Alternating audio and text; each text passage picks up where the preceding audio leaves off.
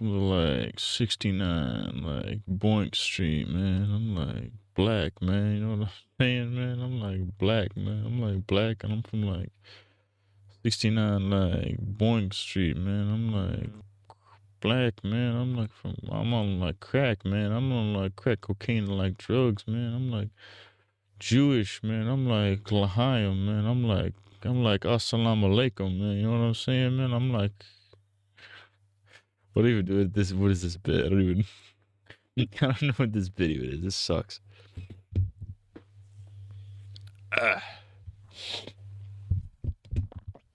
Oh yeah. Oh yes, it's me, Jewish.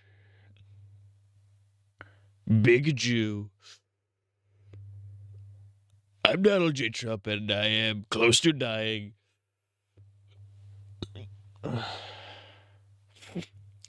It will happen. It will happen. We're waiting for it. Everyone's waiting.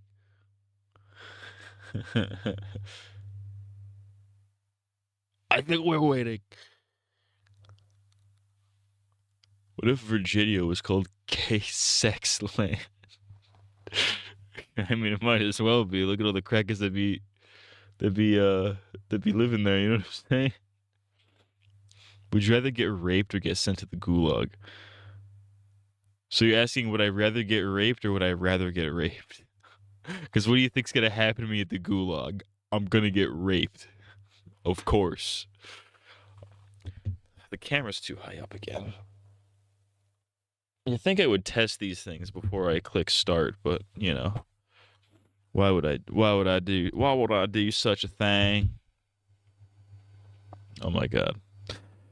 I'm gonna keep it a bug with you guys. I am so fucking tired. But we're gonna power through. We're gonna power through.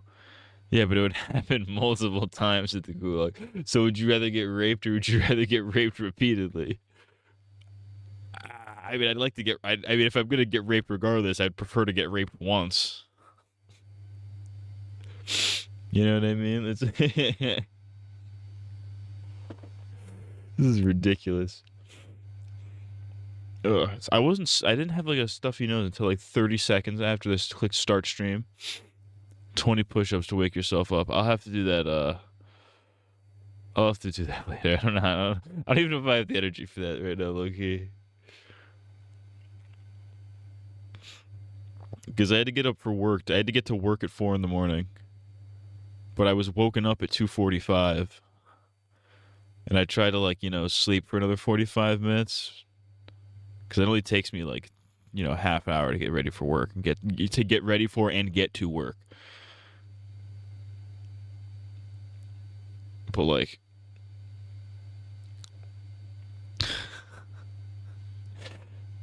that 45 minutes of sleep did not matter.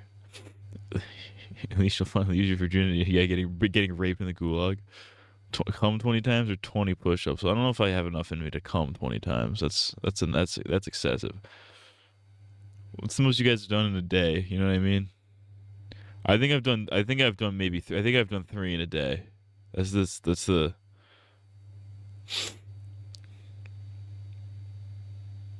If you ever beat off twice a day, that's like. Yeah, that's a little crazy. It's not a little crazy, but it's like, it is a little crazy. You know what I mean? 23. Cracka says 20. I passed out 3 times, but I finally made your fucking donut or whatever. Ugh.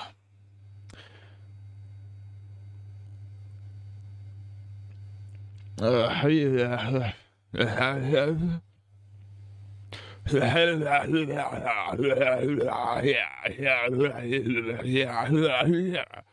I'm saying? Type shit. There was something I wanted. There's a news related thing I wanted to discuss, but now I don't remember.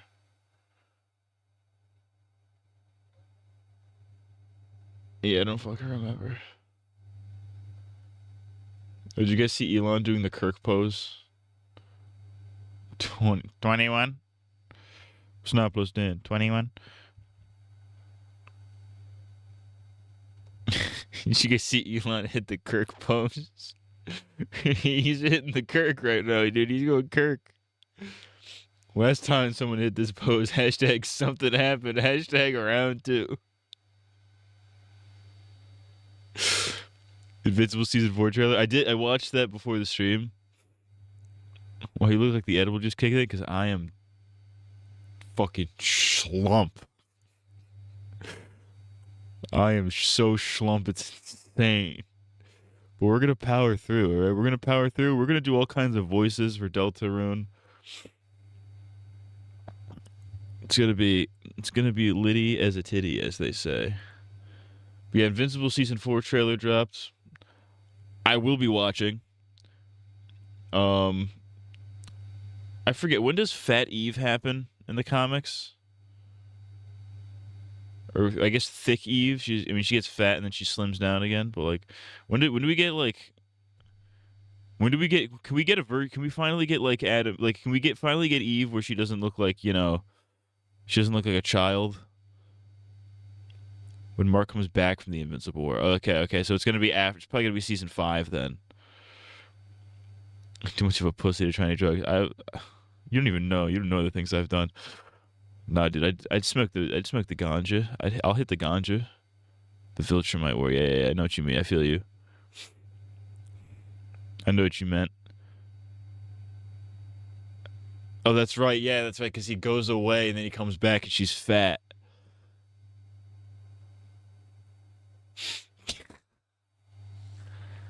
She gets fat and then she like unfatifies herself and gets fucking becomes a smoke show. Shouts out. Can we make Aaron Esurance president at this point? She'd do a better job than the current administration, I'll tell you that. I'll tell you what. Dude, I'd fuck the shit out of Aaron Esurance, dude.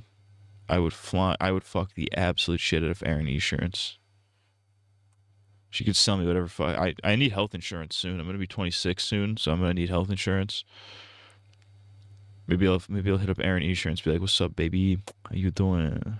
What's up, mamacita? How you doing?" Just excited for Tech Jacket finally coming into the fold. Tech Jacket. What if his name was? I don't know.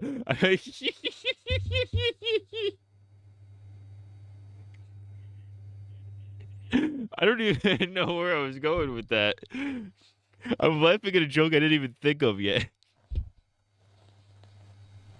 Oh, Tech Epsler. That was right there. I was gonna say, what if his name was Fuck Jacket, but that's even funnier.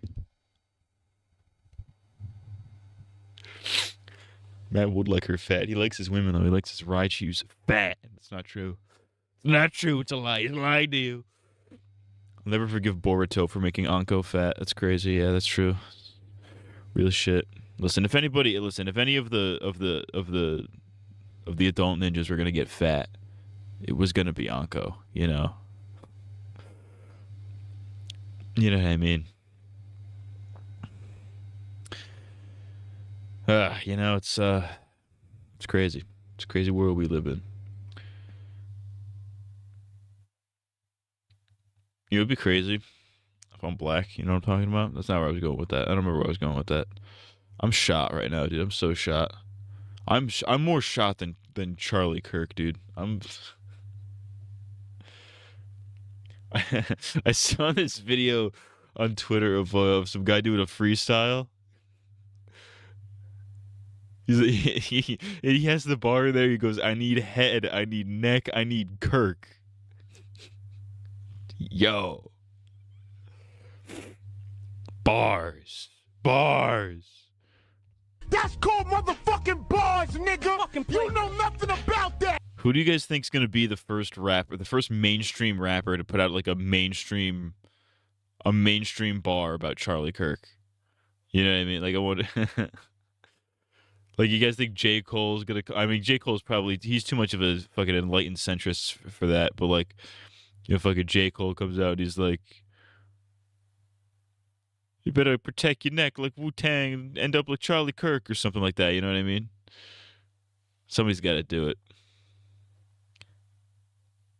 Kanye. Kanye would unironically do though. He would unironically do "We Are Charlie Kirk" though. Granted, he would make it sound awesome. He would make it sound awesome. If Kanye, like I need Kanye to do like a mix of "We Are Charlie Kirk." That would unironically kind of go hard. Imagine "We Are Charlie Kirk," but with Kanye's production. Unmatched. It's so over for society, I think. Fuck her to the point she becomes skinny again. That's crazy. NBA Youngboy. I don't think I've ever heard an NBA Youngboy song. Like ever.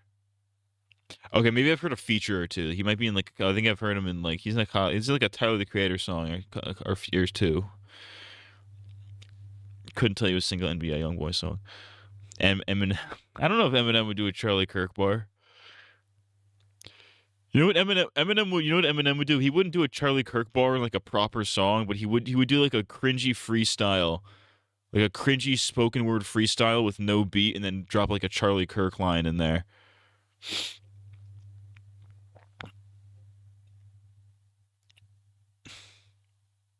That's it, awfully hot coffee pot. Should I drop it on Charlie Kirk? Probably not.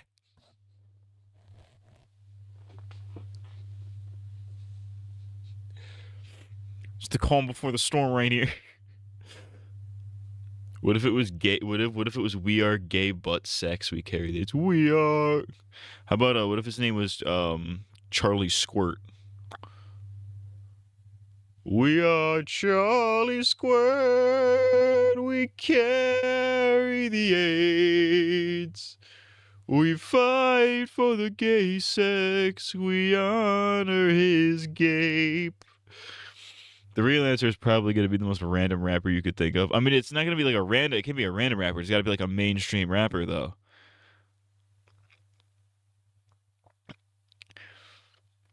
I don't think Killer Mike would do it. I mean, I guess he's not really mainstream, but like, what if he was Stephen Flo? We are Stephen Flo. We are Stephen Flo. We fight for Stephen Flo.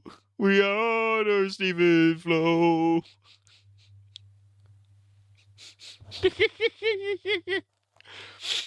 Tom McDonald. Oh, dude, Tom McDonald's an actual good. No, didn't Tom McDonald put out like some spoken word fucking bullshit like the day after Charlie Kirk got shot on 9/11?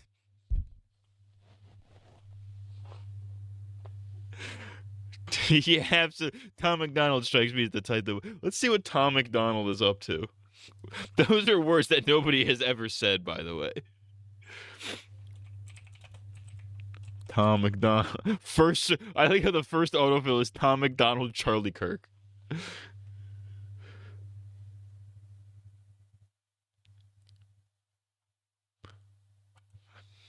Come on, my Yamaka, yummy no cap. I was just watching that yesterday, actually.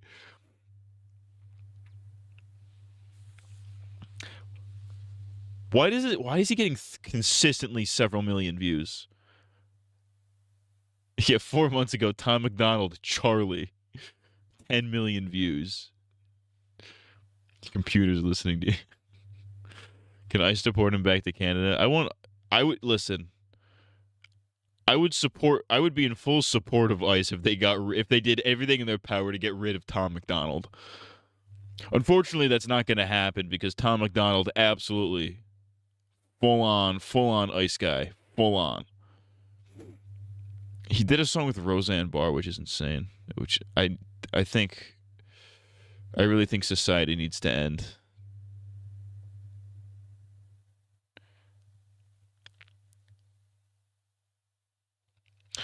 All right, let's listen to where's the gay cover.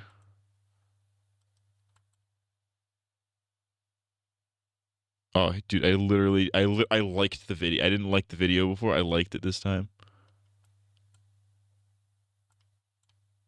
I'll make it clap, my Let's look at his ass, I'll make it clap. My cum is like Lizzo, it's thick and it's fat. Homie, I'm gay, don't want the whap. Come in my yarmulke, yummy no cap. Spanking his ass, begging me hard. Trekking that ass like Captain Picard. I love it in prison, an easy decision, dog. Leave my ass ajar. Keep jerking to me on the internet. My comment section all straight Karen. My body count in double digits, and now I want some gay marriage. Niggas take some notes, I bang pussy for fun. All my peeps abandon tits because the dick is number one. The N-word part is the best part. N-word, take some notes. Y'all motherfuckers most likely drinks warm if you don't like ice. Dude, I love me a good old glass of room temperature water. You gotta get a glass of room temperature water. Undefeated. Like, it's the winter right now, alright? If I drink cold water, it's just gonna make me more cold. And you don't want to drink hot water. That's weird. Room temperature. Alright, we have to play Deltarune. We have to. I have to do voices. This is gonna bolster my voice acting career, I know it. I would actually unironically love to do voice acting, but why does his sister got those massive bayoinkers? The bayoinkers is crazy.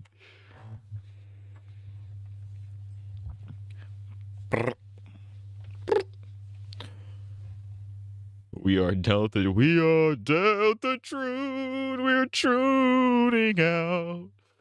I don't like the ice melting and watering down my drink. Yeah. Especially if it's like not water. What's an existing character you'd want to voice? That I would want to voice? Well, what I would want to voice and what I would like, what would fit my voice, I think, are two different things.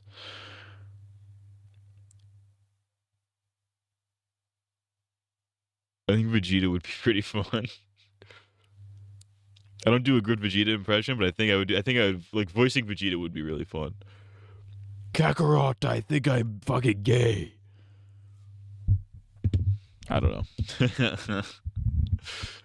I think I would make a pretty good Sokka though. Like if they ever did like Avatar abridged, I would love to be the Sokka.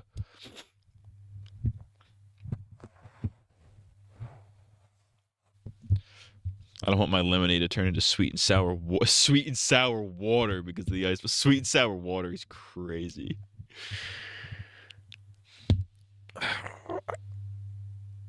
Let's look at his ass. My comments like Lizzo, it's thick and it's fat. Come on, my yarmulke, yummy no cap. I don't remember the bars. It's not the ice's fault. That's just yours for making bad lemonade. Ooh, shots fired. Shots have been fired. Not unlike that ice agent to that lady. It's not the ice's fault. That's the lemonade's fault for being illegal. Bars. That's called motherfucking bars, nigga. You know nothing about that. All right. It's like in his ass. Don't want the whap. My cum is like Lizzo. It's thick and it's fat.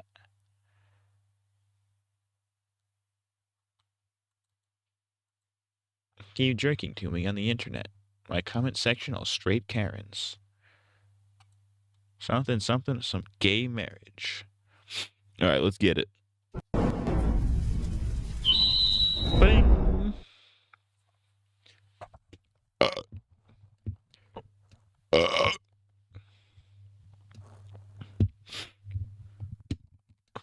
When is We Are Renee Good gonna be made? We are running good. We got shot by ice.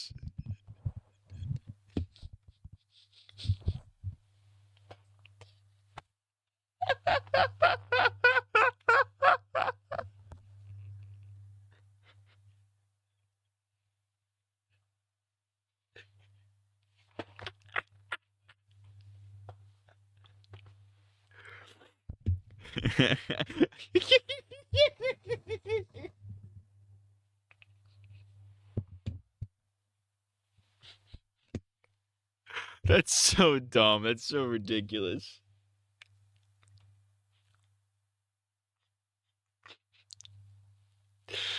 Oh, it's so funny.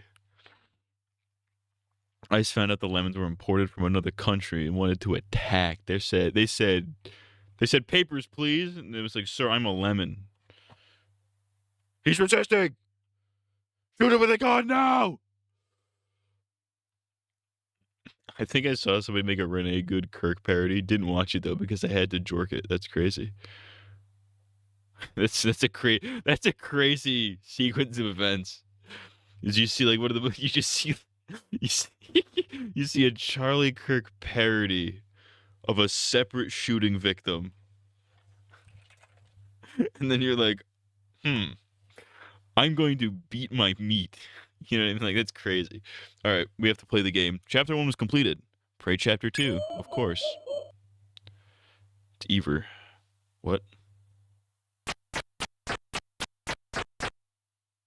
Deltarune. Chapter 2.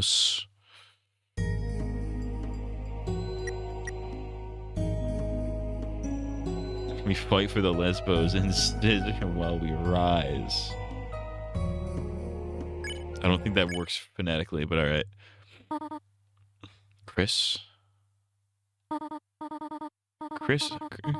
honey, are you awake? Oh, wait. Is that a knife? I'm old. When are you playing Alpha Goon? It's a good question. No! Chris, did you eat all of the pie?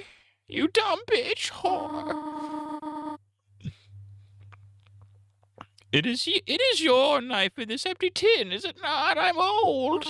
Oh, Chris, am I going to have to lock the oven again? I'm old. Well, hurry out of bed. It is time for school.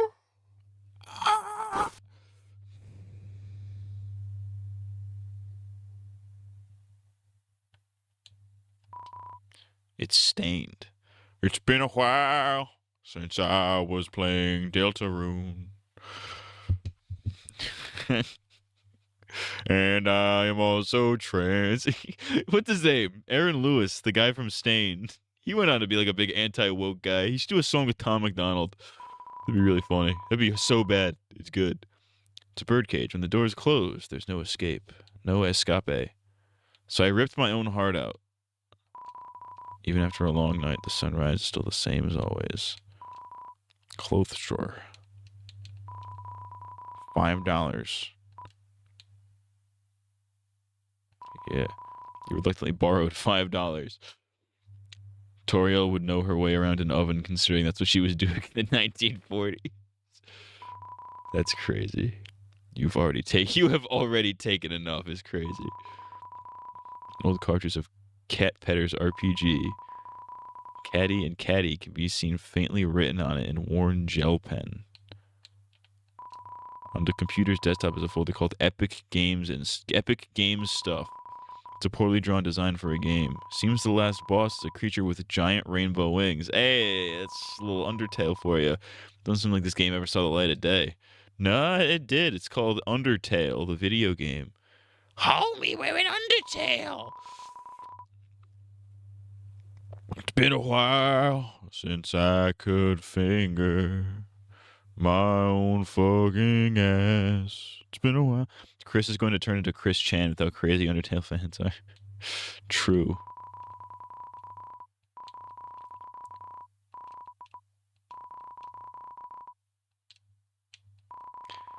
It's what they call you. You. Boom, boom, boom, boom. I should get into the what's it called, the Crankdat speedrunning community. You guys familiar? Cracka's be speedrunning making Crankdat by Soulja Boy. We didn't enter the turlet in the last one. It's a turlet. Flush it? Yeah. I flushed the turlet. It is not yet time to wash your hands. Why not?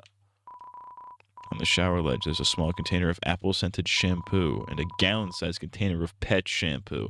Get it? Because she's a fucking goat. Not the goat, but a goat.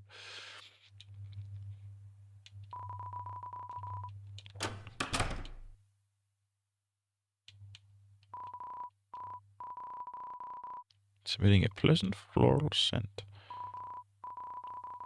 Alright, a lot of this dialogue is the same from the first time.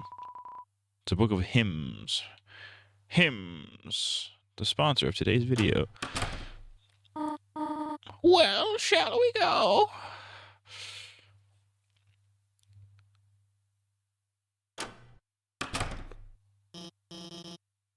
Oh, Chris, there you are. Does Toriel make her own cheese?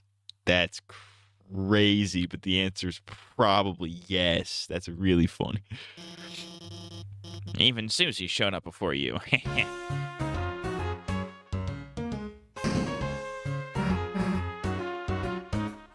This is loud as fuck. Am I crazy?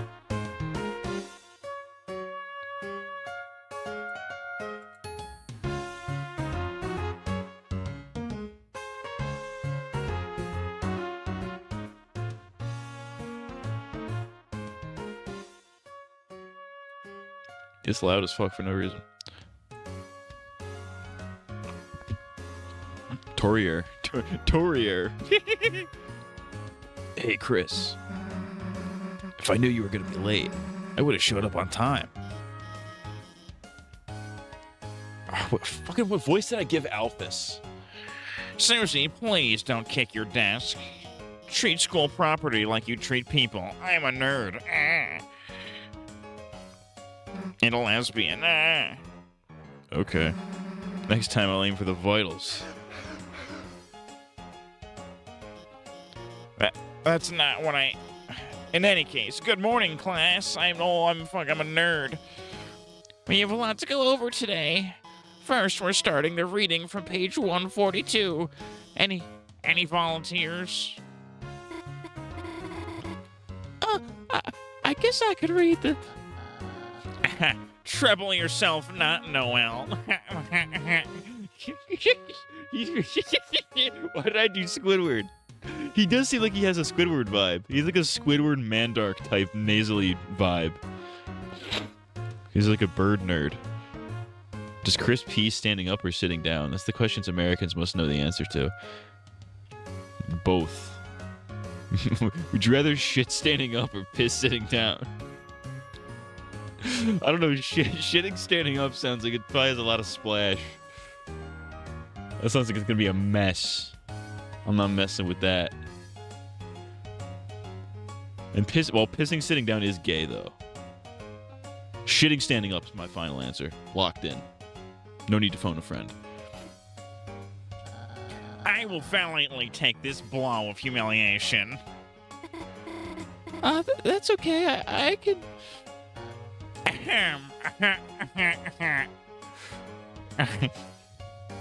Looks like Mordecai if he was a pedophile. Real. Page 142. It was the best of times, it was the worst of times. Times are pretty good, times are pretty bad. Mediocre times, iffy times, so-so times.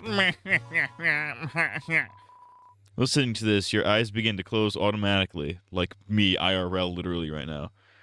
Would you even have good enough aim to shit standing up? I mean, it's not hard. You fucking put your asshole over the toilet bowl and let her rip.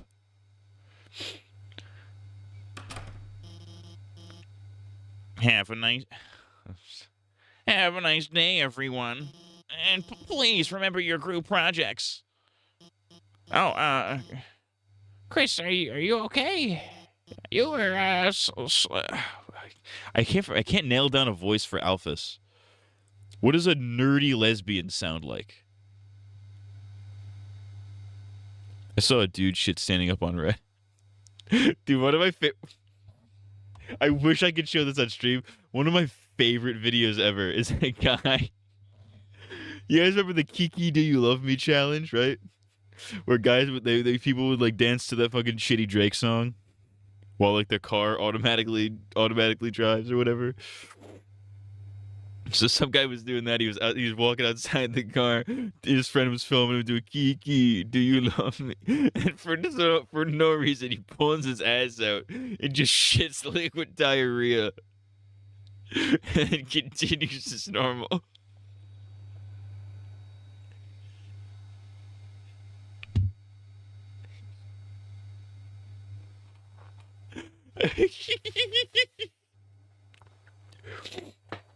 Harlem Shake poop is also pretty good, but that's there's nothing quite like. Anyways, I need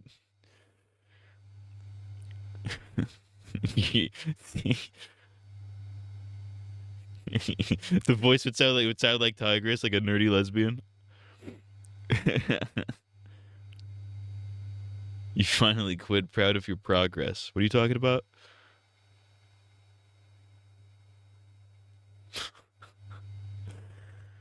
I'm fucking gay. You were sleeping all class. Don't worry, I'm not mad, just concerned. Usually you only sleep through the start. Good luck and rest well tonight, okay? This is the most fucking forgiving teacher ever. Tigress no longer shitting standing up. Oh, okay, this is a lore drop. Tigress shit standing up now. Chris, this whole partner thing, you didn't lose sleep over it, did you? Actually, my sleep quality increased. Huh? Chris, that's good, I think. So maybe you were just staying up late talking to Azrael online again. Wait, you... Wow, fuck! I can't keep the voice consistent. Wait, you can't do that, right? I hope the internet gets fixed soon. I don't want to revert to my primal form. The fuck does that mean? The computer wallpaper is updated. The buff-embracing heroes are now edited to be 4 inches apart. There's a dialogue about proper distancing at the school dance. 3 inches for Jesus. You wonder if your mother had some influence on this change. You gotta have three inches out for Jesus. I'll take Nerdy Lesbian as new title. Real shit. Looks like motivational quotes from various literatures. Try your best, Astral Wolf, even in your darkest hour. That one seems to be from a video game. What is that from? I don't know what that's from. I don't know. I don't get it. What if there was a trans sports league where trans men and women competed in random sports like estrogen and testosterone speedruns? That'd be pretty funny. That's the solution to the trans sports crisis. Well, look who it is, the school zombie. You were sleeping like a corpse all class. What's the matter? Had trouble going Betty by last night?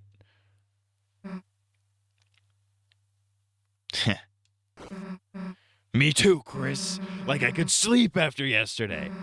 Just waiting for today felt like years. Did all that stuff really happen? Lancer, Rousey, everyone? Are they still... Look, you've been wondering the same thing, right? Come on already.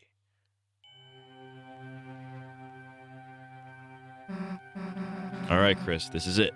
Moment of truth. Everything we've been waiting for is just behind this. If we open this and there's nothing inside, will we still be... Screw it. Let's just open it already. Susie? Yeah. Rousey. Well, hey. What the hell are you doing here? Sorry to bother you, but, Birdley and I were going to the library to do some research for our group projects, and if it's okay, would you want to come too? That's my best girl voice that I could do. All these voices hurt. This game is putting me through physical pain. Oh, Chris, you can come too, We're like, busy with, Chris, help me out here. What do we say? Crime. Just committing crimes. Just gonna do some crimes and go to jail forever. It sucks. That sounds, just have fun, you two. I'll, be at the library. Chris, if you do bring her by later, it would mean a lot to me. Is Matt pretending to be a 13-year-old to catch Unami in a sting operation? That's probably the voice I would use. You would be able to tell over like a phone. Wait, Chris, what the hell was that? Why would Noelle ask me to do homework with her? Death wish much? Does she want to fail? Wait a second. Chris, did you notice how nervous she was? And like, blushing and stuff? Chris, you don't think she, She's onto our secret identities. You know, this dark world stuff. Damn, we gotta keep this under wraps, Chris. This is our thing, you know? Gotta gatekeep. Didn't deny. Listen, it's part of his sting. We gotta catch him. We gotta catch him somehow, alright? What if Chris met Chris? Good question.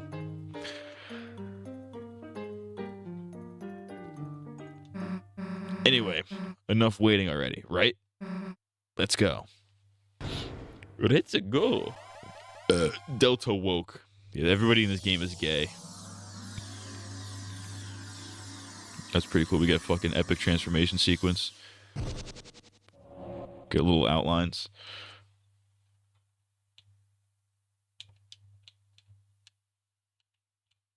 How do you run? Okay, that's right.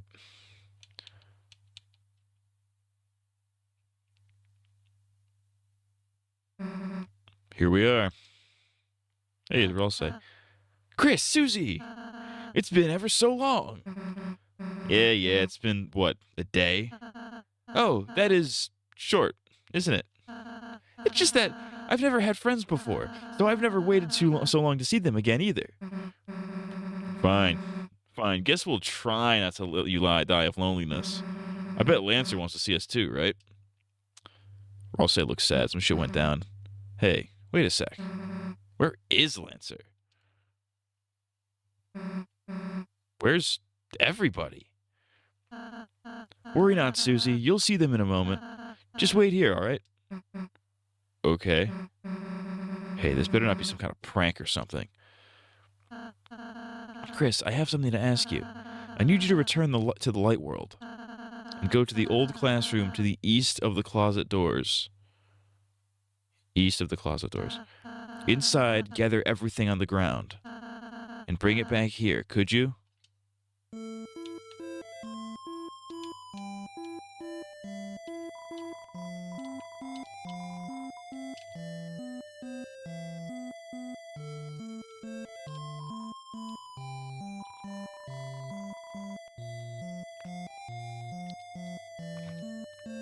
The Black Eyed Peas should have been called the Black Eyed Penis. They should have a song called Let's Get Fucking Fucked. Seems to be locked. It may never open again. Alright, we gotta go back.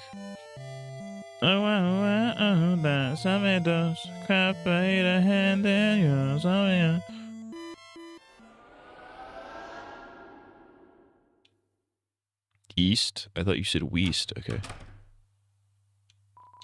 You gathered all the junk off the floor and turned it into a giant dusty ball, going full Katamari. Na na na na na na na na na na na na na na.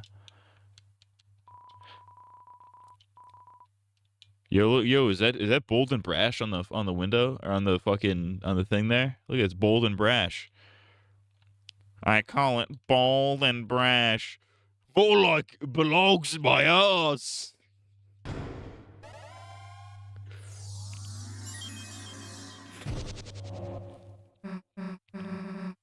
Hey, Chris, so where is one? Surprise party. Guess who's back, clowns? Lancer. We are bold and brash. We belong in the trash. Hey, Chris, don't know what you did, but hell yeah, everyone's here.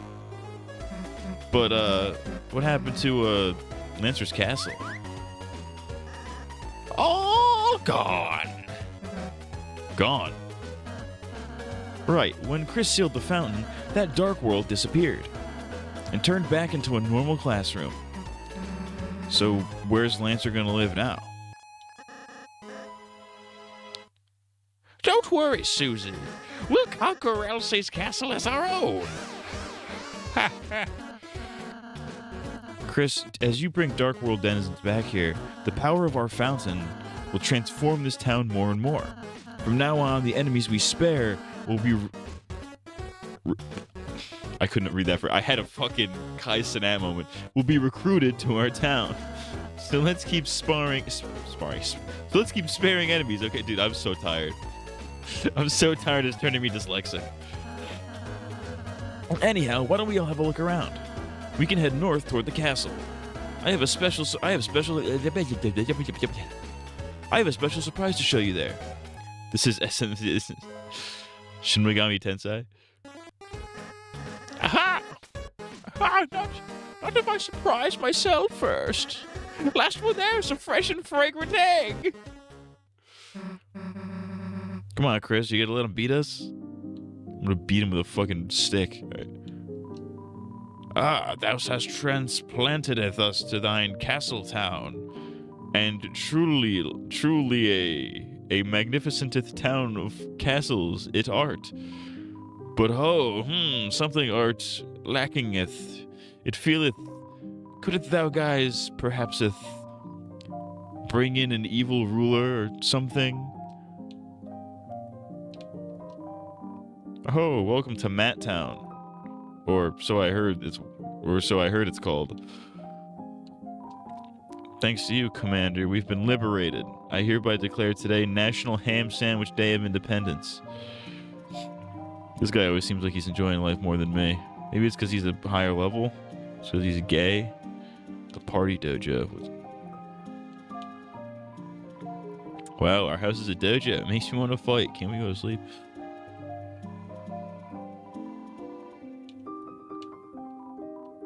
Hey, boss. I'm so glad to have a nice boss. I could shed a tear, but I won't. I'm on the job. I'll cry at home with the kids. Boss, you're strong, but there's always time to learn. I'm gay. Yeah, tutorials is training, so me and the boys got you together at dojo. Complete our battle challenges and get some fabulous prizes. Meanwhile, you might get a little bit tougher. We're gonna make you the strongest, boss.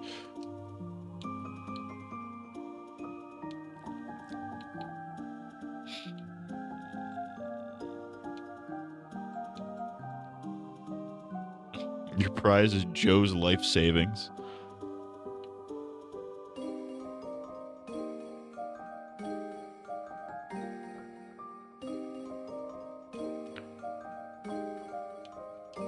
Let's go for his life savings. Boss, the boss is here.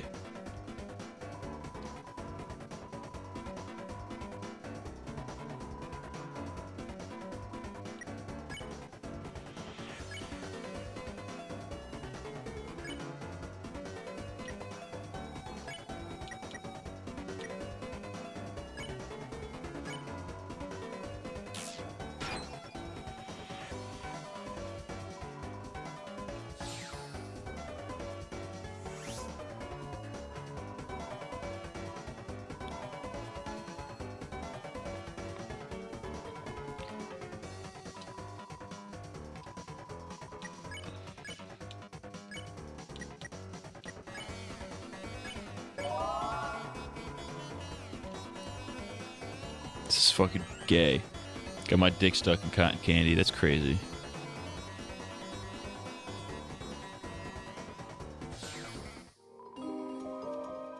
Here's your reward. You received Joe's life savings, $1. That's so gay. Looks like fighting wasn't in the cards for us. Lucky for you. Just hope you don't meet my friends. Finally, a dojo for people that are normal-shaped. I will train myself for the tournament. There's a tournament? A tournament arc? The Deltarune tournament arc? I'm battles master. Ask me about battles. I'm good. Okay.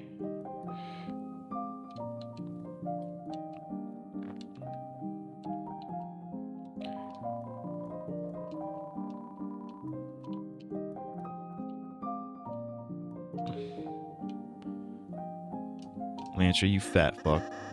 Oh, I'm Chef Lancer. Try my delicious hand-formed cookies. They're free for a price. What's the price? $0. I now pronounce you gay and retarded and cookie and wife. Lancer cookie was handed to you. Well, welcome to Top Bakery. I am this bakery's smith, Malleus.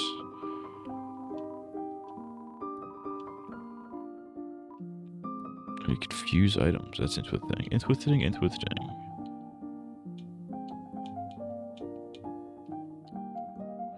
Interesting. He's gay and retarded.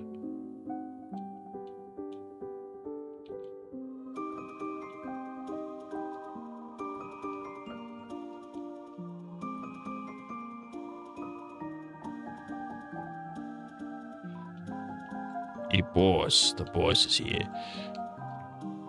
Lemonade, please. I don't fucking work here, you bitch. Mamma mia, I want to run the bakery, but somebody's already working there. A cafe that serves pastries. What a disgrace. What sort of humiliating thing would happen next? Oh, you can just look at all the people you fucking spared. Interesting.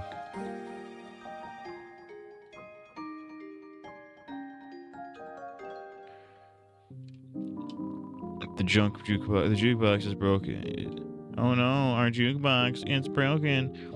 Colonel, I've infiltrated Ralsei's castle. Colonel, I've infiltrated Ralsei's asshole.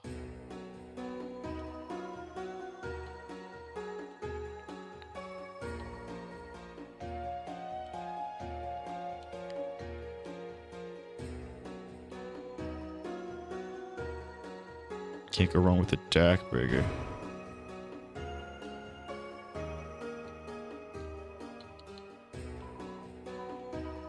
I have no idea what the fuck I have in my inventory.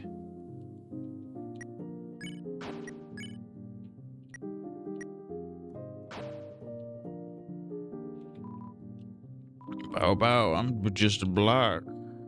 I'm fucking gay also, by the way. It's a manual. Read the topic. I don't need to read that. Castle's not transformed from the power of friendship. You are filled with the power of friendship-based architecture. Alright, let's hit it.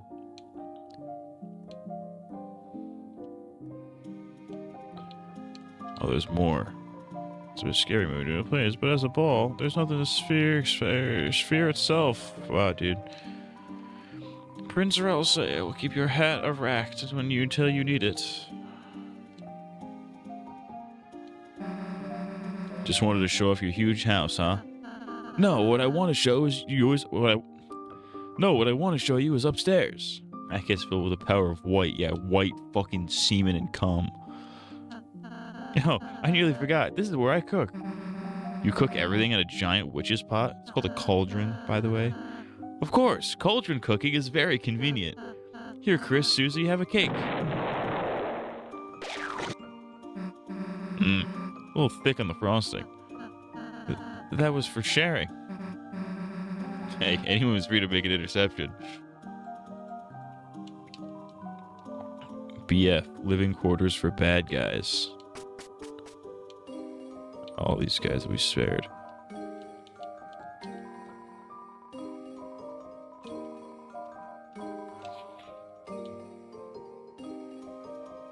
Guess we'll talk to the animal quackers.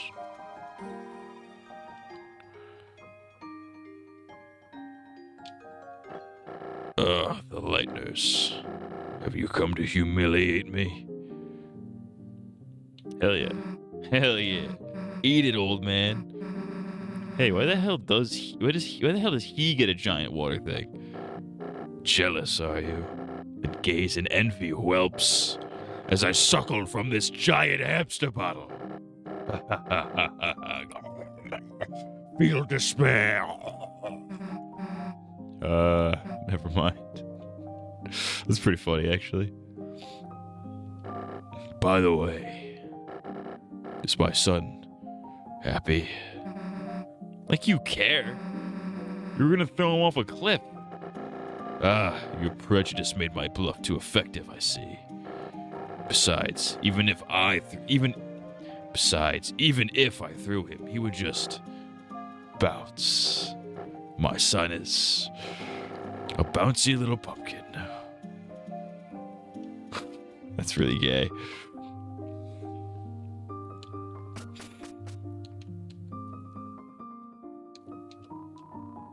The living quarters.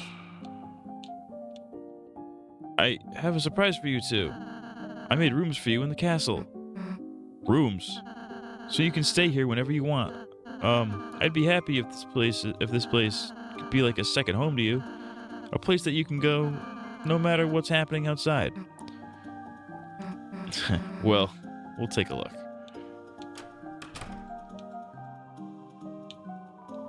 It's a bed that's been carefully crafted.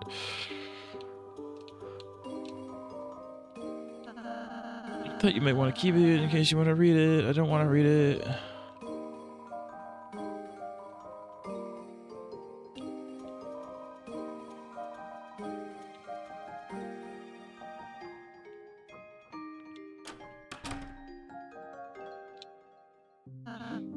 And Susie, this is your room.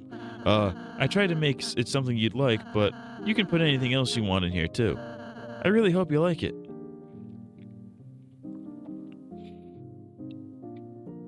Ralsei is literally ice. They have the Trune colors as the face. It's crazy. My own room, huh? I guess that's pretty cool. My own room, like this. How long did it take you to do this? Well, since I last saw you two, Man, you're a real weenie, you know that? I think she likes it, Chris. Jealous I got the cool room? Look, Chris. I'm also fucking gay. Cool spike bed. Now I can stab myself during the night. Finally some convenience, real shit. Damn, there's everything in here. Pine cones, chalk, moss, jars of salsa, pieces of ice, black crumbs from the toaster, jawbreakers. Oh, and like actual food too. Susie, you get to read the manual, so I put it over here for you. Cool. I'll read it before bed. That'll put me to sleep. The clothes are full of spiky and dangerous clothing. All the clothes are ripping each other into shreds. Hell yeah, jealous, Chris? Not at all. Do we just walk into Lancer's cum? Why did it make that sound? It's a hole made recreationally. There's salsa buried in the ground here. You found 20 rupees in the hole. Unfortunately, that's not a useful... Haven't we done this joke before already? Lancer, you aren't going to believe how sick my room is. A room as sick as yours? Whoa, I want to see. I'll keep digging holes until I reach your room. It's got a door, you know. A door? Wow, Peach Boy, you went all out. Music player, listen to the contents. Yes. That's right, he's a comer. Wow, it's better than I remember. Even I have my own bed now. Now I don't have to sleep in a hole anymore. I thought you already had a bed. No, that was for the bike. Lancer shit himself. He did a big fucking doo-doo shit. Hey, Ralsei, what's up here? Oh, just more rooms I'm renovating. So is your room up there? Yeah. I still, haven't dusted it, though. Yeah, like we need to see your nerdy glasses collection anyways. Fucking dweeb-ass, bitch-ass nerd. Fucking... So, what do we do now? Feel free to explore the town until you're ready to leave. Like we're gonna leave now, right, Chris? We haven't gone in here yet. The door's locked. Why? Well, we've already explored everything in here, so let's get the fuck out.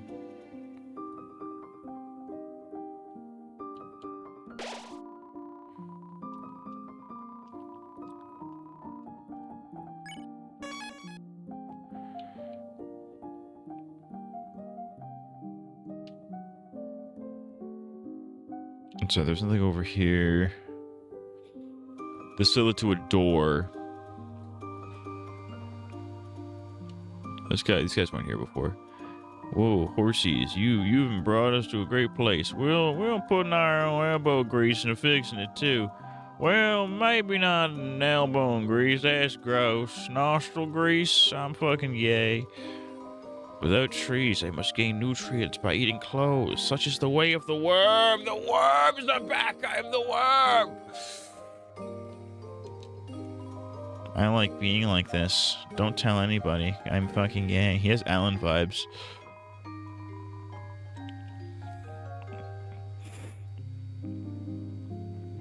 So this game is definitely a prequel to Undertale, right?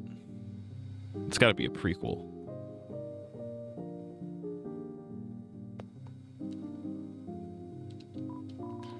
Oh, it's quite a wonderful town, really. Thank you. So, why am I alone here? A bit of self-reflection, I suppose. I do realize I was quite a coward before, so I wanted to say, well, I still am. My cards, I cannot handle society. For now, I'll be living at the top of this cliff. When I'm ready to meet society again, I will be back. Thank you. Thank you for the wonderful home. I will not use it. Real shit. They're not connected. I don't think that's true. I guess we'll find out. Wait, Chris, we're leaving? But we just got here. Man, I don't want to go to do a group project. Oh, you two have homework? Well... Susie, Chris, you ought to do it right away. School's important. I banish you from this kingdom until you start your project. Oh, fine, I'll do it. Jeez, what is this?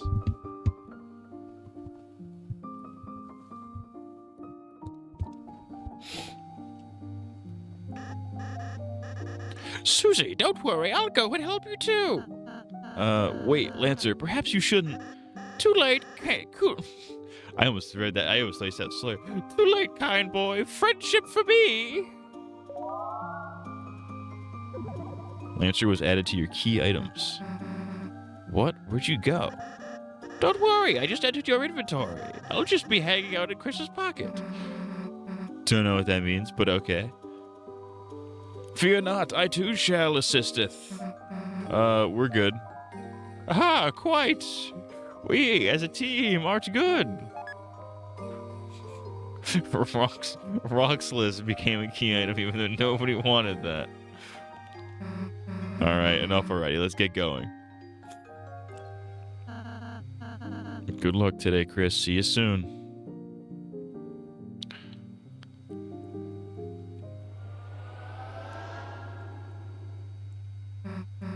Well, damn. Guess we gotta do our project. At least we got Lancer, right? Lancer? Where are you? Damn, guess he skipped out after all, huh? So where should we do this? What? The library? Oh, well, alright.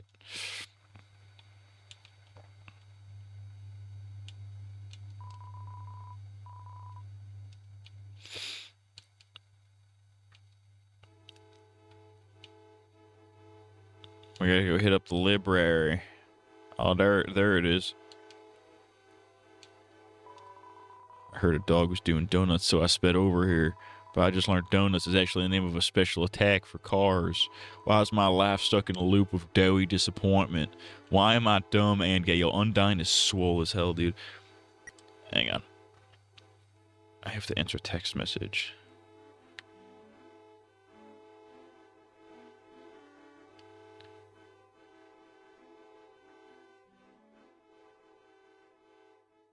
I don't have to answer that.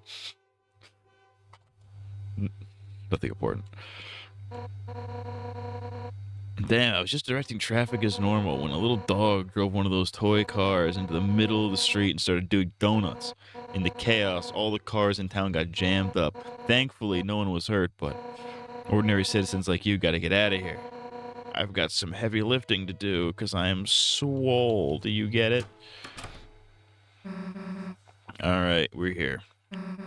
School. Goddamn project. Books. Goddamn crazy about them. Hey, Chris, where the hell is everybody? Something seems kind of off. Screw it, let's just go play space pinball in the computer lab. Oh, it's another portal to the dark world. Huh? It's like the inside of the closet. Chris, you don't think this could be another dark world? Well, guess this means we can't start our project. Unless, you know, Chris, if there's a dark fountain in there, you can seal it, and it'll turn back into the computer lab, right? So what's it gonna be, Chris? Let's go. Yeah, let's just drop the act. Our last adventure was great, right? I couldn't stop thinking about having another. I don't know what's in there. But we can't live if we don't find out, right? Come on, Chris. Down we go.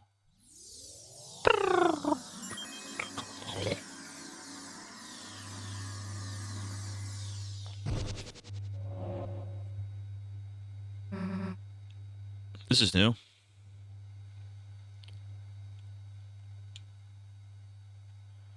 I am in computer world.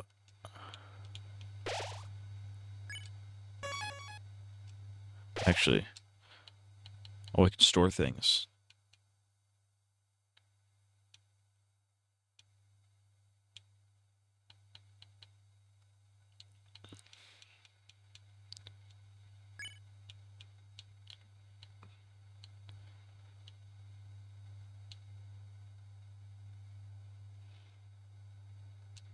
We'll save the Lancer cookie. Don't want to accidentally use that.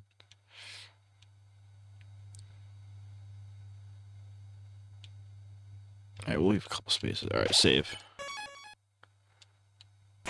Wahoo! What the fuck is this retarded looking critter? Look at this thing. The wires! The wires!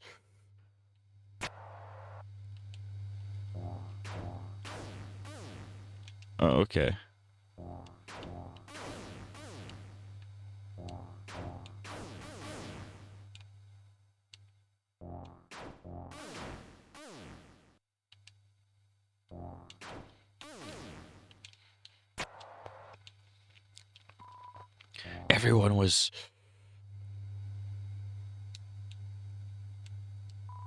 Everyone else has been... Save us. She's going to... Somebody help me. Oh, shit. Somebody, please. Susie? Cool that you're here. Just... Wait. Get out of here before it's too late. Noelle. Oh, I remember. Okay, I think I vaguely remember this character from the first time I played this. Hell of a study session. Who the hell are you? I am known as serial number Q5U. Yeah, I'm not reading all that. But you foolish children may call me Queen. Like you're gonna like we're gonna call you Queen. Q5U3767. Queen. Well, look, Queen, we're not children. Teens are merely big children, and adults are even bigger children. She a baddie, low-key, low-curcularly. Doesn't that make you a child too, then? No, I am a computer. Smart. Computer? Well, thank you for the stimuli, but I must leave now. Goodbye. Wait. Why'd you capture Noelle? I would have captured you too, but I ran out of cages. Why the capturing? So that she may become my willing peon in my quest for world domination. Also, maybe I will make her face into a robot one. What? Why? Seems cool. Well, forget it, dude. Nobody's turning anyone's face into a robot. Could that be a statement of animus Could that be a statement of animus dissension? Huh? You want to fight, loser? Yes already, yes! Okay, then bye. Wait a goddamn second! Peon, what? He didn't want this, cups? I have no time for such how do you say that? Frivolities. I have no time for such frivolities and would kick your ass. But perhaps someone else could entertain you. It'll make us the little pink fellers. Enjoy your assimilation.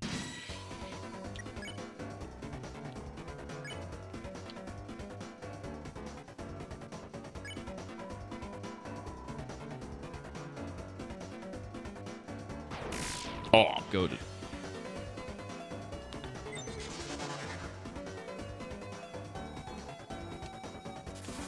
Oh!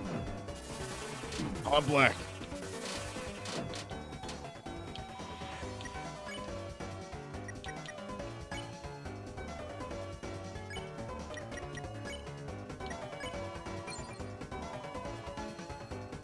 Oh, I can't do it. It's yellow.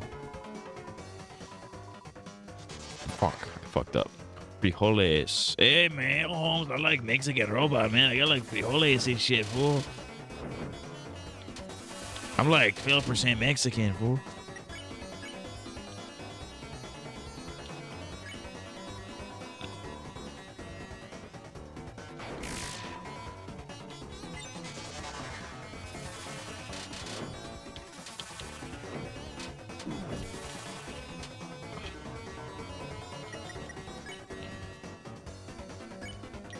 Alright.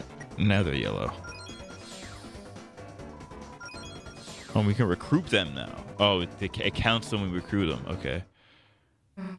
Phew. Nice fighting again after so long. Now let's go catch up to Queen. Or not. Oh, baby. Huh? They calm down. Hey, shouts out Ralsei. I just used my pacify spell to put them into sleep mode.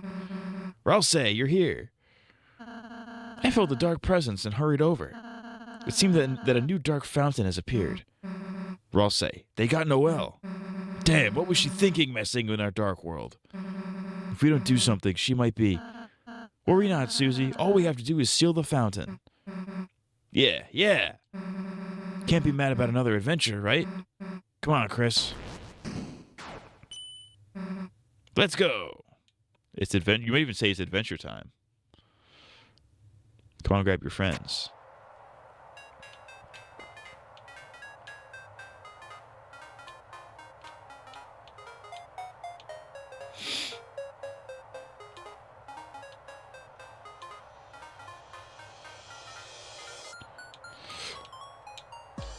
Fuck. That was a cool... dude, say what you will about Undertale, Deltarune, Toby Fox being cringe and gay. That Cracka knows how to do music. Green field extends before you, and in the distance, it shines brightly. You are filled with the power of a new adventure. Adventurune time. Adventure-trune. Cyber world. We are in cyber world. I am a robot. Ah!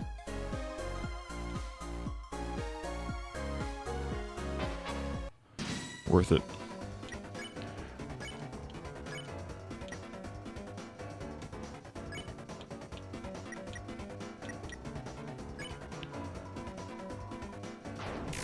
Oh, we got one.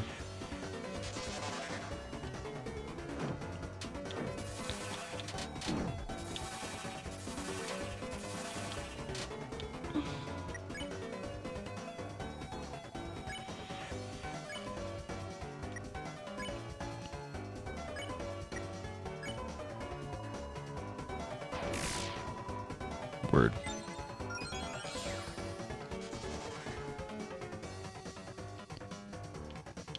Ooh, that's new. That's new. It's not difficult, but it's new.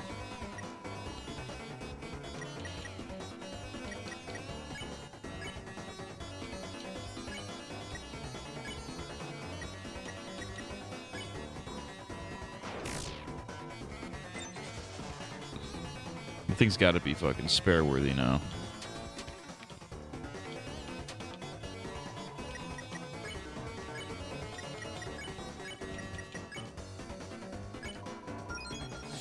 Did it Reddit?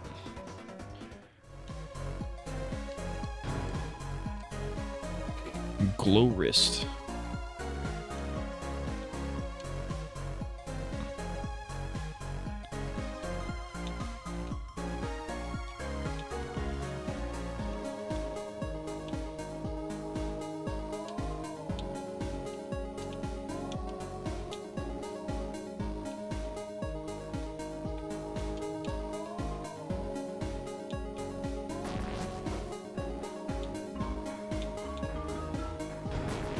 I vaguely remember this from the first time, okay.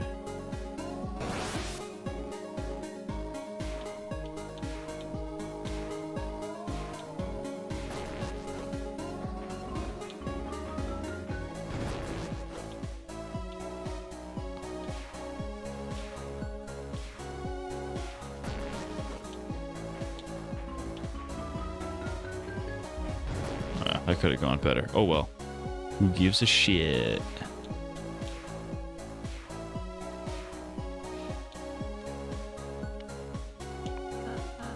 Oh, Chris, it's a free editable cyberpedia. I'll add an entry. Oozing recruits. Read it. Sure. From now on, defeating enemies with violence will make them lost. Lost enemies cannot become recruits ever again. But the bonds you break may make you stronger. Okay, so it's just telling me about killing people.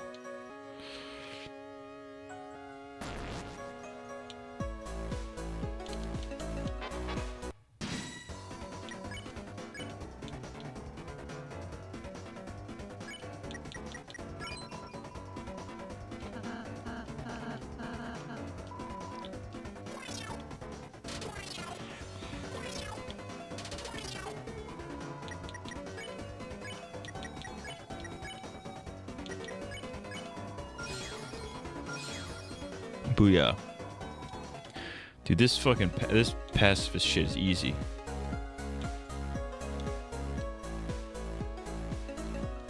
This one looks retarded. What's wrong with this one? Lightners, I haven't seen many of you recently. If you didn't know, an evil ruler is taking over this world. I don't really like politics, so I have no opinion on this. It's a fucking centrist. He's an enlightened centrist.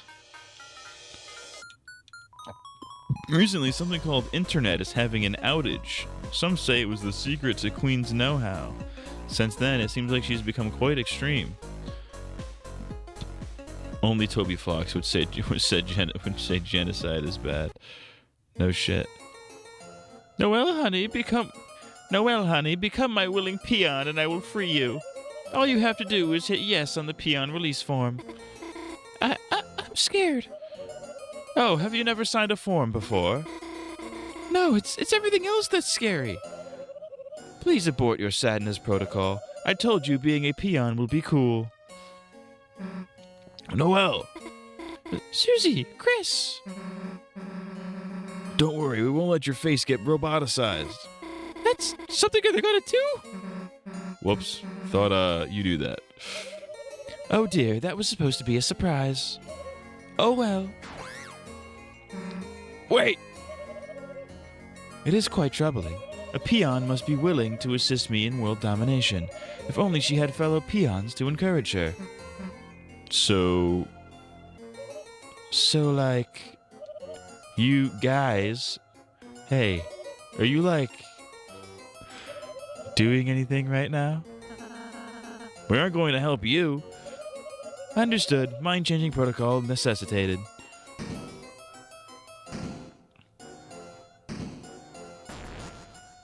Oh no. He just dabbed.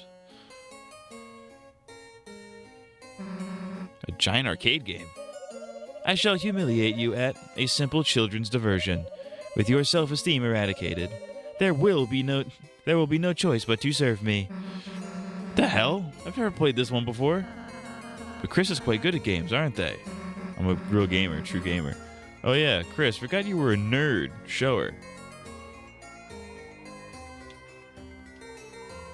You tried to use the arcade machine. You weren't tall or strong enough to use the control. Self-esteem eradication complete. Running laughing protocol. Ha ha ha ha ha ha ha. It's okay, Chris. I'm short too. Hey, Chris, wait, I have an idea. Chris, if we can combine our powers, then... Look, I'll show you what I've been practicing. Magical stool form R. Now we're talking. Alright, Chris, leave it to me. Put your arms out.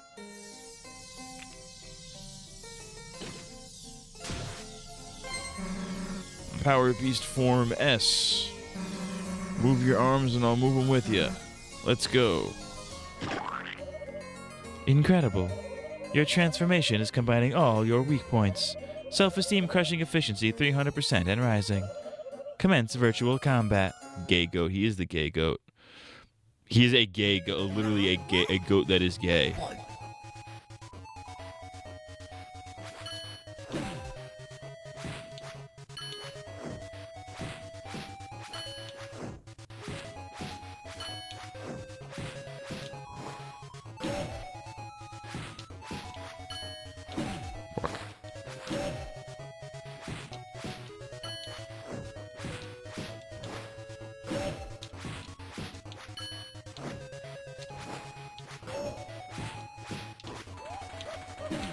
Whoa, whoa, whoa, whoa, what the fuck?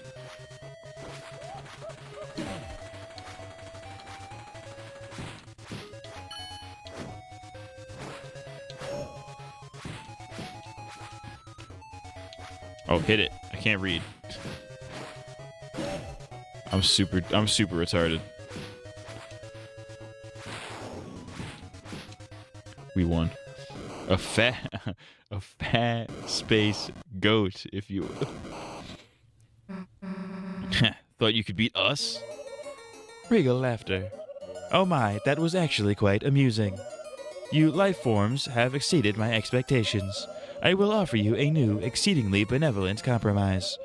Assimilate into my cyber army, and there is only a 50% chance I will reprogram your face.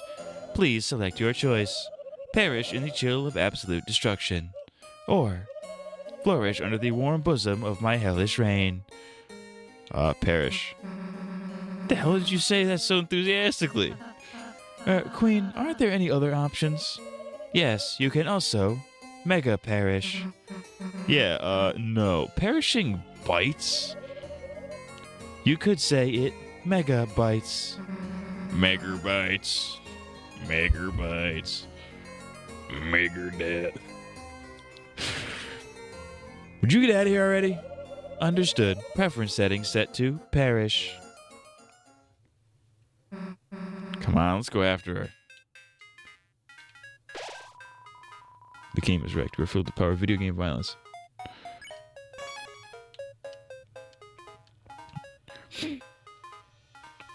Mega death. Apple. I think you should handle this puzzle.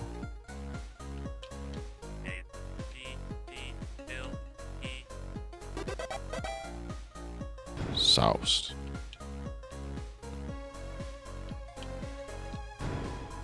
Put the treasure chest inside was fiber scarf.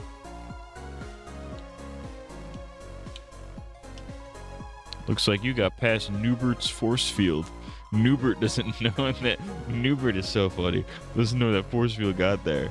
But it's Newbert's force field. As a prize, have Newbert's treasure. Newbert doesn't know what's inside, but Newbert will give it to you. Shout out to Newbert. That is a really funny name. Sup, man? I'm Newbert. Scarf made out of fiberglass. That's pretty funny. Oh, that reminds me. I have things I could equip.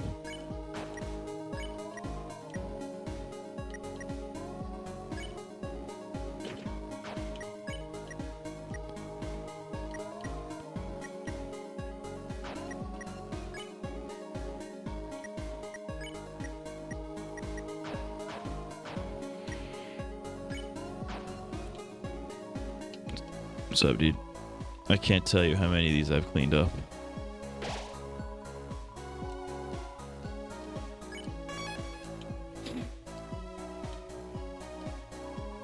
I want to go back to the city, but the way is blocked. I'm no country boy. Let me out of here. You're not a country boy. You might say he's a city boy. City boy.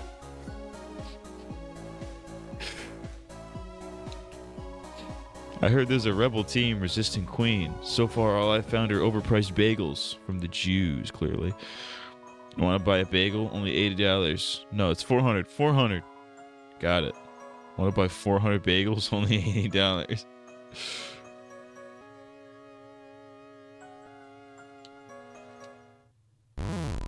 You were crushed under the weight of 400 bagels and defeated instantly. Not really. You just can't carry that many. Yo, it's hard work being Queen's minion, ain't it? Why don't you take a break and grab a snack? Ultra seedy bagels, only $400 each. No thanks. Oh, come on, you can't survive off the air she breathes. Believe me, I've tried. What?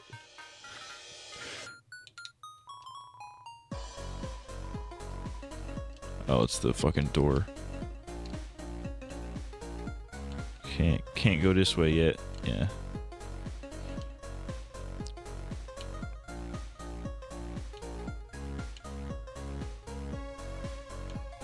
Look at this feller. I'm the hack. I am the hacker. I'm going after blue check marks.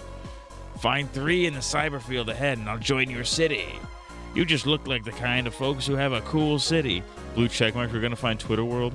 We gotta find people who subscribe to Twitter Blue.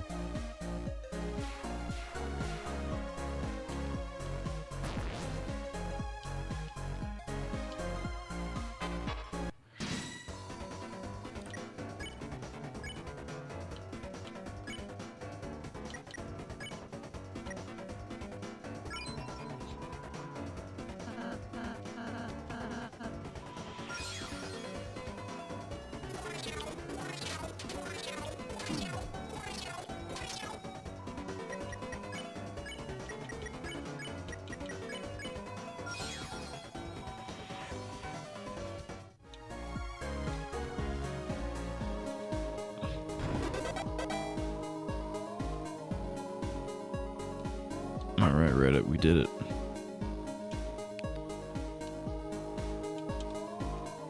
Seems to be stuck. Just gonna leave it in there. Well, simply isn't very nice.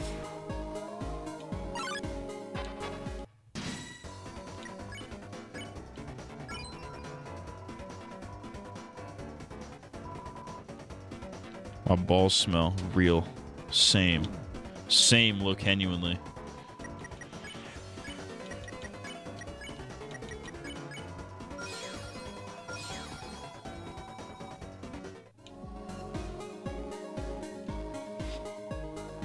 Oh, fuck. Okay. Wait, is this another puzzle? You do it.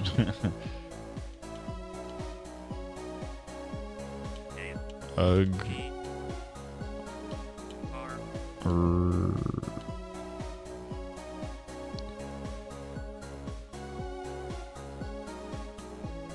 Fuck.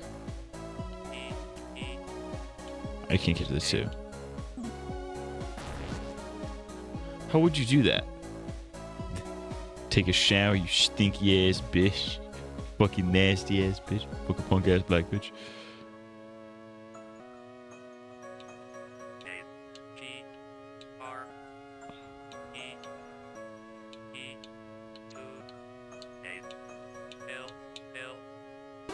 There we go. You typed agree to all. Thank you for agreeing to this peon release form. Now you are all legally my minions, and I can use your likeness for funny statues. What if we just don't do what you say? In that case, I would be forced to use another guy, probably. Better get started on that then. Okay, but I'm still going to use your likeness.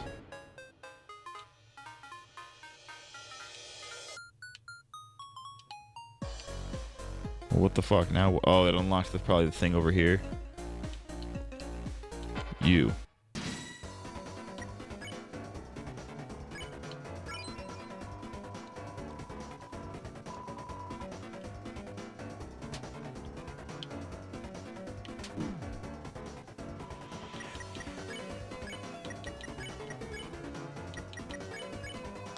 Whoa, it's like a video game inside of a video game. It's like meta.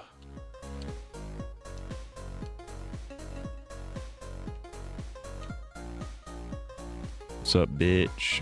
Good luck figuring out which ride to take. This right ride is the right one. It is on the right.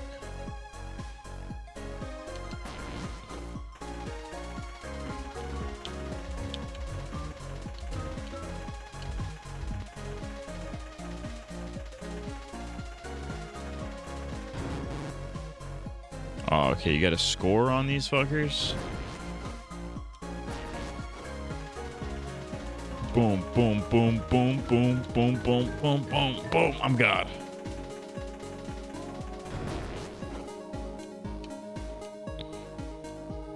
Oh, fuck me. We'll be back when it's Vidsky time. You guys suck. Alright.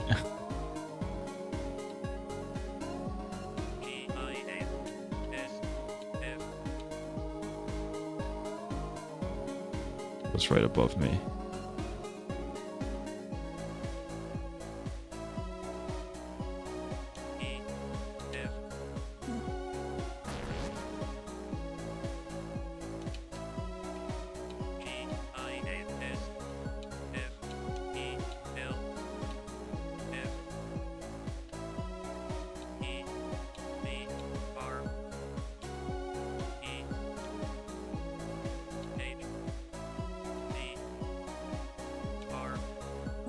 Huh? Oh, fuck me. I know how to do it, though.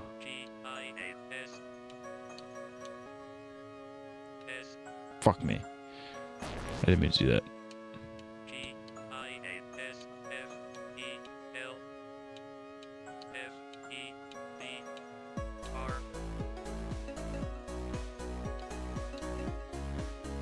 Shit. I know how to do it.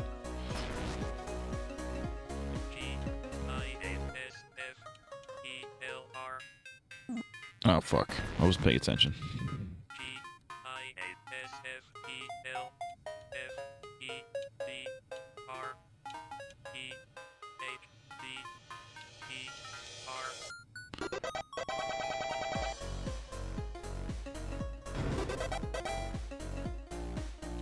Did it, Reddit. You suck at this puzzle. You suck my fucking fat balls, you dumb bitch.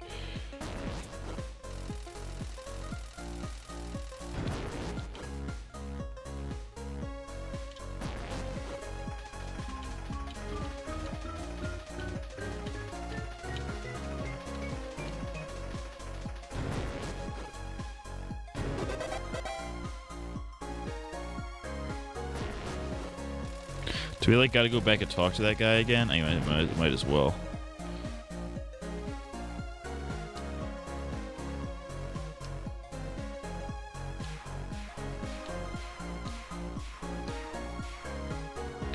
So, Crack, we found your Twitter world.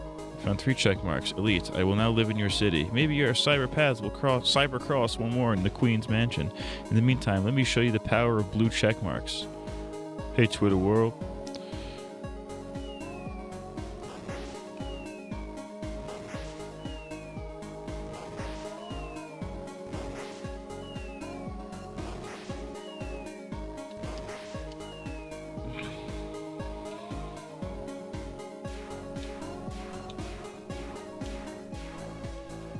What have we gotten done in 2 turns? You gotta suck my motherfucking fat nuts in 2 fucking gulps, you fucking queer. Fuck you.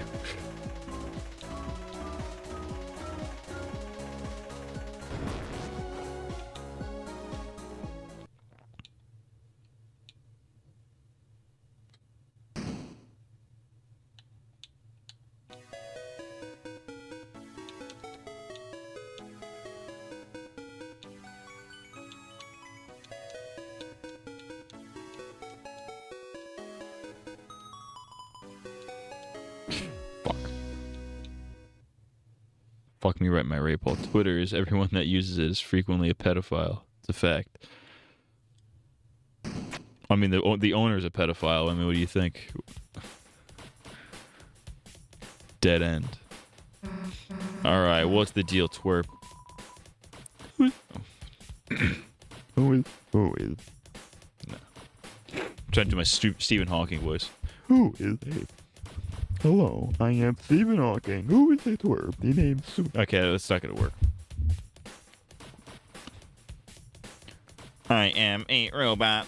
Who's a twerp? The name's Sweet. Oh, like sweet? Oh, like sweets.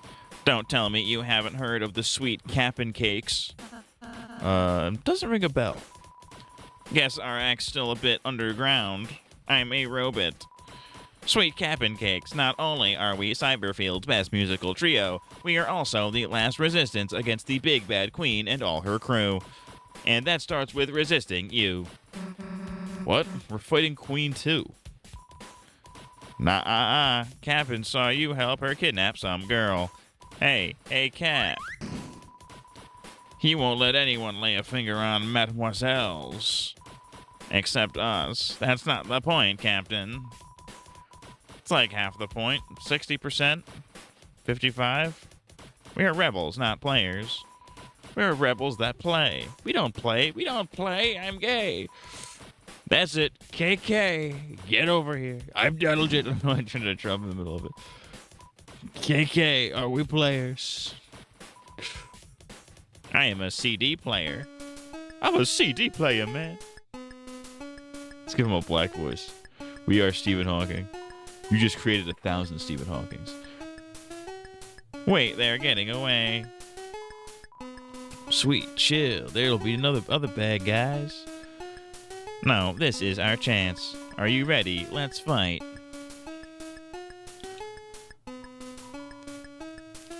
KKK. Yeah. Play some battle music. Okay.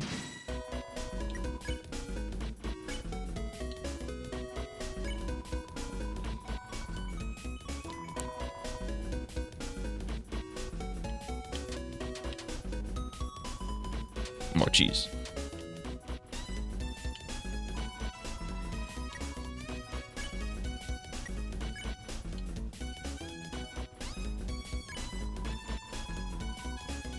They lost the sauce.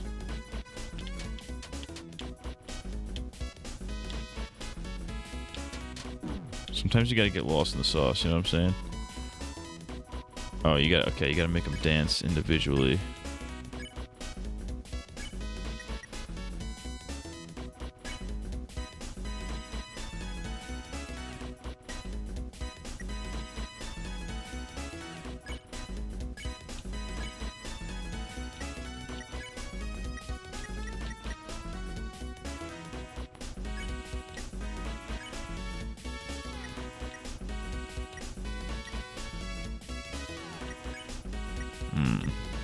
What the fuck am I supposed to do?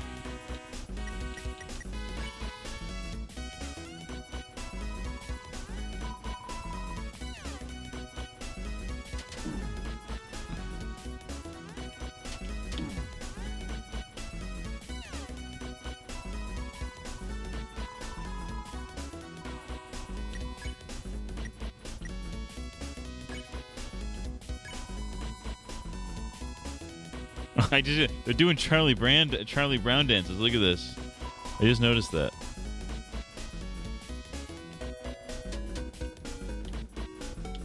These Ralsei's doing Charlie Brown moves. Is this really working? Maybe if Chris, maybe if we tried ballroom dancing instead? Hey, why the hell do we need Chris to act? Because that's Chris's unique talent, so... You think I'm too stupid to dance by myself? Susie learned S action. She can act from her magic menu. Happy feet, dumbass. That's pretty funny. I'm sorry, Chris. That's pretty funny.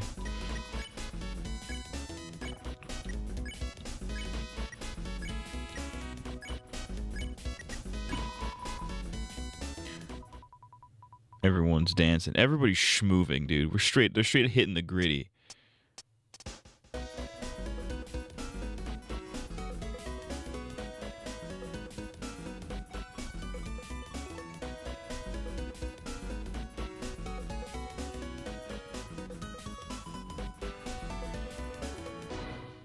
We did it, Reddit. That was super Reddit. That was so Reddit. That was so like 2010s cartoon. Feel the beat. Watch my moves. Dance, dance. Losers, wrap it up. Battle's over. Over. In other type words, we lost. I'm not doing the robot voice anymore. Fuck that. Does that mean we can be friends? No. Fighting's not really my style anyways. Yeah, because you're a coward. I mean, it was fun dancing, but... Sweet, don't worry. I think our dancing beat them. Yeah, all mercy-like. See, when we dance with them, it convinced that we're cool. Now they're on our side. Yes. Hey, you three, welcome to the good side. Matt's mom would walk in right now and see that and finally accept that her son's autistic. I think she knows. I think she already knows I'm fucking retarded. Let's rendezvous at our junk shop. We jammed that door shut, but we'll kick it open. All right, everyone, let's go. I'm from the South for some reason.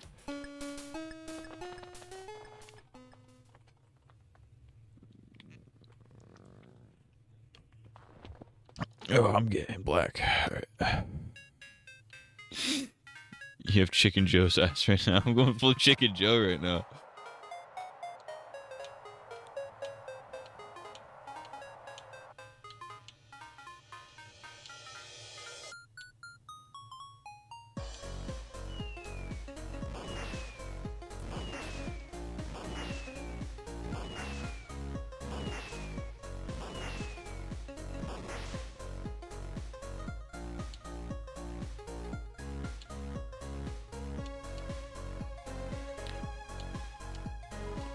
The way to the city is now open. I think I'll stay in the countryside a bit longer, though.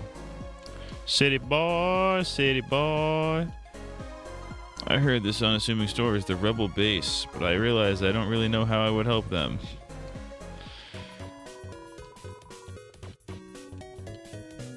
I already have 1,000,000 glow wrists.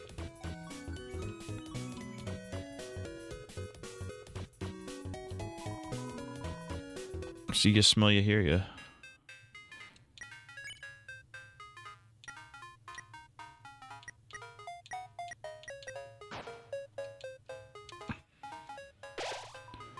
Crash, boom, bang. There's a terrific noise coming from the building nearby. You are filled with the power of noise music.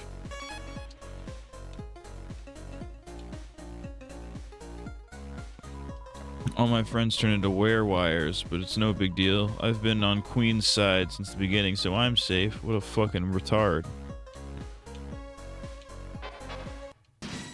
Oh, Lord.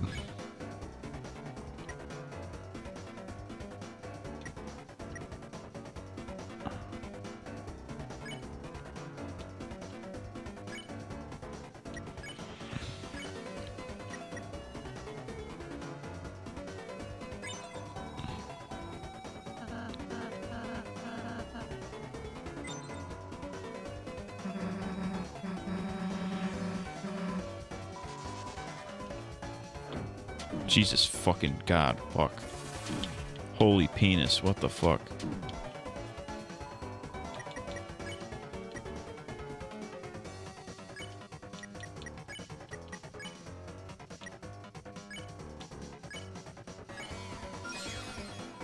Bam, bam, bam. Did you see the tweet where a few bra died? He's dead? I don't think that's true. I think you're lying to me. I think this is a gaslight. He does look like he's had cancer for, like, 5 years. Or, like, his entire career. I don't believe you. I think you're lying to me. Hehehe, should I help you save? No, I shan't. I haven't the faintest idea what that is.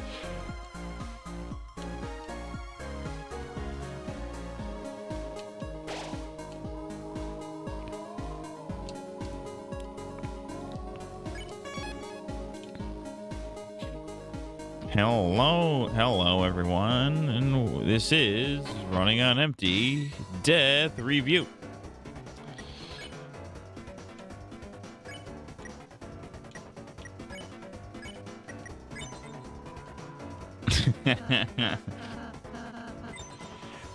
It's in the meme channel already.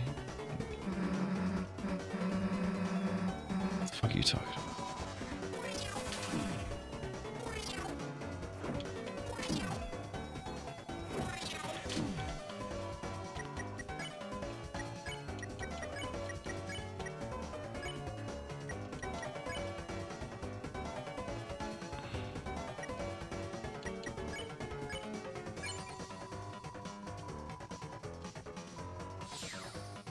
It's in the court. I know what the fucking channel means, asshole. There's no way he's dead. Why? I mean, it would be in memes if he was alive. Oh, they got him. I see. What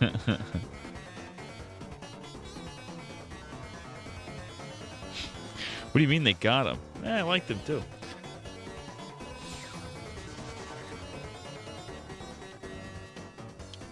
Oh, Ted Season 2 is coming out in March. I'm excited, dude. Dude, March is going to be lit, dude. It's Ted Season 2. I'll say it's fucking dead. Ted Season 2, Invincible. It's going to be lit. It's going to be epic.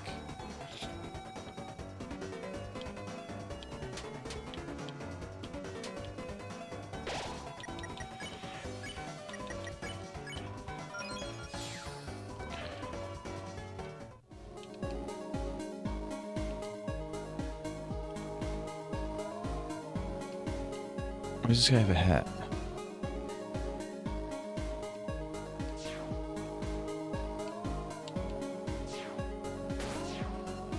Review, bruh.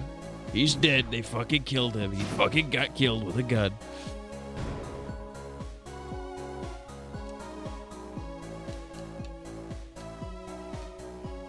Have you guys seen Trump talking at the World Economic Forum? He's just been like speaking at the World Economic Forum with all these other like, world leaders. Just been saying insane shit for no reason.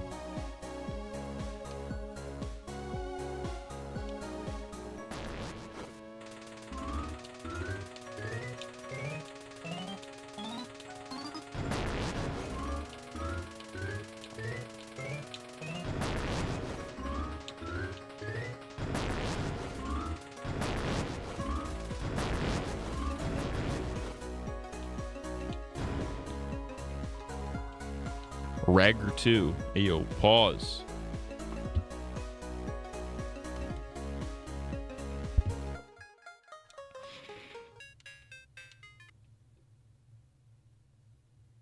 Ruh-roh, Raggy, it's time. Ragger dead, that's what I'm saying. Hey, what the hell are these things? Looks like if we ride them, they might bring us over to the fountain. Really? Let's get on. Oh, shit. Oh, it's battle time. Enough, you foolish children. I have been merciful to you thus far, but now it is time for your unwillful imprisonment, capture. Trap the capturing capsules. You missed. That was not a miss. It was a tactical calibration. So, are you gonna try it again? No, I only have like 4 cages. Okay, wait. I have a small plot twist for you. Come forward, my peon. Oh, it's Noel. Sorry, I just couldn't say no. Noel. Hi, Susie. How are you? Okay, I guess. Your roller coaster is, I like it. Pee on my face, that's what I'm saying. Real shit. Yours too? Thanks.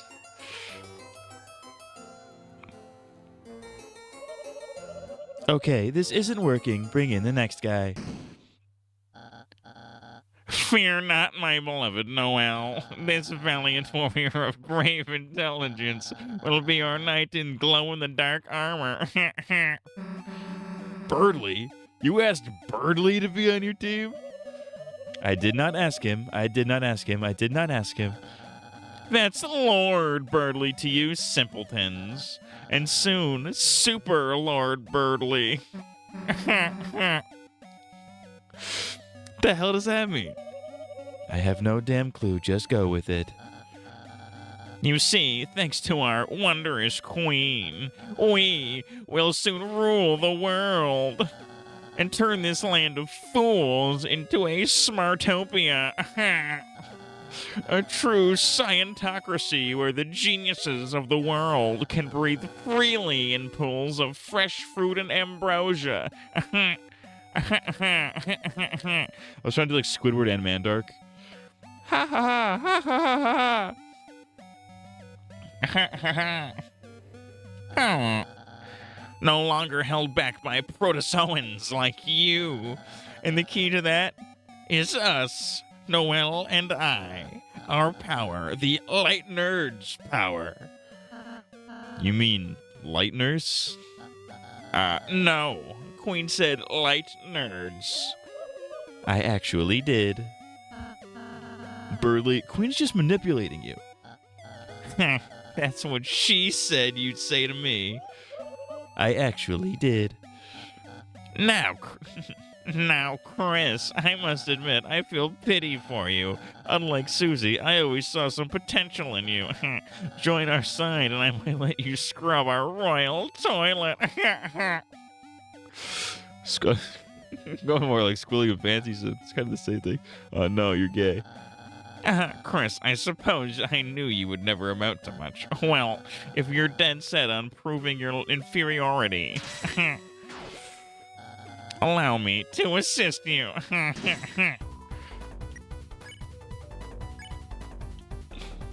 Just bump him.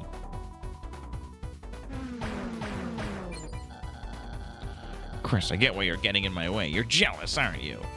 No, I think you're just gay. I think you're a gay nerd.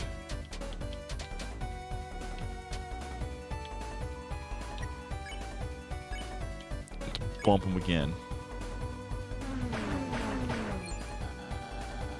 Chris, you're tired of being the class number 3, gazing distantly at Noel and I's fruited figures.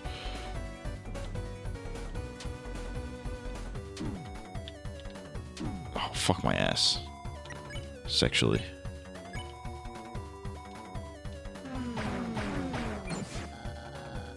So rather than studying, you'd enlist Susie to take us down? Yeah. Oh!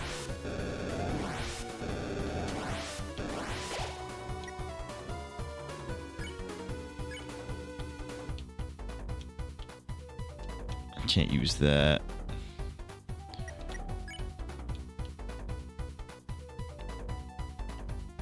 How many revivements do I have? I think I have a couple, yeah.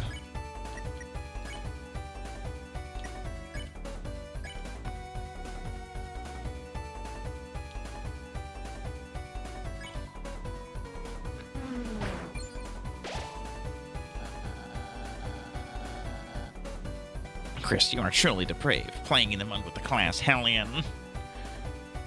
Little hellions. Kids feel... I've never heard the word hellion outside of the context of fucking Eminem Without Me. Little hellions. Kids feeling rebellious, embarrassed their parents still listen to Elvis. But Chris, I am a kind of brave hero. If you come to our side, you may be slightly less distant number 3. Slightly.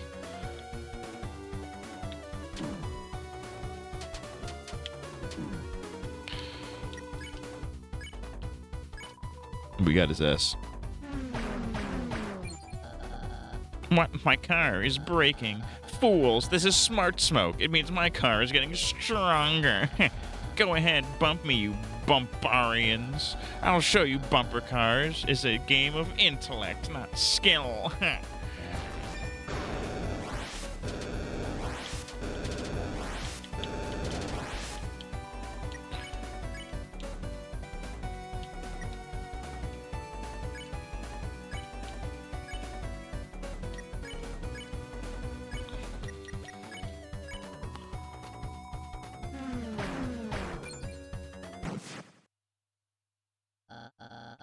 What?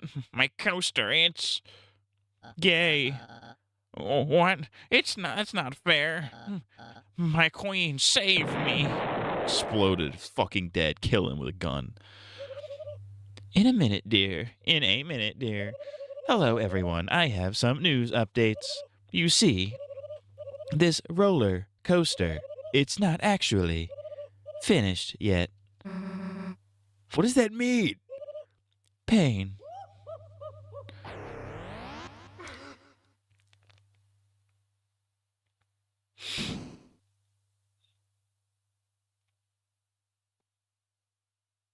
Oh, we're in the doo-doo diaper lands. Looks like this trash saved us. Come on.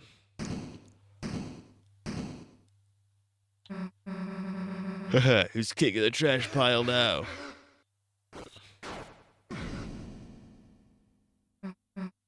How? Susie, are you alright? It's nothing. I just... Ow.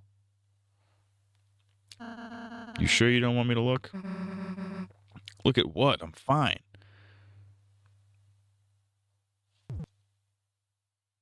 Okay. Oh, hey, what the heck are you? Feel better? Feel better? If you just came up and... doesn't feel worse, I guess. How did you do that anyway? That healing thingy.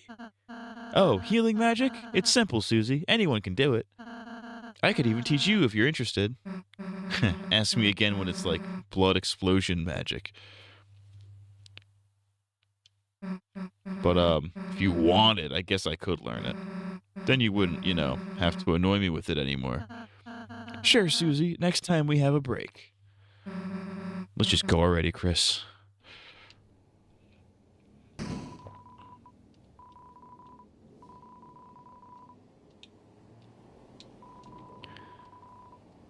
It's supposed to be a trash bag. What the fuck is this 12-year-old art style?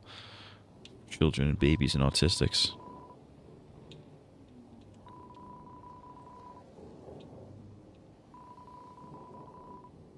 An eggplant that looks like a trash bag.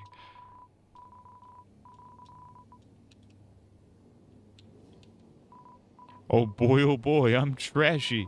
Did you know about adjusting your inventory? Trash cans like me can hold all sorts of things, just like your storage if you get more than 12 items. Yeah, not now, dude. It was sort of an emotional moment. Oh, that's okay. Oh, hell, is that Newbert over there?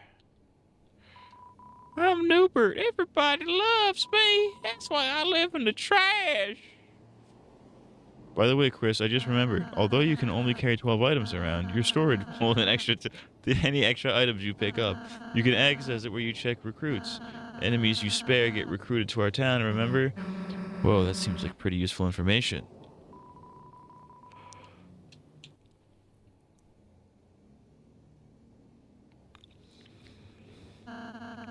There's a fork in the path, Chris. It seems like it might be advantageous if we split up. What do you want to do? Who do you want to go with? Ah, shit. Well, Ralsei is kind of a gay nerd, and I don't like him. We'll go with Susie. Hey, why does Chris get to choose all the time? Ralsei, you're going with me. Huh? Chris, Okay.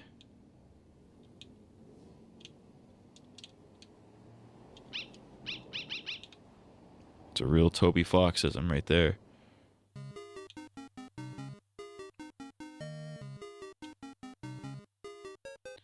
Welcome to the city. Living in the city, you know you have to survive. If neither fluffy boys nor mean girls with you now. The power from the cat sign. Shut the fuck up, Toby Fox. What the fuck does that mean, Kobe Bryant? I heard the roller coasters are undergoing maintenance. There's a pain because it's our only form of public transportation.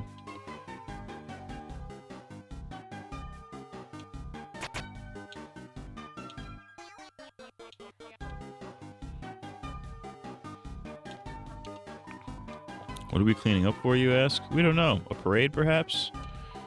A large event is going to happen in the streets later. We were told to make room for something big. It's a very... Imagine you get hired for like a random, like a construction job, like a contractor type deal, and they're just like, all right, fellas, listen, we're gonna prepare for something big. They don't tell you what you're doing. They give you zero context on what you're gonna do. They're like, all right, fellas, listen up. We're about to do something big. We're preparing for something big right now. And they're like, sir, what are we doing? We're preparing for something big.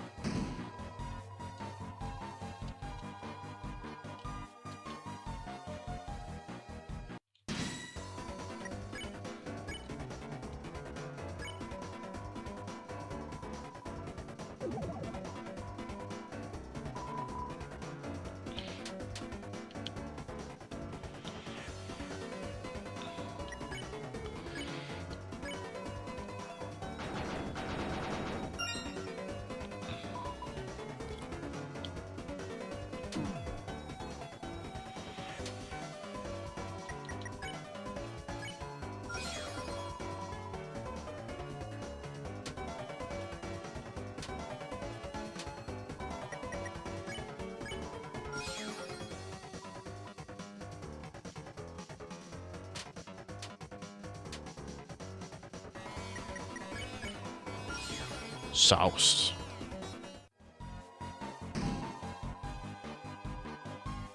DD bagel. Good thing I didn't pay for it earlier. Those fucking filthy Jews. Oh, I shouldn't have said that. Whoa, hey, it's Noelle. Chris, what are you? Oh, Noelle, sweetie. Don't let her find me. Noelle, sweetie, darling, honey, where are you? We're a team now, remember? You still have to be my willing minion. Chris, it appears our comrades have pressed the escape key on us. So it has come to this. In order to find our teams, we must form an uneasy truce. Queen, my splendid queen, where are you? Oh no, don't let him find me. Chris, not the life form I was looking for. Where's the rest of the C+ squad? Don't tell me you got abandoned. That's what you get for trusting Susie. Noelle, Queen. They're just busy retro gaming somewhere. I bet they're waiting for me on the player select screen. Yeah. Listening to strangely groovy music.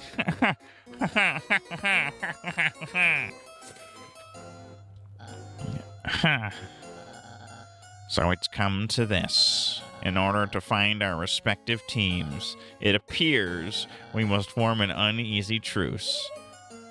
What the? Who the beep said you could double truces? Huh? Did you hear something? Honk honk, no, it's just the sounds of the city. Oh, okay. Well, it'll be ahead. I'll be ahead. Don't be late. Ah, fuck. Chris, as part of our truce, the better one, keep distracting Birdley and find Noelle. For you see, Birdley, he's a little retarded. Okay, there's nothing wrong with him. He's just annoying. Toodles. Chris, if it's okay, you got any room for another truce? Sure skis. Thanks, Chris. Noelle joined the party. Fuck this bitch gonna do? Piss herself to death? You are filled with the power of not knowing what a sugar plum is. It's true. So, any ideas where Susie is? What? What? I'm just asking. It's a normal question.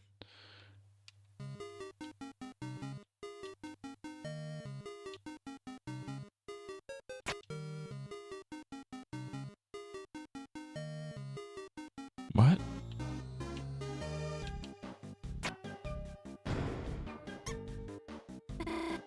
Oh, mouse! Sorry, Chris, could you deal with them somehow? Maybe if you can get them in the other mouse hole. Yeah, I'm working on it. Hey, Chris, you can't leave yet, you know. You need to deal with the mice. You could do it, Chris. I believe in you. I'm working on it.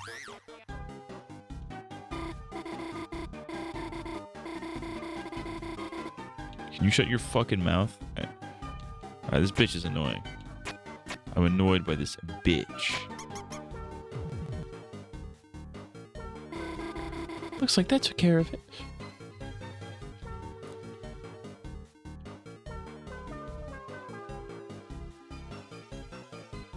Just walk right the fuck in.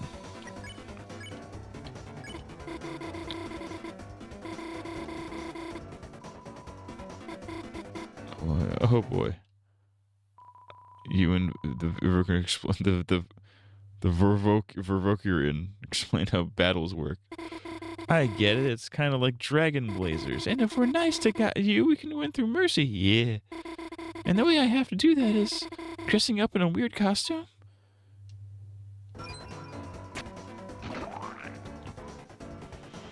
Nice.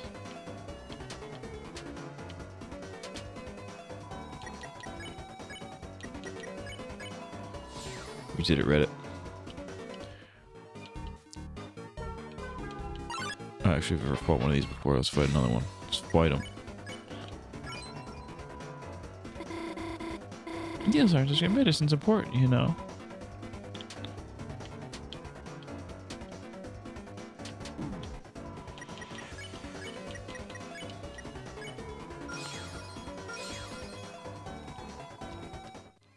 An ambulance? That's so fucking gay.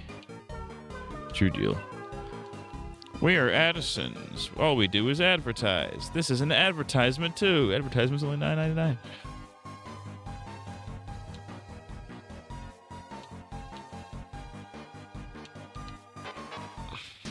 Spare two more of these guys. Easy bap. Easy bap, easy clap, easy crap, easy brap. I'm brapping.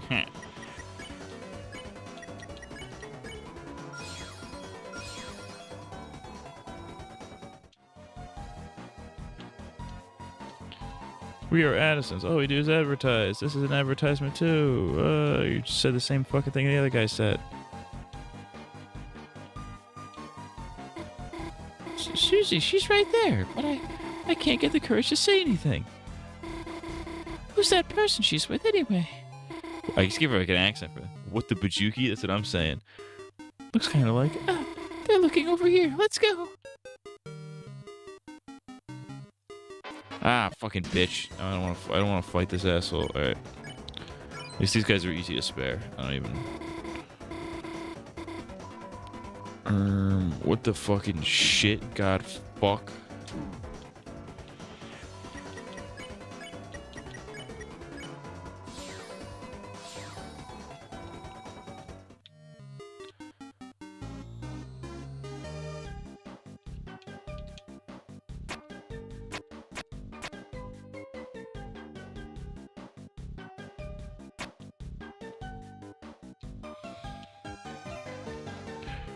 What the absolute fuck?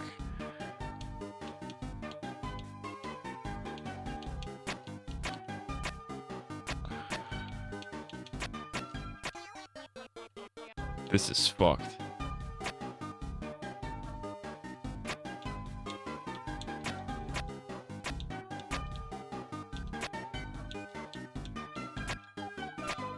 Dude, I'm gonna get hit by... This was... I don't remember this being this difficult.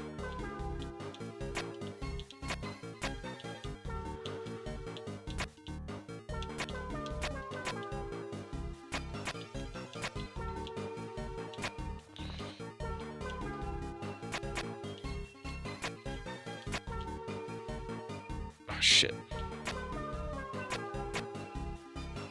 You can't like really quickly double tap it. It's fucking bullshit.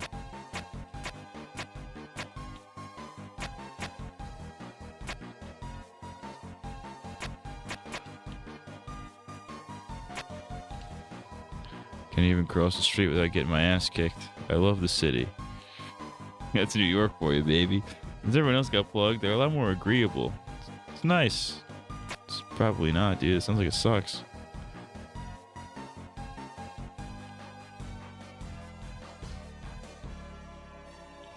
What's this fucking nerds do? Hey, got any way to deal with crushing existential dread? Asking for a friend that looks and sounds exactly like me.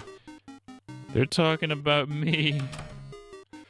That's ridiculous.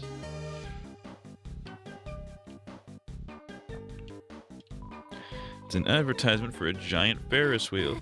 Gosh, that's amazing. Makes the one at the festival look like a toy. I wonder if Susie would want to... Oh gosh, who am I kidding?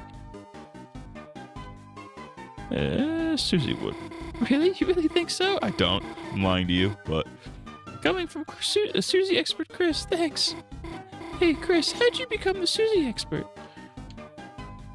Cause I'm fucking goated.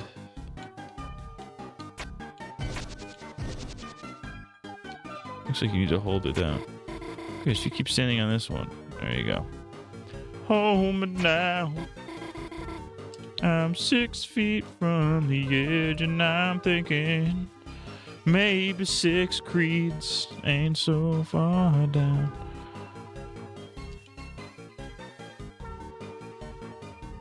Hang on, that looks like a boss area.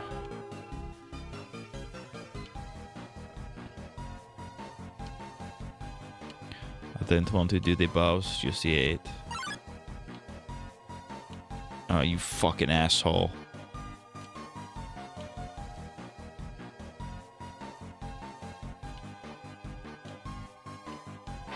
Piece of shit, fuck.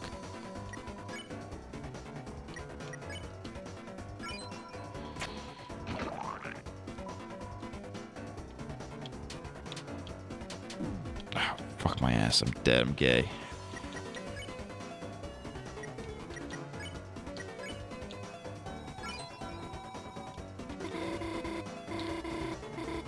YouTube got rid of sort by upload date? No fucking way they did. There's no fucking... That's actually horse shit if that's true.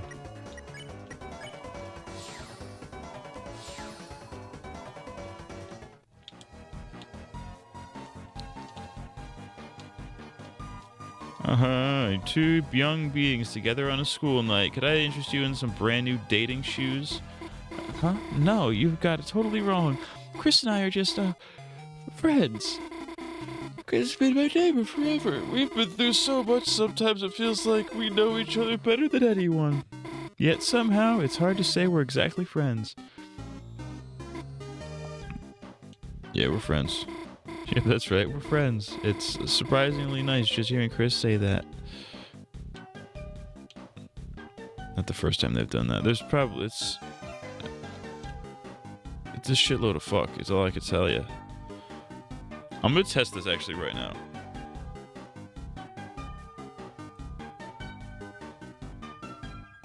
Let's look up caramel dancing. Filters. Upload date. Oh yeah, I can do that, yeah. I mean, you can only sort by newest. You can't go by, like, oldest, but... At least unless I'm retarded. But yeah, you can still do it on... maybe it's a mobile thing, because you could definitely still do it on PC. Alright. Alright, we're nearing, like, the halfway point, I think, of this chapter, so... Chris, it's Queen. She's right over there. Can you distract her somehow? Oh, Lamau, you're here. Sorry, Chris. Well, I've been looking for Noelle. I've had like 4 of these all-ages appropriate glasses of pure battery acid. I'm on a laptop. I only have relevance and popularity for prioritize. That's really fucked up and gay.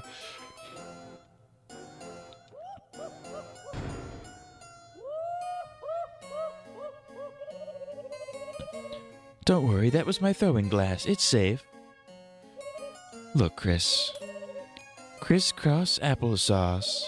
Now that we are trucies, I feel like we are on the same mathematical wavelength. You get me, Chris? You do not do crazy things like have opinions, or scream when I capture you, or tell me horrible plans for a Smart Boy theme park.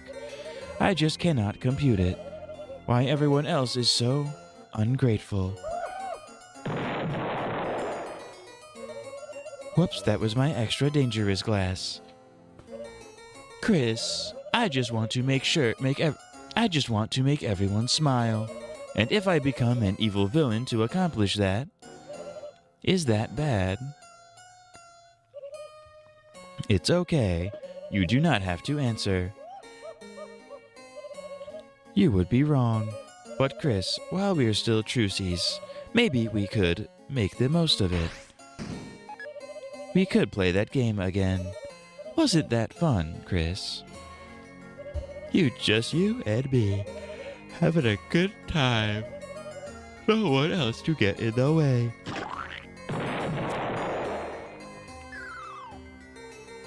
Oh, great.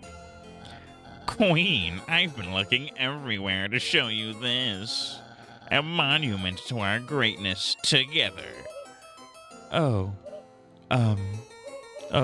It's how do I put this? Very smart. So smart you are. I love tolerating you. I knew you'd be enamored. Such perfect taste. Very cool statues. I did not know you had nipples. I will soon in our ideal world. I love how he thinks he's gonna grow nipples. That's awesome. Chris, feel free to admire our artisanship.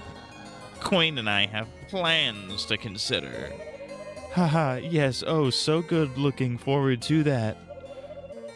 Yum, yum, yum, yum, yum. Let's go, Berkeley. Squidward, yeah, what?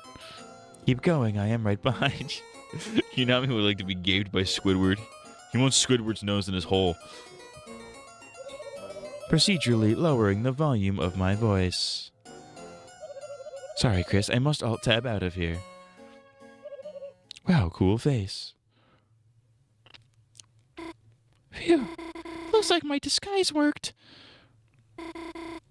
She did the solid. She's a real solid snake, dude. It's silly looking, but it beats hiding. Let's get going, Chris.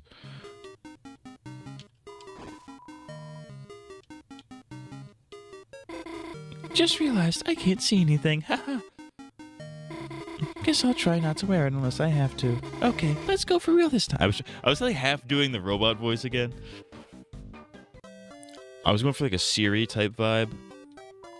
Yo, how's it hanging? We're making some extra money by selling in the city. We gotta make those bucks somehow. Gotta buy new gear. Gotta get new kicks. I wanna be a car. Good thinking, KK. Gotta have a way to get around. Honk, honk, motherfucker. What'll be, Chief? I got CD bagels, 80 bones a pop. I'm good. Do you like the big statue? Building it sucked. Took a lot of scrap. The other job we did was way better. It was big. It's gonna blow your mind. It was big.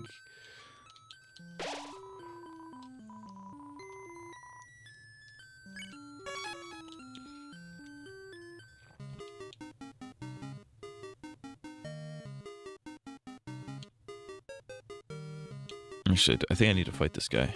I think I need, I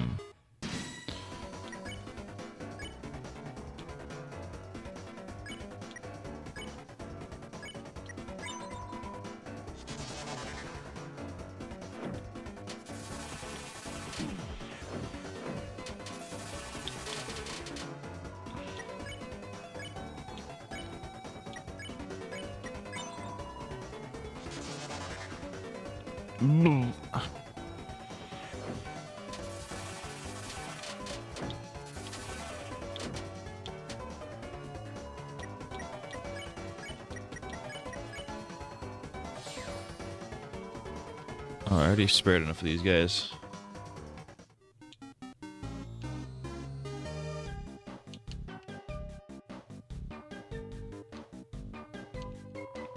This is the hottest tea shop. Hot, hot, hot. 50% off. For $100, choose your own flavor. Sure. Choose your own flavor. Obviously. Okay, here you go. Chris T was added. The Cyber Shoes 2. Free samples. Would you like one? Sure. A small shoe with a toothpick through it. That's so stupid.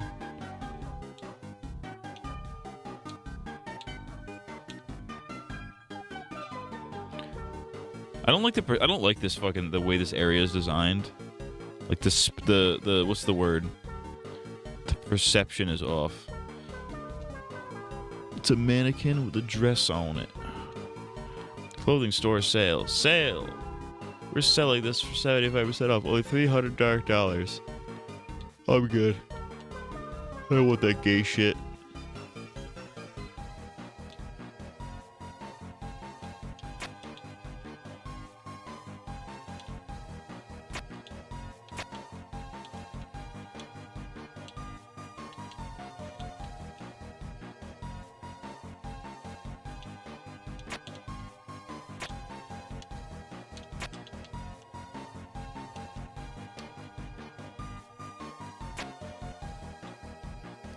I'm gonna get hit by so many fucking cars. Oh, yes.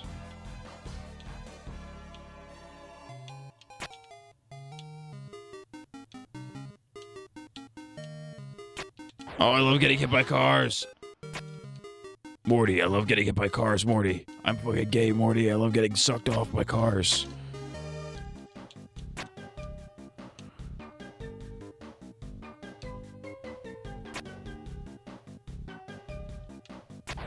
Fuck.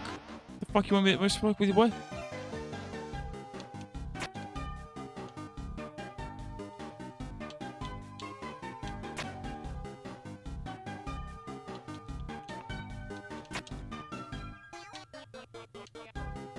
Oh, this is queer. Okay.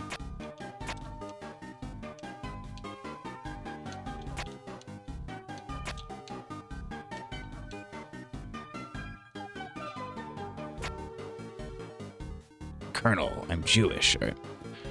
Oh boy, mouse puzzles. Looks like another electric wall with mice in it. This hole is a switch inside of it. Maybe we could try to put something inside, like a mouse, perhaps.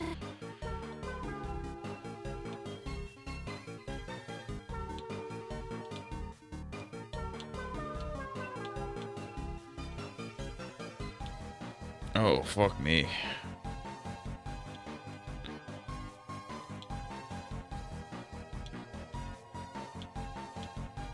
How do I turn the mice on?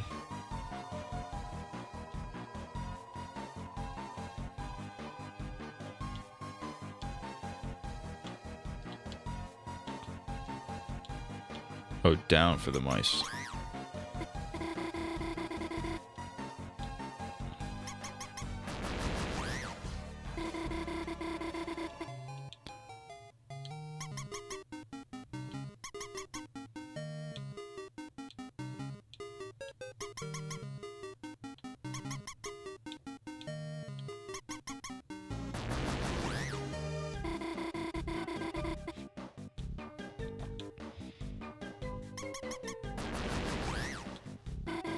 Shut the fuck up.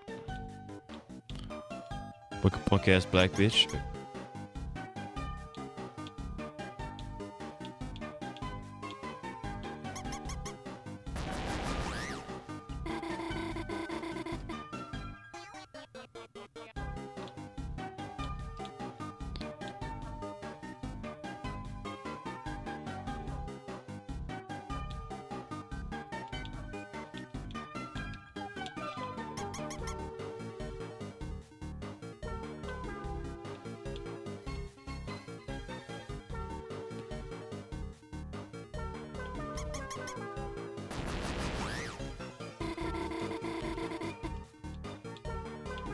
You're gonna get hit by a mice as many fucking times as it takes.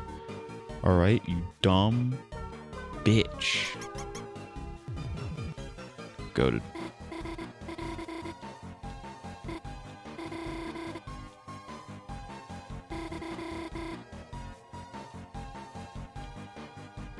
Fuck, what did we miss? This is the music Jake would be grooving to while Finn's getting raped in the Ice King Sec dungeon. Have you guys seen that video of the Ice King at GameStop? Oh. Chris, I can't believe you made those. It's the best video of all time. It's a guy dressed as Ice King. He's like, well, I'm the Ice King. I'm gonna go to GameStop and see if they have condoms for dogs. That's already red flag. And then it immediately cuts to him in the car, and he's like, well, they kicked me out because they thought I was a Klansman. He's like, who the fuck works at GameStop and doesn't know who the fuck Ice King is? I guess landing on the switch turned off the force field. Let's go, Chris. Oh shit, cheese. It's the cheese touch. Chris, you aren't going to touch that cheese, are you? I am going to touch the cheese. You rub the cheese down like a beloved pet. Suddenly, I'm the rat king.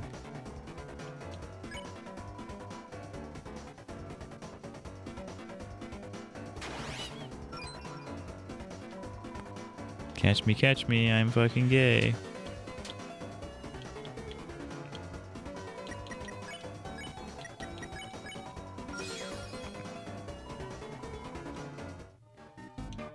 I never want to see cheese ever again.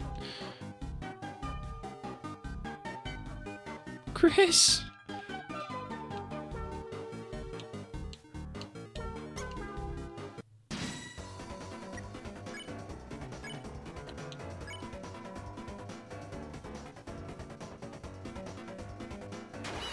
Boom.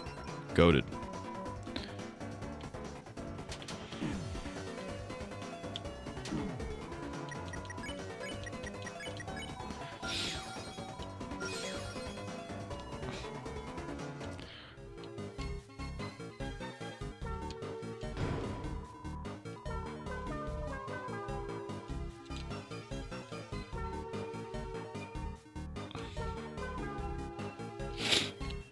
Oh, fuck yes.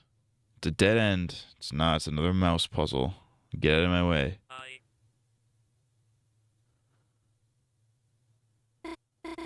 The switch didn't seem to work. Chris, the platform's falling. Help me.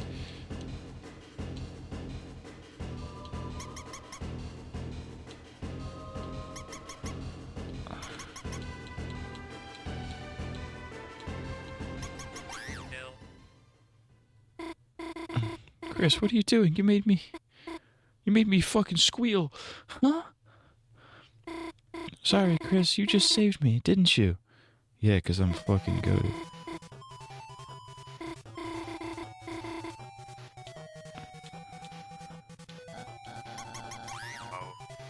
Oh shit, fucking Birdley's here. More like Turdley.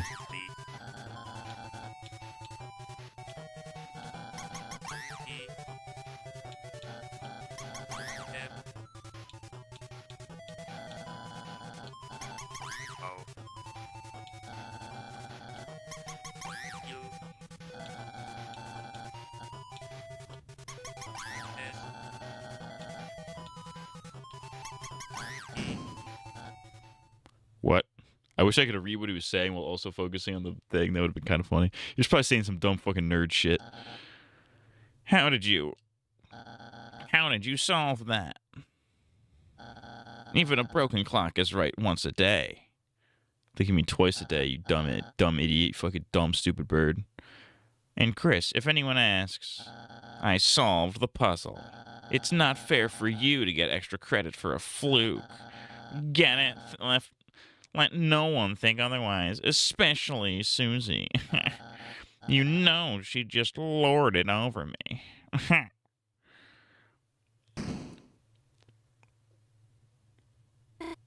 Gosh. You know, I don't think I'm afraid of mice anymore. Actually, I think they might be kind of cute. Anyways, let's keep going.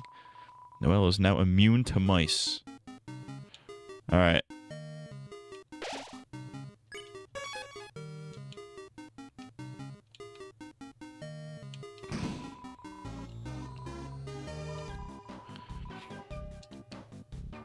Let's get a little bit further. Let's get to the next save point, and then we'll stop.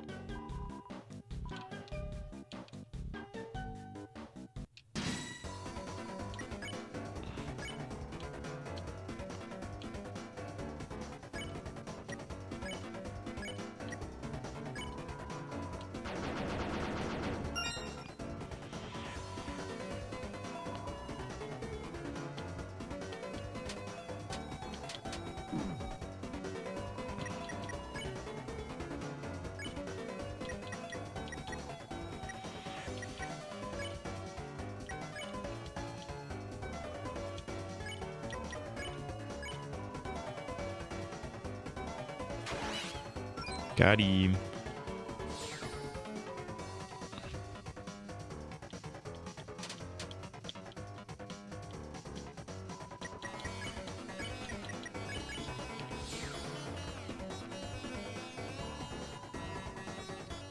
I'm red at gold. I'm red at gold. I'm red at gold.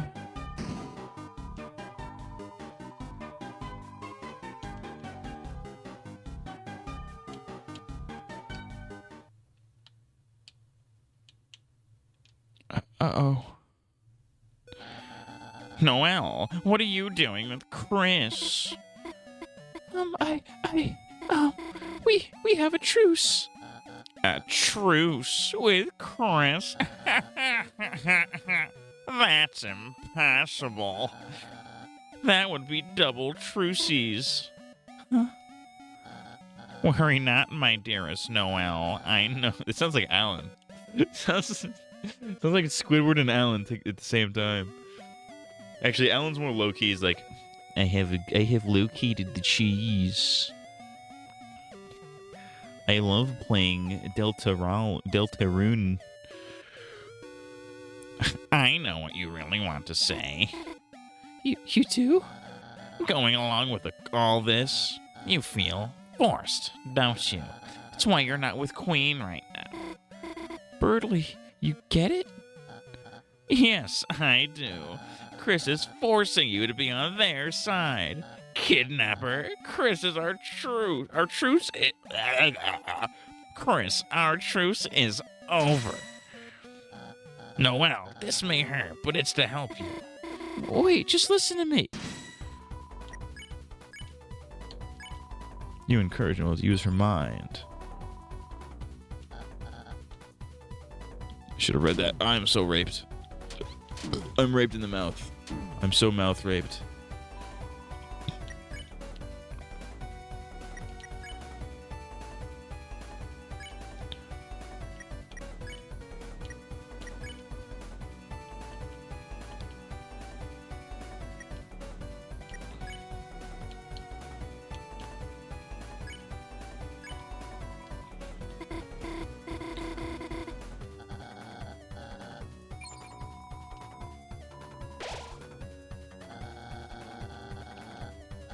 By taking me my most precious thing. This guy's such a fucking nerd, he throws paper at you. What a fucking queer. Alright, I need to fucking heal again.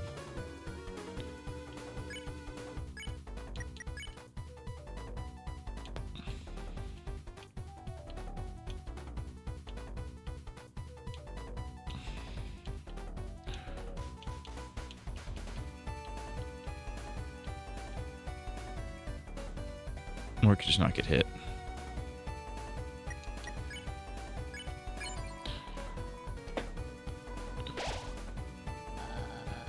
Guess what, Chris? I have more things you will never have. Behold, comrades. Behold, comrags. Fuck me. Up my entire ass.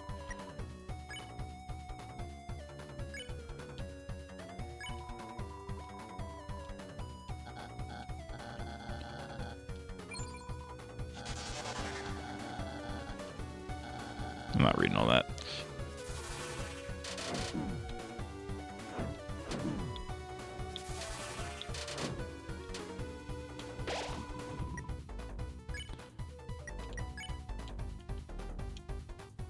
I gotta use the cake.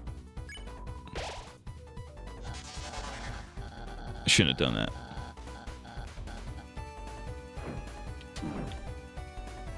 I should have saved that for a different time.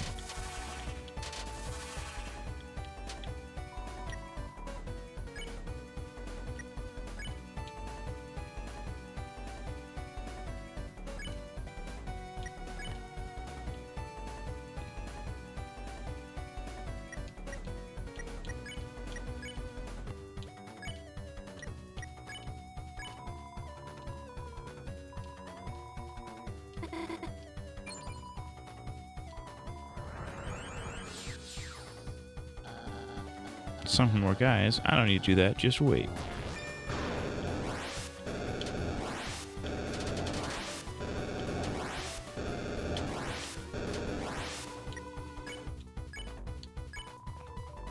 Alright. Soused. We soused in this cracker. Why are you hitting me? Don't worry, it's part of my calculations.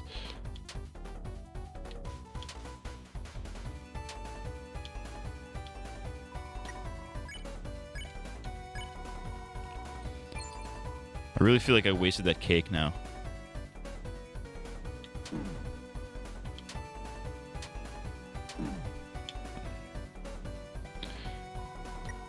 This is why I hate using items in video games, because like I always feel like I waste the item. Damn it. Bertley, are you okay? Chris, maybe we should have gone easier on him. Go easier. The only one going easy mode was me. You look exhausted. I'm only tired of holding back my true power. Noelle, it'd be too simple to save you now. Chris, go ahead and train your strength values. Try hard and maybe someday you'll be a worthy rival. Sometimes I can't believe how cool I am. He hit me in the face with a tornado. It happens. Alright. We'll save right here. We'll fucking switch over, ski. You're filled with the power of chicken nuggets. Shut your fucking bitch ass up. We'll double save because I'm a fucking super spaz. Actually, storage.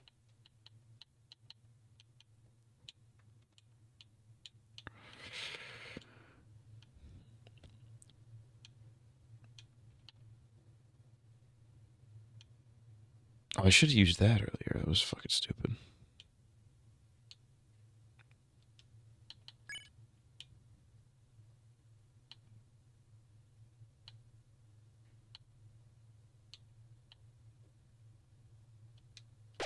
All right.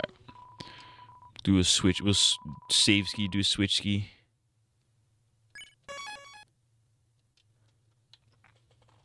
All right, ladies and gentlemen.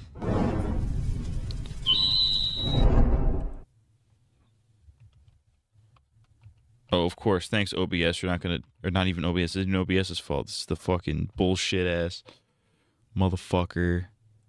All you motherfuckers over here talking about the PlayStation event. Fucking leave. Fucking leave.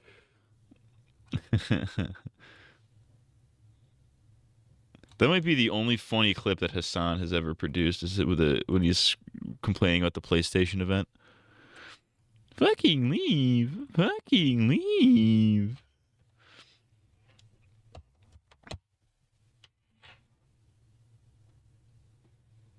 Oh. Hey, it's me, Michael Penis.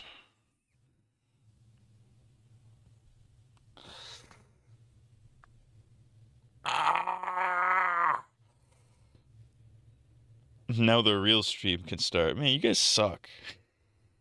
What if Hassan wanted to have gay sex with you? Would you unironically do it? I would lead Hassan on just so I could get like clout off of his fucking stream. And then I would kick him to the fucking curb. I would fucking deny him of my cock and balls. Or my asshole. For that matter.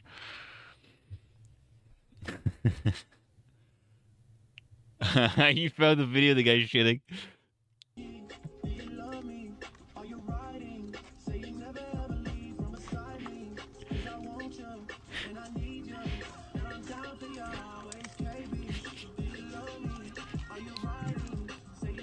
Dude, he just continues completely normally. It's the best fucking part.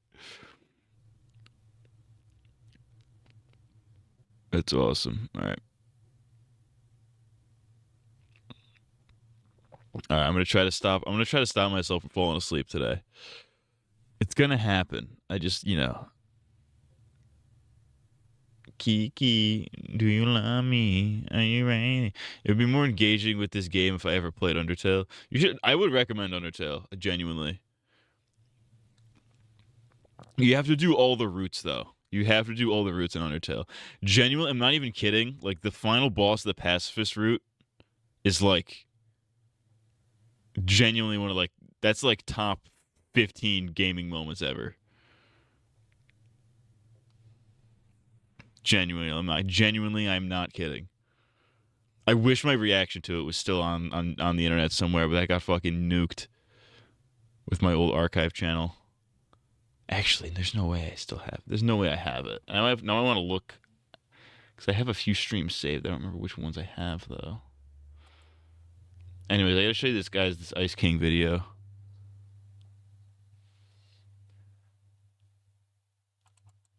Okay, I have some streams. I have vertical clips.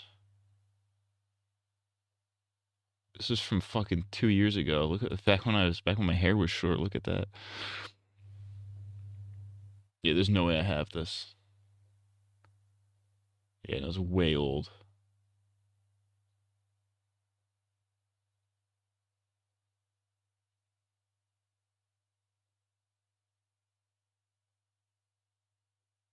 Yeah, I don't have any of that shit. Anyways, let's watch the Ice King real quick. Let's watch the Ice King real quick.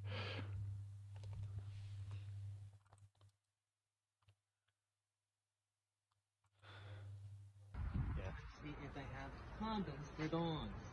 So we got kicked out because. Hang on. See if they have condoms for dogs. So we got kicked out because he thought I was a Klansman. Who works at GameStop and doesn't know who the fucking Ice King is? You could barely hear it at the beginning, but he's like, let's go see if they have condoms for dogs. condoms for dawns. So we got kicked out because he thought I was a Klansman. Who works at GameStop and doesn't know who the fucking Ice King is? Who works at GameStop and doesn't know who the fucking Ice King is? I love that video. That's my favorite video. That's my favorite video right now. And I got news for you. Baba Booey. Baba Booey. All right. I need to pee. I need to pee. I don't really need to pee, I guess.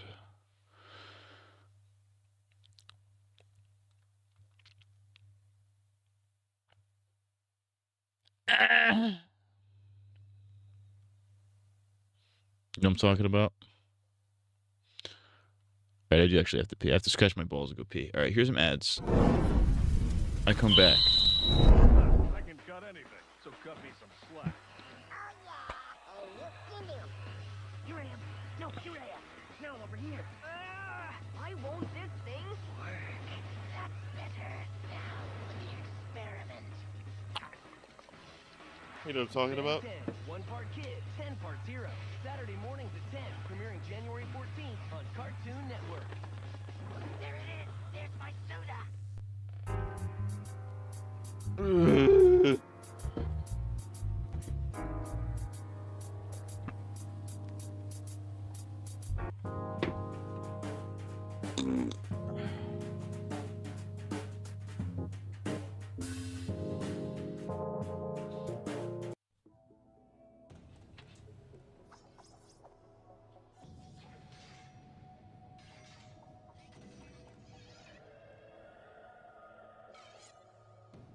That's not a fight. Over 20 unexpected characters in one big brawl. Now that's a fight. Super Smash Bros. Melee. Only for Nintendo GameCube. Rated T for teen. There's more Naruto right after this. That's a relief. Tsunami. I want everybody to pay close and extra strict special attention. Place your hands on the high five.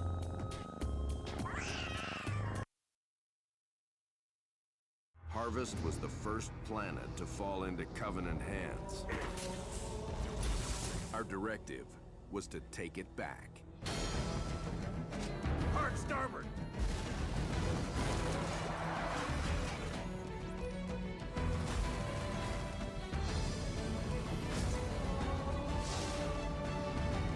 Rated T for teen. Free trial available on Xbox Live.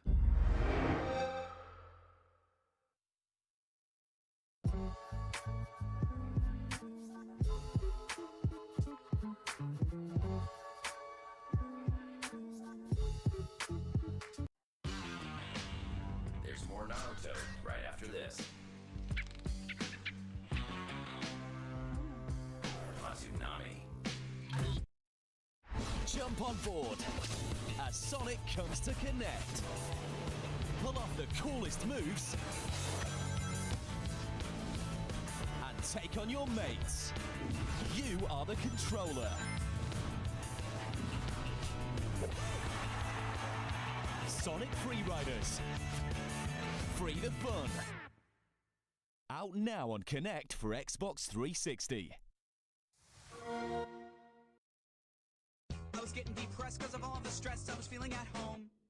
Had a poor credit score and the number would haunt me wherever I go. Thought I'd move to a place where my credit could stink and nobody would care. I just wish that somebody had told me that place was a Renaissance fair. FreeCreditReport.com. Tell your friends, tell your dad, tell your mom. Never mind them and singing our songs since we first showed up with our pirate hats on. If you're not into fake sword fights, pointy slippers and green wool tights, take a tip from a knight who knows. FreeCreditReport.com. Let's go! Offer applies with enrollment and triple advantage. Starting July 11th, it's all new episodes of Pokemon. Pikachu! I choose you! Go play that! Raichu, Mega Punch. Pikachu!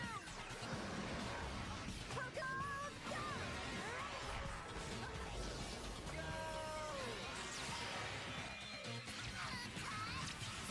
Catch new episodes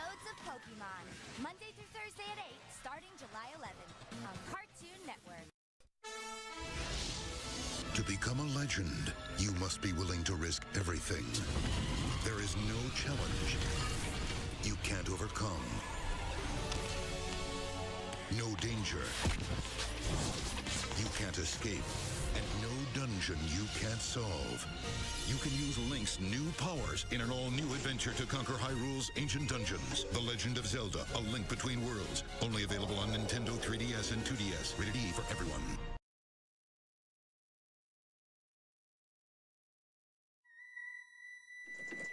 You only have 3 days to save the world from the falling moon. Join Link in a race against the clock to uncover powerful masks and rescue the people of Termina before it's too late. Chad, I see life happens, not The Legend Charlie of Zelda: Kirk. Majora's Mask 3D on new Nintendo 3DS XL. That's ridiculous.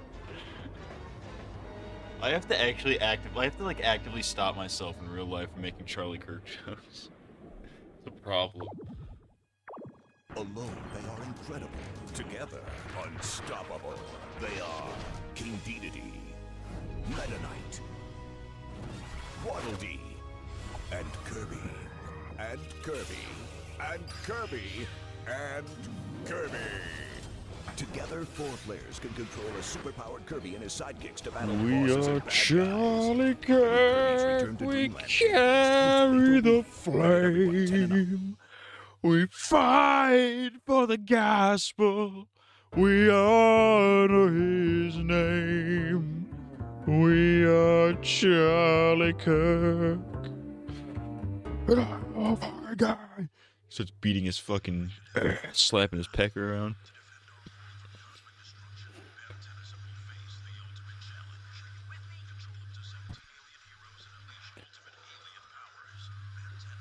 So to fill our bellies with diet soda and play Burnout Revenge for the PS2. That'd be a good idea. That would have been a good idea for a stream. I've obviously missed my opportunity for this back when it was an active meme. But that would have been a good idea for a stream. It was like when that Smiling Friends meme was going around, like the Burnout Revenge for the PS2 thing. I should have done a stream where I smoked weed and drank diet soda and played Burnout Revenge for the PS2. That would have been an idea. It would have been an idea. I'm gonna pull up these Vitskis.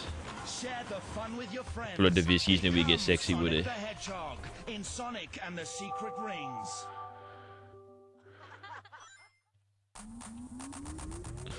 Drop your anchor. Monsters are known to disguise themselves to look like their surroundings and then Return in a moment. Attention. If you or a loved one was diagnosed with mesothelioma, you may be entitled to financial compensation. Oh, good lord. Mesothelioma is a rare cancer linked to asbestos When are you playing Sonic 067? Shipyards, mills, heating, construction, or the automotive I'm gonna industries kill may have myself, I put you at think. risk. Please don't wait. Call 1-800-99-LAW-USA for a free legal consultation and financial information package. I'm gonna need your Mesothelioma Shut patients, up. call now. You're gay. 1-800-99-LAW-USA. We'll just pull up one of those for now.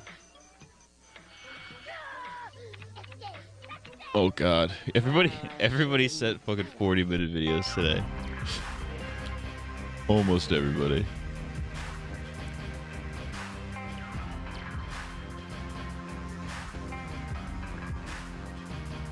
Today I'm going to be...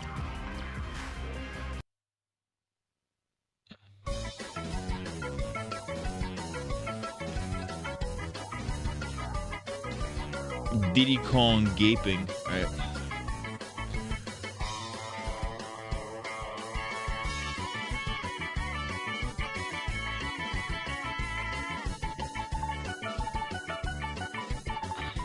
It's not just a race, it's a full-fledged adventure. Diddy Kong Racing DS. Only for Nintendo DS. Rated E for everyone. Alright, what am I doing? I don't know what I'm doing.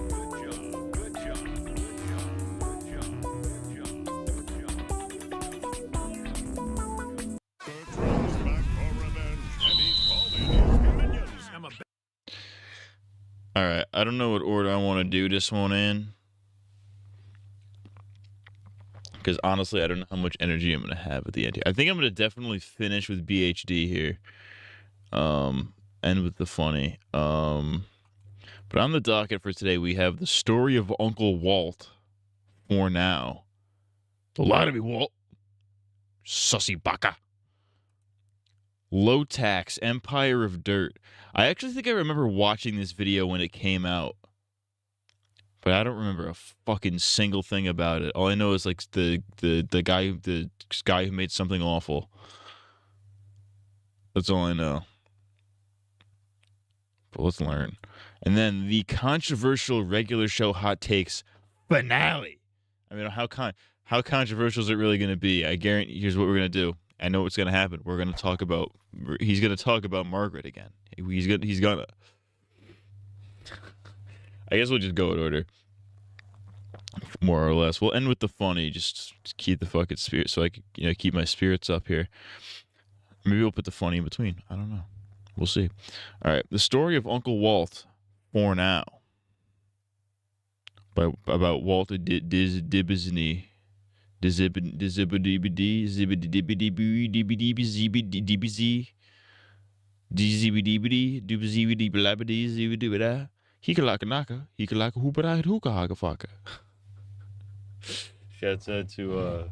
out to the East-West Bowl. All right, let's play the video. This is gonna be like a Ross Media. Take a shit every time that guy shits on Margaret. Holy shit, Glisby. Uncle Walt. Don't lie to me, Walt. You fucking...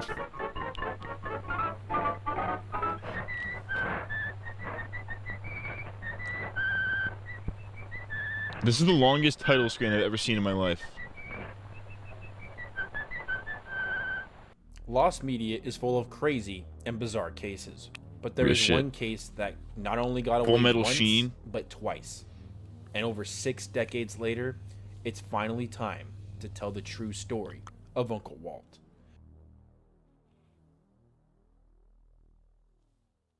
I didn't think it was a script. I thought that was Minnie Mouse's floppy titties. To explain the continuation of this story, I want to quickly recap what has been known for a minute, just to catch everyone up to speed.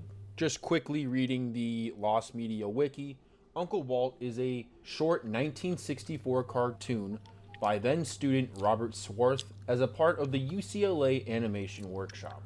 The only known mass public screening of the short took place in June of 1972 at the American Film Institute as a part of a presentation titled 50 Years of American Animation. All we had for nearly decades was a few very vague descriptions on what the film was actually about, which was mainly showing a lot of Disney characters in this guy talks slow. I'm gonna speed him up like a little bit. Very offensive, racist, and even sexual manners. Oh no, that's okay. You lost me a little bit. You lost me, but you just reeled me back in. There's Disney cartoons where they're racist and sexist and sexual and fucking each other. That's what I'm talking about. Now you've piqued my interest. I want to see Mickey Mouse say, "Oh, fuck you!" Oh. 24. The license for Steamboat Willie went public domain. This gave Steve Stanchfield, the owner of Thunderbean, the idea to release the film on a Blu-ray DVD collection called the Public Domain Mouse Adventures. This would be the first time in almost 60 years we would see screenshots of the film, and the promise that we will very soon see this legendary lost film that is Uncle Walt. Unfortunately, a few months later, the buyers of the DVD were given an email stating that Uncle Walt specifically would be removed from the collection for a reason that he was unable to discuss publicly. And that is where the story ends for 99% of people. However, something was happening behind the scenes. But before we get to February, I want to talk about where I was on the fateful day of August 11th. 2 things happened.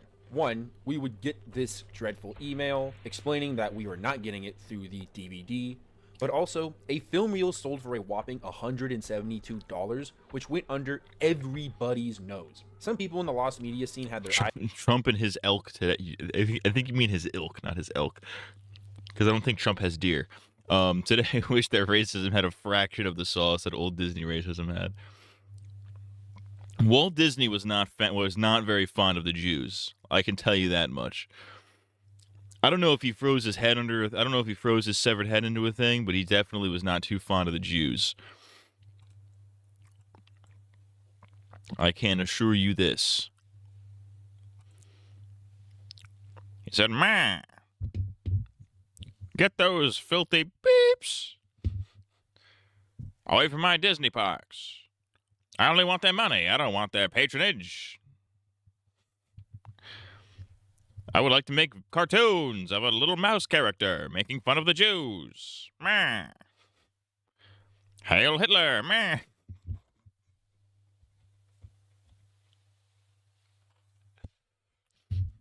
There's that one Donald Duck cartoon where he's hailing Hitler. Eyes on it, but lost the bid.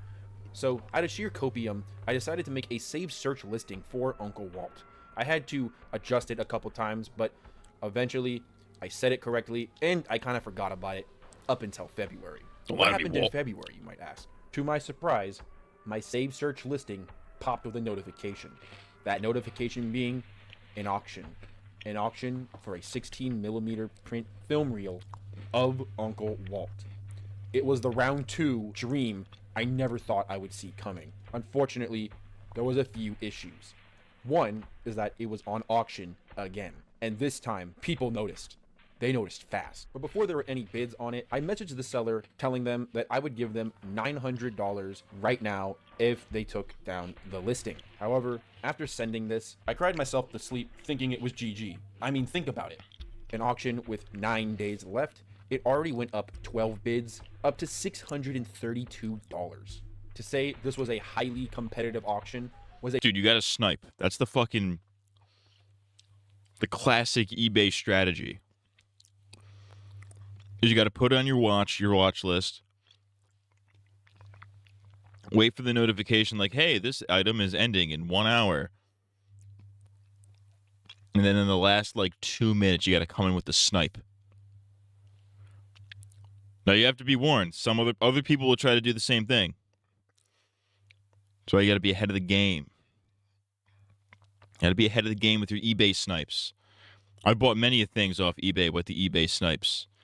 In fact, I think that's how I have Sonic and the Secret Rings over there. I think that's how I have Sonic 06. Oh, no, my Sonic 06 I think was a buy it now.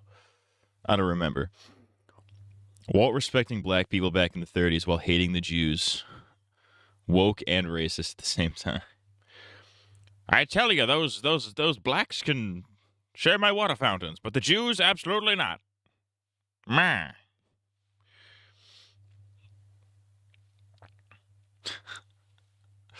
Now imagine a black Jew, a black Israelite.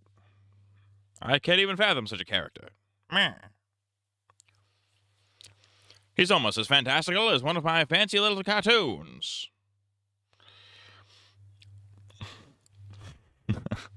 Meh.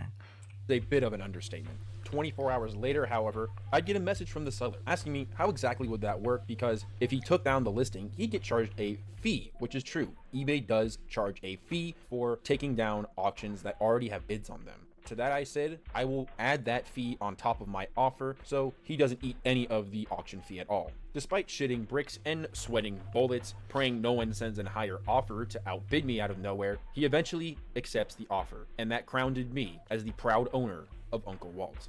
However, the day was far from over. The seller would message me saying that apparently I was actually super close to where he worked, where he was holding the film at the time of the auction and sale. So that very same day, I drove over, being very curious as to where exactly this place is. To my surprise, it's somewhere that was extremely close that I passed all the time, not even acknowledging it existed until this very moment, which was very bizarre. I won't say cool, exactly actually. Where this is for privacy. That's cool. So all those places you drive by on your way to work or school or whatever every day, you don't even think twice about what's in them. And sometimes you do think about what's in them, but you just can't imagine anything being in them. Turns out the one thing you were looking for was in there the whole time. That's very interesting. Very interesting tale from this feller. Concerns, but it was very close to me, and it was very surprising to say the least. This place was a local museum that would have numerous props and puppets from various different movies and shows, and would rotate the items that were on display, as the items were typically owned by other private collectors or the companies that made them. But before I got to look at all of these, he handed me the film reel, and the whole time I was holding Uncle Walt in my hand, processing just my entire surroundings in that very moment. He asked me if I was a Disney fan, just out of curiosity as to why I would have bought it, and I told him that I'm kind of an old school fan in the sense where I like the classics up until around 2015 to 2018, honestly. After No Way Home, I kind of think things kind of fell off a little bit for Disney content.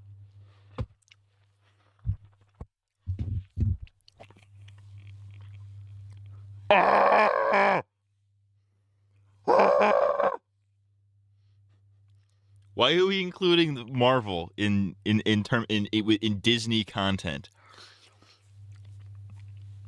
Like, obviously, this guy has an appreciation for like the early 20s cartoons and shit, like the shit from like the 20s to the 60s, you know, the early shit. He obviously has an appreciation for like classic animation. But your example of why you don't like Disney anymore is fucking Marvel. All right, dude. Okay. Yeah. Sure. That makes sense. That's like saying, man, I'm not huge on sitcoms. You know, I like the classics like Seinfeld and Cheers and whatnot, but you know, I think they really just fell off after Mad Men. It's like, what are you saying? Those are two. It's not what this is. I will gladly let the knee. Can I say that? In my studio, but a Jew, absolutely not. No Jew. How would Walt Disney react to a black Israelite? That's what I want to know. It's the questions we need to know. That's why he froze his head. His head fucking froze off.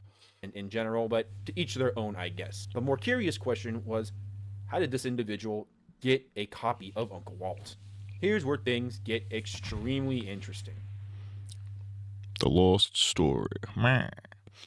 The film came from an old film collector from San Diego, and the seller I bought it from got it from that San Diego collector. It was supposed to get digitized by a film friend of his, from what I remember, but he told him to give it back right away, and he listed it on eBay, which is how I ended up with it.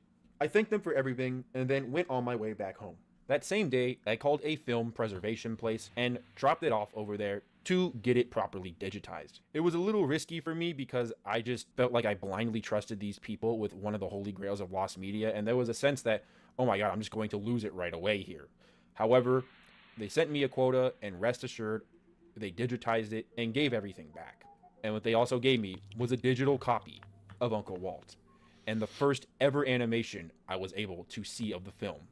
Just being in that room, seeing... What would either assume it was a prank or his head ends up exploding? Well, no, that's his head. It was so confusing to him that it gave him such a migraine that he had to freeze his severed head in order to get rid of the migraine induced by seeing a black Israelite. First couple seconds of it move was jaw-dropping for me.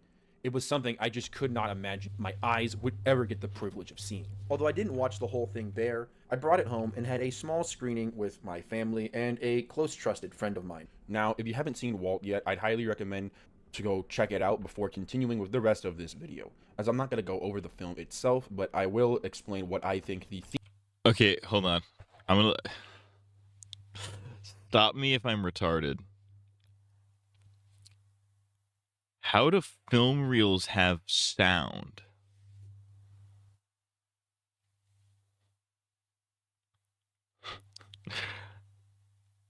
Like, okay, we have the film reel. Okay, we have like the picture on a little tiny little cell in a little fucking, you know, a little rolly reel.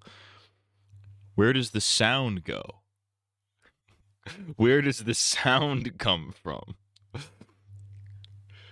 Forgive how retarded of a question this is, because I'm tired as shit, but Where it come from, why it makes sounds and noises, how it do the noises though. Is it is it kind of like a record player? Like it's got little grooves in the side of the reel?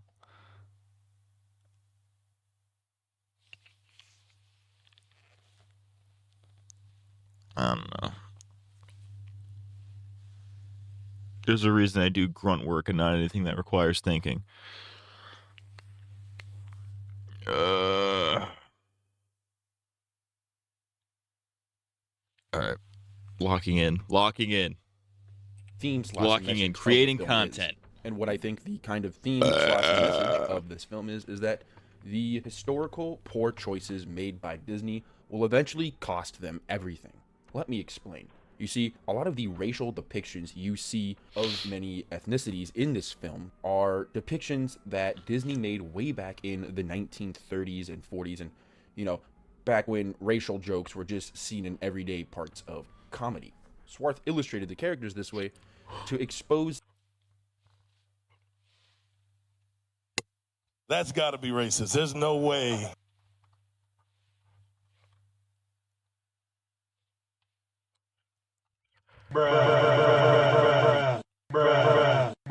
Yo! Mickey Mouse in blackface, dude. That's what I'm talking about. That's what I like to see. Oh, I'm going to a Mitchell show. Oh. Oh boy. Put this in Kingdom Hearts 4, dude. That's what I want to see in Kingdom Hearts 4. I want to see blackface Mickey.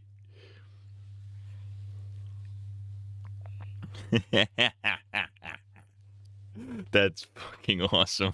This kind of dark hidden past that Disney desperately tried to bury. And the first kind of half of the film is these ethnicities coming together and taking out Mickey, who did them wrong and dirty in the very first place. There are a handful of other scenes. You heard that it here really first, bring folks. this Mickey point Mouse home. is racist. At the very beginning, with all the Perry graves, the baby angels flying away, and the Mickey Mouse gravestones.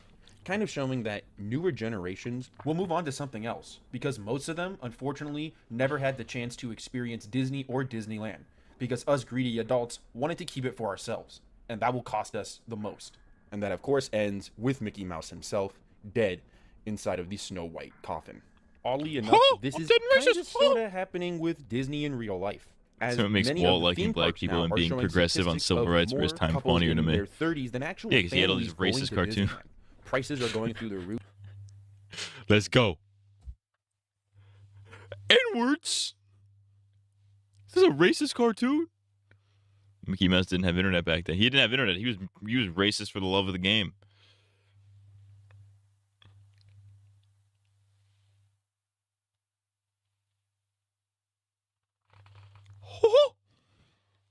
Gosh, Mickey, it seems that we're racist.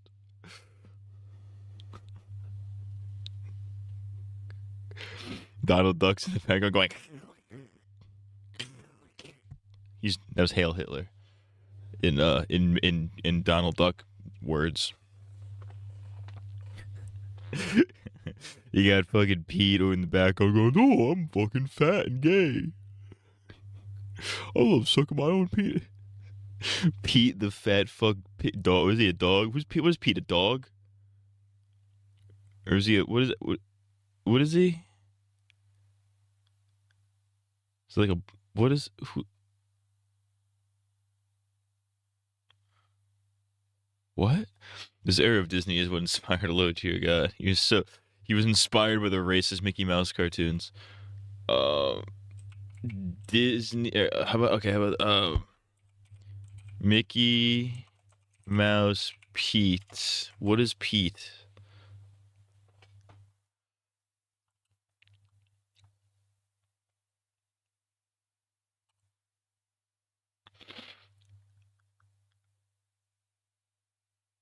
Oh, he's a cat.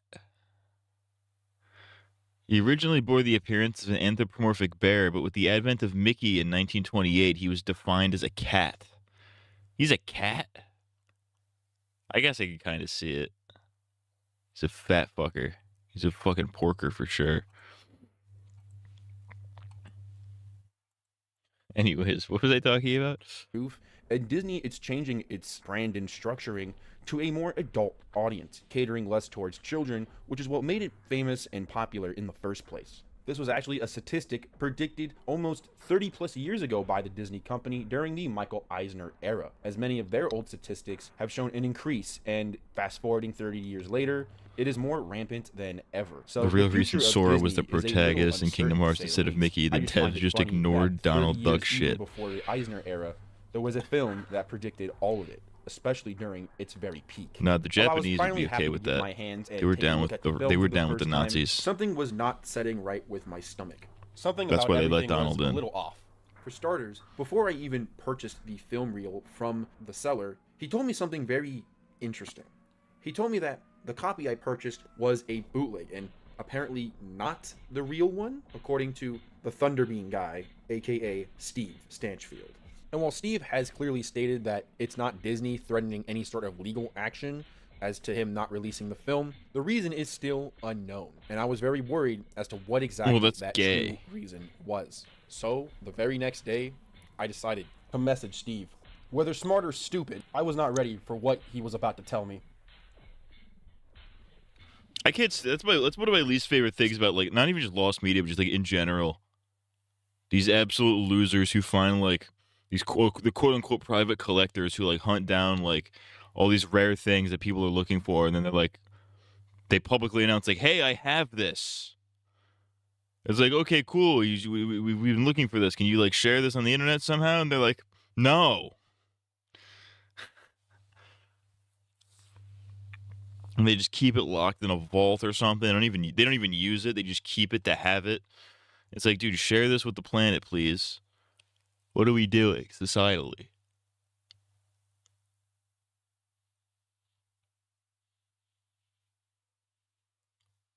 You know what I'm saying? Steve sent an email pretty much explaining everything. We also had around a 2-hour call, kind of going over details how to manage this situation.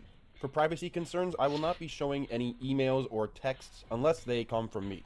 The reason the film had to be removed last minute was because Swarth did not want the film released.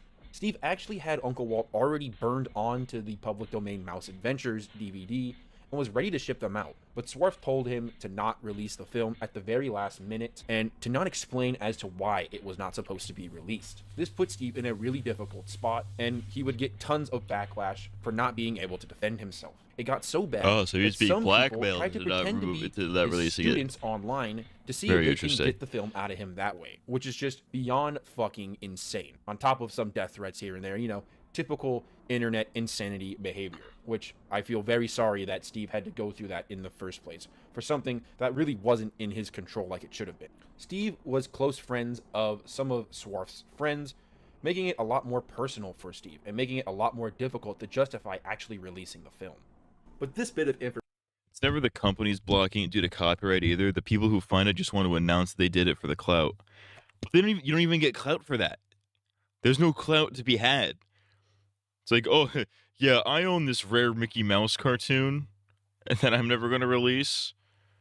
Like, you're not going to get clout for that. You're just going to get people yelling at you that you're a fucking loser. And they're right to call you a fucking loser. It's like, you're not, nobody likes you when you do that. You know what I mean? Nobody likes that guy. So you're definitely not doing it for clout.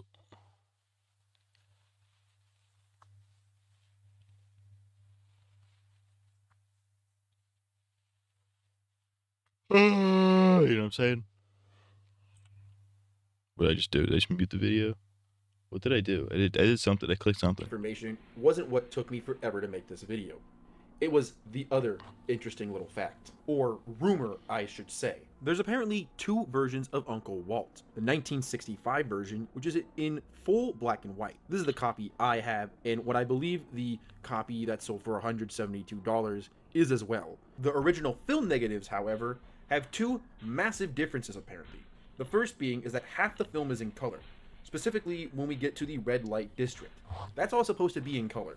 Also, Between the Snow White segment and the rabbits in the theater, there was supposed to be a scene of Mickey Mouse getting his butt kicked. Again, very weird, I very was gonna say his strange. butt fucked. I was about to say After our phone that'd call, be me and Steve awesome. agreed to Mickey try Mouse to gets come up raped, with the a plan cartoon. to help convince Swarth to allow us to see the real 1964 version. Now, before moving on, if my information is correct, the only known person to have seen the 1964 colored negatives is Swarth himself. And this is the copy that is currently being archived from what we have been told. But it is not known if it was the very same copy that was screened in 1972. In which one could argue the question if this 1964 version with all this different stuff to this it has is really fucking real or not. cartoon titties in Personally, it? I believe it is. I'm not taking the because chance on that. This is not the first time something weird like this has happened with I mean, if a it's already on Mickey YouTube, it's Mouse probably okay, Disney but- style bootleg, believe it or not. So, what was the plan we agreed on? That original plan being that we would upload Uncle Walt through Internet Archive and have the DVD released at the same time, avoiding the issue of unnecessary refunds on Steve's end. A middle ground where everyone could possibly win in this scenario and a true happy ending. However, Swarth wasn't a very big fan of the Internet Archive upload right away, and shortly after this conversation, things started to fizzle out conversation-wise about anything at all. As the last time I would get an update from Swarth would be in March of 2025, saying that he needed to do some sorting of some stuff he had in Los Angeles and would talk about the film with Steve after he came back from the trip. This would be pretty much all I would get for many, many months. And what happened in between is also a story of its own. No, we After wait. the email in March, things got radio silent on the end of Steve and Swarth, and my anxiety over the whole situation started getting worse right around this time. There was even a live stream by famous Lost Media YouTuber El Supersonic showcasing the auction live on stream, kind of explaining what kind of happened and the outsider's perspective of the whole situation on eBay. While I knew the important finite details, to an outsider, and what everyone else saw was an opportunity to buy this long lost film, and then that very next day it was swept under the rug and backdoor dealed for no one to get a chance at all. I completely understand where El Supersonic and many other people felt on the matter. Again, they had a chance and it was just taken away from them like that. So I understand the anger and frustration, especially with this film of all the films, which is notorious for weirdo stuff just happening out of nowhere with it. But unfortunately, I couldn't Let me see. I want to explain see the myself or craziest come shit of all. forward I want to see. explaining everything right away. That I want to see Mickey Mouse involved in a lynching. That's how crazy I want this shit. I don't want this fucking this Disney shit to get. That would be crazy. I want to see Goofy Goof lighting a fucking Klansman cross in the middle of the woods. Yeah.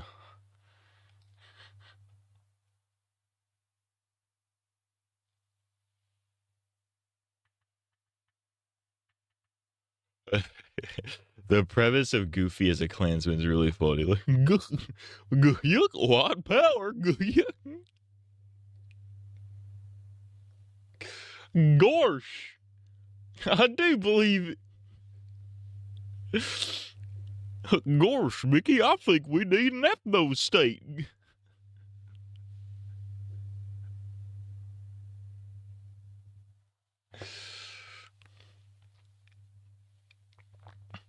Total N-word death, Mickey. Huh?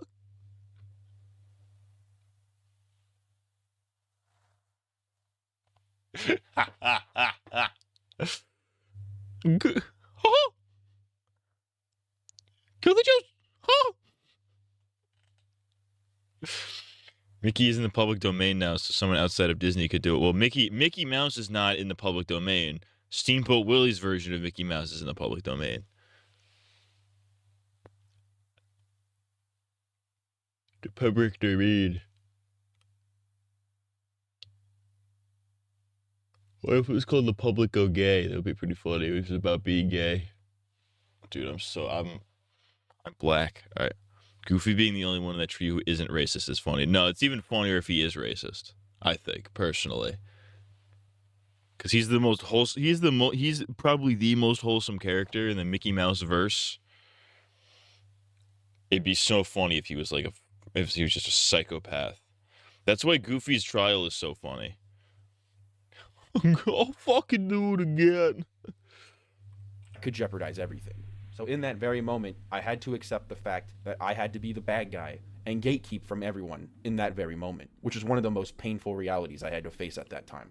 And then there was a very long Scratching my ass right now. of nothing. A lot of this time, I didn't think much about Walt because I just had other projects and things I wanted to do or needed to pursue because I just didn't have what felt like much control over the situation at the time. A lot of it felt out of my hands. While I was pursuing a lot of these goals, I started asking a lot of questions and trying to come up with answers.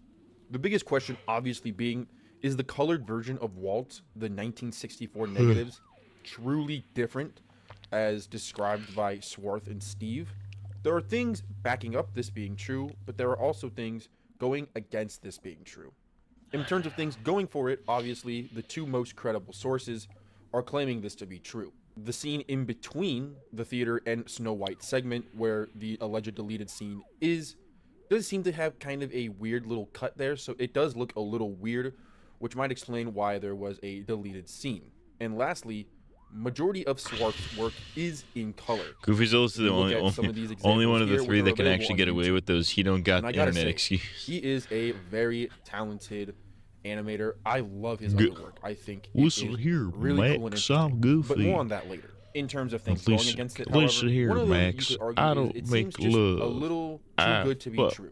For example, hard. why would only half of the film be in color? Why is the first half of the film in black and white and the rest in color? What's the symbolic meaning there? Is it just like a time constraint, or was there a reason as to why the other half of the film would be in color? It just seems like a really weird thing. If it was the whole film was in color, that would be This feels like a super is allegedly in color. And also, out of all the crazy like a stuff prologue that to appears in fucking Uncle Walt, Epic why is Mickey. Mouse getting his butt kicked the Not one Epic thing Mickey. that gets removed from this film? What's the fucking Pretty game? much everything else in this is way I guess worse it would than be Mickey Epic Mouse Mickey. getting his butt kicked. I'm pretty sure that has happened in actual Disney cartoons, so I just don't understand why that had to be removed of all things. Now, I went back to the old Mouse Planet article way back in the day to see maybe if there was a hint of this scene actually existing. or not. Free And Palestine. the closest thing I can see was a scene of frightened little rabbit children looking at scenes from Disney cartoons, like the transformation of the Queen into the old hag in Snow White. I think he is referring to the scene of all the rabbits looking at the screen, this kind of pan shot here, but I wasn't told about a close-up. They're being brainwashed. They're watching snuff videos, Is this and they're the liking it and exact enjoying scene it. that was being referenced and not remembered? Is it a combination of the two, or are these completely unrelated? There's just so many questions here, and there's certainly no mention of Mickey getting his butt kicked. Wait, Snow Upon White doing has extra live-action research on segments? what's I publicly didn't know that. available, I did come across the I've never Robert seen that Swarth movie. Lost Media page talking about all. I've never seen a of lot of his Disney movies, work, actually. including the lost ones.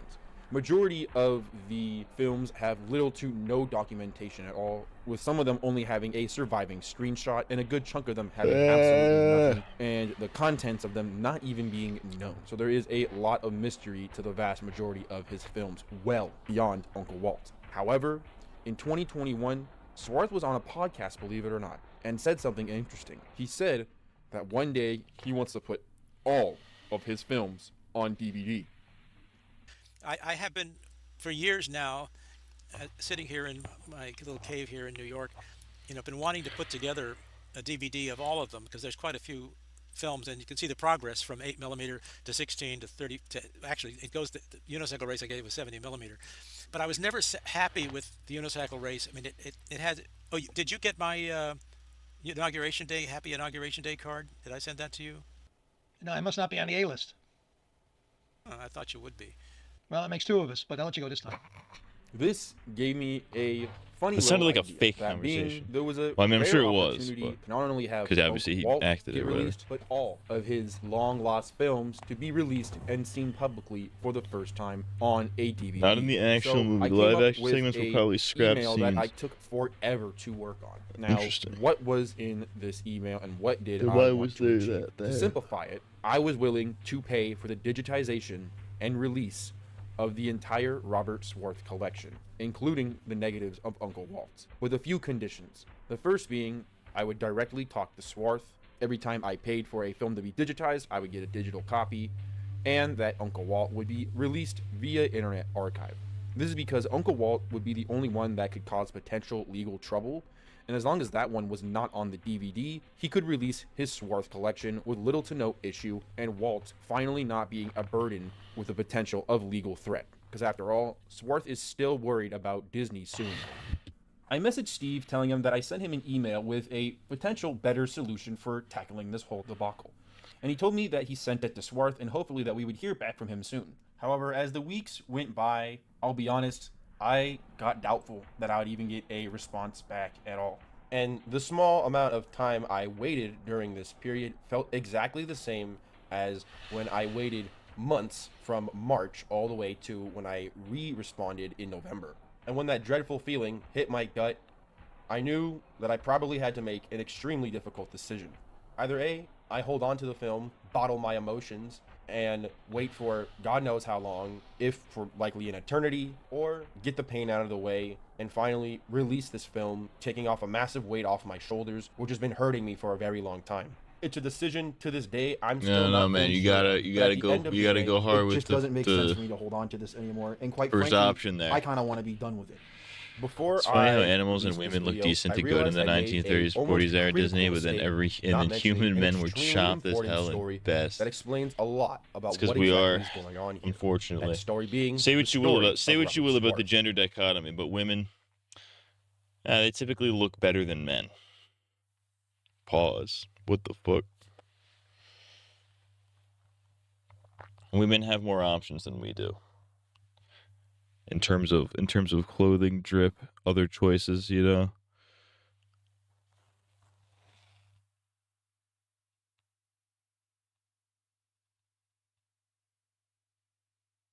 Oh my fucking god, I gotta fucking turn around and let my son at the gas station. Alright, what do we do? Alright, we're gonna try to make it to the end of this video. After this, I gotta do some push-ups or something, because I'm losing it. Or maybe we go upstairs and drink some water.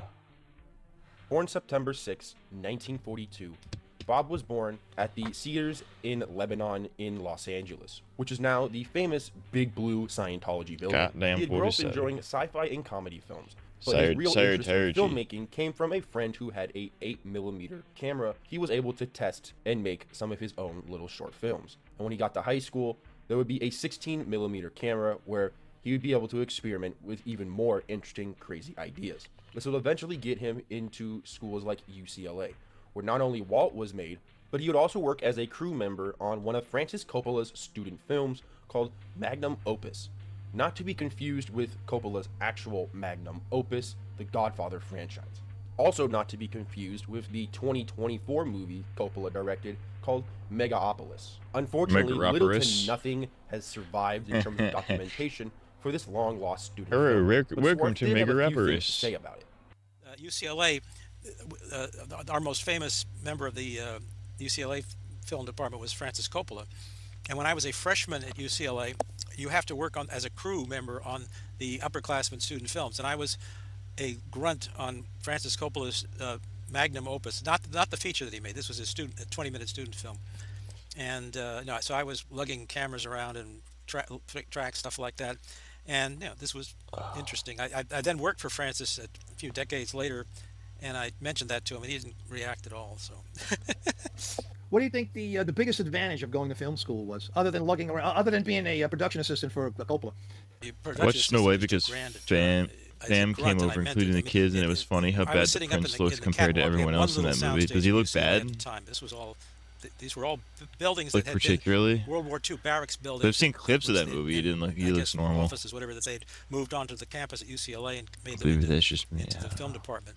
But but he was his film was about a sculptor who and when he's sculpting, there's dust flying all over the room, and I'm up in the catwalk. I got a fart. You know, we're turning the lights on, and moving stuff around, and we're just getting dust all over us. It was just horrendous. But happens. The thing is, it was a very ambitious student film. So I learned an awful lot just by being able to be there, not because anybody taught me anything. While juggling school, the Vietnam War was going on. Vietnam, Jenny, I've been sent to Vietnam, Jenny. Films for the Navy. He would eventually get some jobs in ad agencies, which would eventually lead him to getting some very significant Jenny, roles in from many your big and disgusting important films. Some of these infected pussy. including Outsiders, the Star Trek movie, and most impressive of all, Close Encounters of the Third Kind. He would receive Close 2 Encounters of Emmy the nominations Turd Kind. for his work in the industry. One of the short films that got him a nominee was the film Kick Me, which he goes over in much more detail in part 2 of the Swarth interview. This is only a brief summary of what is talked about in the podcast, so I highly Welcome back recommend to my you give podcast. Swarth a I'm fucking listen. gay. I will link both part 1 Welcome and back 2 to the of Gay the Guys podcast in the podcast. description. But why is this so important to the His relation eyes look of up, like you Uncle got a Walt? lazy eye. Well, one, it's about the guy What, a who guy with tried to lazy eye create can't be it. And if you be the really look into Rizzler? his story, Can't be it's the no Rapler? wonder why he didn't want Walt released The in movie any is kinda shape or form. rapey. Like I mentioned before, Swarth made this film when Walt Disney was still alive. He could have easily been blacklisted from Hollywood, making it nearly impossible to find any work at all in the industry back then. You have to keep in mind, even to this very day, the film industry is a very small world, and there is many powerful people, and all it takes is really one to kind of make your life a living hell. I wonder what religion they are. Curious. Consider that.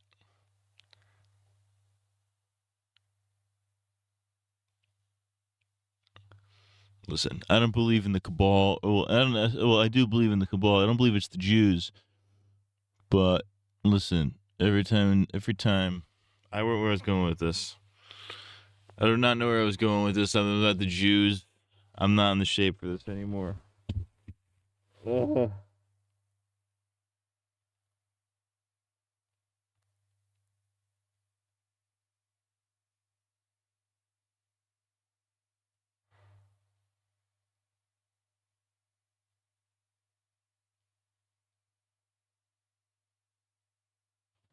What? I dozed off there for a second. And to kiss her while she was unconscious to get the girl. He had no real gay. He was not the Rizzler. He was the definition of the Rapler. All right, let's continue. And don't take my word for it.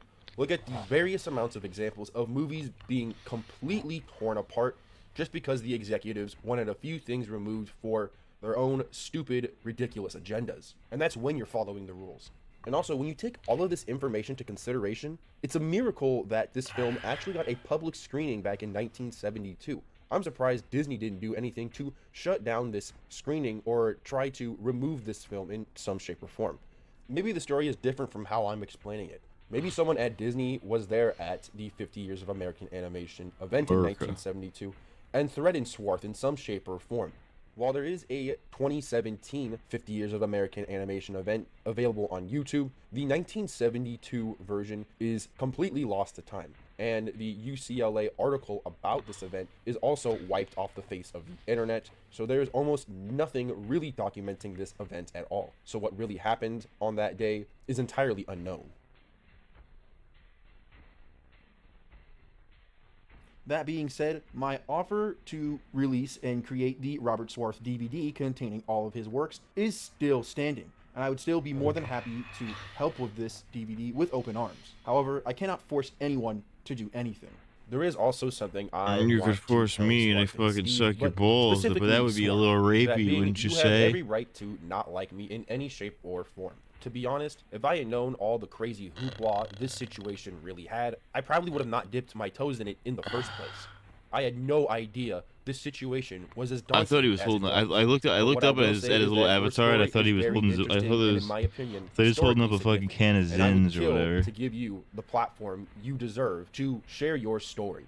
Funny enough, you actually beat someone 2 years to their legendary quote. That being Captain Kirk's quote, to boldly go where no man has gone before. Charlie That being Kirk. said, I don't blame Charlie Swarth Kirk's or the new Steve leader for of the anything. Enterprise. And to be honest, I don't think they did anything wrong at all. We're They looking. were just He's doing looking what they for thought was D best. Titans And 5. also, I can kind of relate to Swarth and this situation to quite a They call high me- degree. When I got into Lost Media back in 2017, I thought it was one of the coolest things ever. And I, like many people, thought, oh, let's get all these cool, crazy, wacky things found. At the same time, I was a edgy teenage kid who thought every single slur under the book was not only okay to say, but was funny and would make me cool. It is funny though. It is absolutely funny. Now, okay to say, different story. Use your own discretion.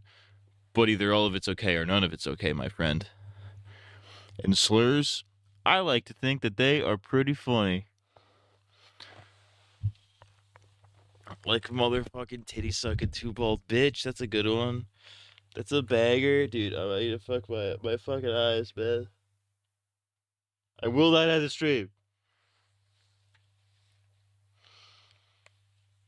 We're going to power through. Walt Disney loves being gay.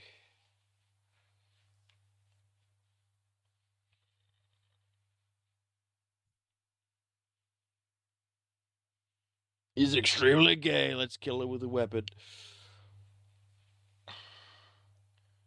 Isn't there a Mickey Mouse cartoon where he gets shot and killed? Suicide Mouse? I don't think that's real.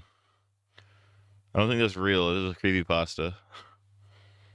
I'm sure there are cartoons where he shoots himself in the head though. Punch yourself in the balls as hard as you can, not even joking. Why would I do that though? That's not gonna wake me up. That's just gonna make my balls hurt. My balls already hurt because, I'm normal. I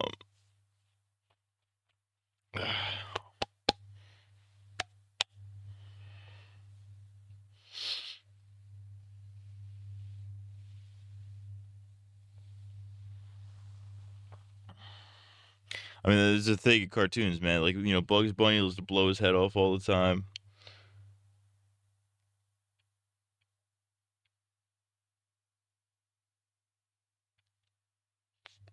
Oh. Man doesn't have balls. It's not true. Bam! Bam! Bam! Punches my fucking balls so they pop. I like how Tiger still typed the paragraph of messages. I'm still somehow number one. It was his ad, Mr. Krabs. He was number one. Because I was saying it. To say that age like milk is a bit of an understatement. And you know what it is? The blanket. If I take the blanket off, I'll be cold and I won't want to sleep. Regret for who I used to be back then and how I used to act. I've tried multiple times on this channel to confront a lot of my emotions and my past in general. However, I've struggled to find the fine line between what I should talk about and what I should overcome publicly, and what is just too private or personal to talk about online. I don't know what that has to do with your little Lost Media thing. Anyways, I think it's very interesting that there's like all these little. I always find Lost Media things very interesting when there's all these little like these little private little disputes about how they can't release them or whatever reason. It's interesting. It's an interesting concept. It's a very interesting concept. Of course, my chat decides to freeze the second I'm conscious. Can we be for real? Can we be dead motherfucking ass?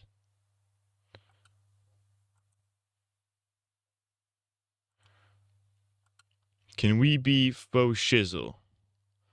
I'm gonna commit a fucking hate crime. Somebody type something. Somebody call somebody gay. Not me, though. You can't call me gay. I will not be called gay.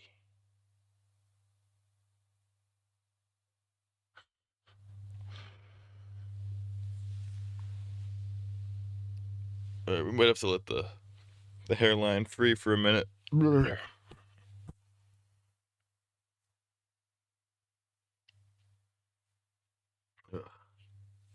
I comb my shit tomorrow. This is fucking fucked. More than usual. I'm all asymmetrical and shit.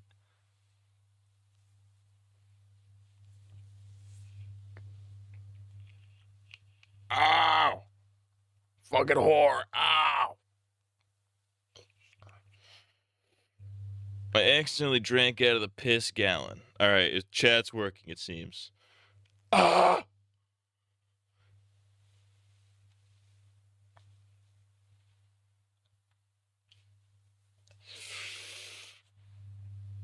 I lost an earbud. I'm dying. I have AIDS.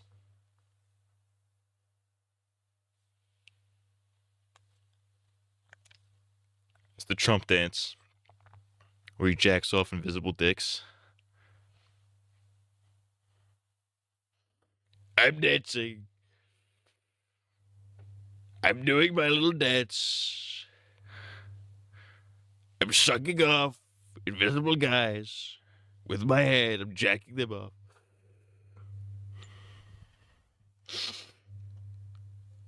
What the fuck, you... Oh, it's showing top chat. That's why. Alright, it should be okay now. It's past Matt's bedtime. It's not past my bedtime. I'm just fucking tired because I fucking worked for 11 hours straight.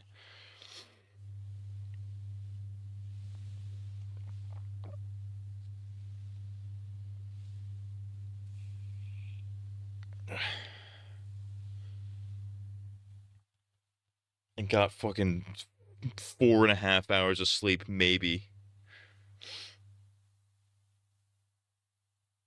Alright. We're good. We're good. We're good. We're good. We're good. We're good. We're good. We're good. We're good. We're good. We're good. Let's watch that video of the alien saying the N-word. Real quick.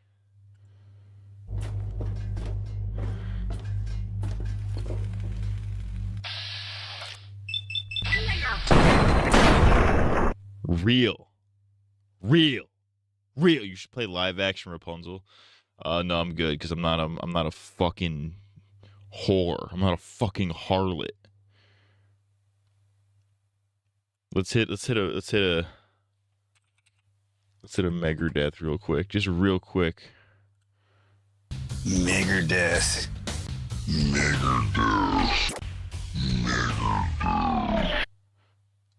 You never work straight. You only work gay. That's pretty funny. That's clever. So a little clever little feller this guy is. All right. Whoo. Whoo. Whoo. Owls be like, whoo. You know what I'm talking about? All right. Look. Did you think Charlie Kirk and Renee Good say the N-word before they were shot? Well, we know what Charlie Kirk's last words were. It was counting or not counting gang violence. Or was it including or not including gang violence? Was it counting or including? I don't remember what he said. We are Renee Good. We carry the lead. What was the one I was glad? What was I laughing about at the beginning of the stream? We are Renee Good. We got shot by ice.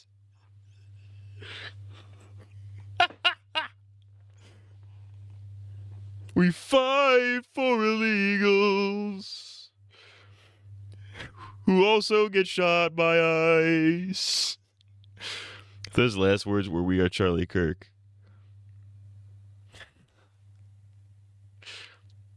Counting or not counting gang violence. Bang. I wish there was a video. I'd have to look for it. There's a video of a black kid making fun of Charlie Kirk on like a college campus. He does something where he stands up on like a fountain or something. He goes, "I'm Charlie Kirk." I saw the Renee Good video again, and she had her dog in the backseat. What the dog doing? That's fucked up. I support gun violence. Charlie Kirk right before he got shot. He did say, listen, he is on record saying like, hey, we need to accept a certain amount of gun deaths a year to keep our Second Amendment. That's like, all right. I don't think he knew that he was going to be one of those statistics, one of those casualties. We are Charlie Kirk. We are Charlie Kirk. We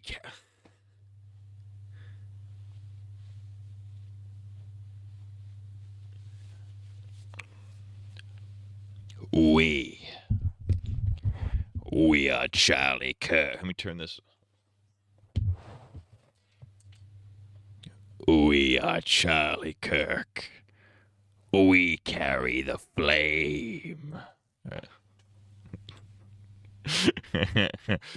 She was a white woman. Of course, she has a dog for you know what. There's a song for that. It's called White Girls Fuck Dogs. All right. Let's watch this video.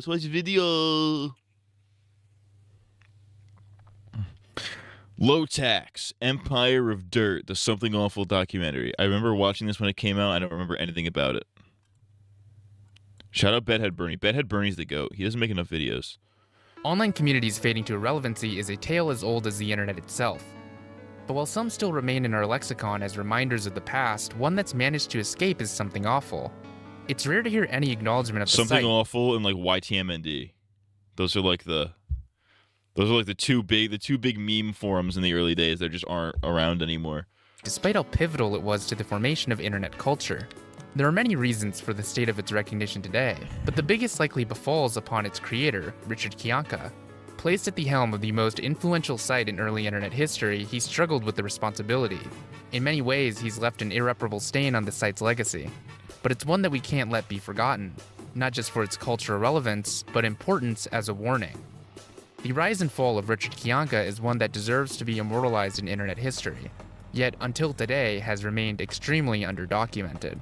This is the story of Something Awful and Richard Kiyanka's Empire of Dirt.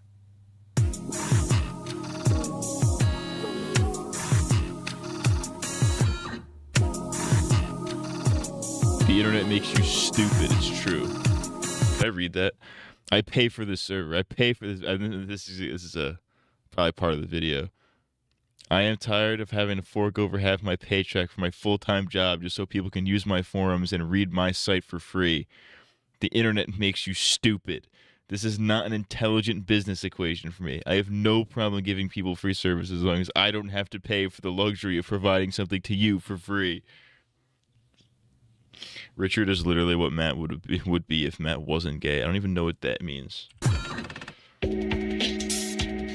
Richard Kiyanka was born on May 11th, 1976. He grew up in Lee's Summit, Missouri, attending a quiet private high school. Upon graduating, he moved to Nashville, Tennessee, where he enrolled at Vanderbilt University to pursue engineering. Over time, he grew to dislike the field and his surmounting tuition. As a result, he dropped out in junior year, instead finding work on campus. With this free time, Rich began to familiarize himself with the internet.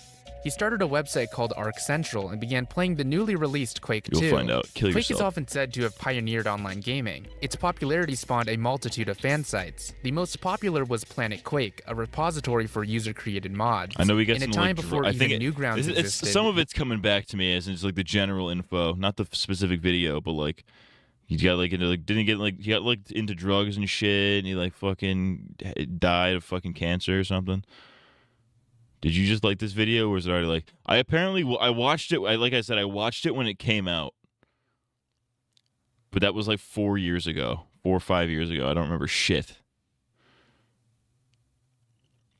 Because I fuck with Bedhead Bernie. Bedhead Bernie's the GOAT. This was a luxury. In 1999, the site's parent company received an angel investment from entrepreneur David Burkus. This allowed Planet Quake to expand. In their search for new contributors, they came across Rich, who'd begun writing about the game under the pseudonym Low Tax. Then again, I don't remember Impressed what by I his knowledge of Quake ate and for knack for breakfast this humor, morning, they so. offered him a position as a content director.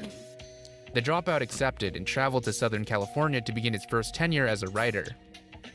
Given full creative control, he developed an on-site persona called Cranky Steve to insult the low-quality creations. He also befriended another writer named Kevin Bowen, and together they began a mailbag series. Being paid a $24,000 salary to write about Quake, it was quite the deal. When But things these come good out. times didn't last. Is that a sex thing or is that a poop thing? Like, what are you getting at there? What are you getting at there exactly?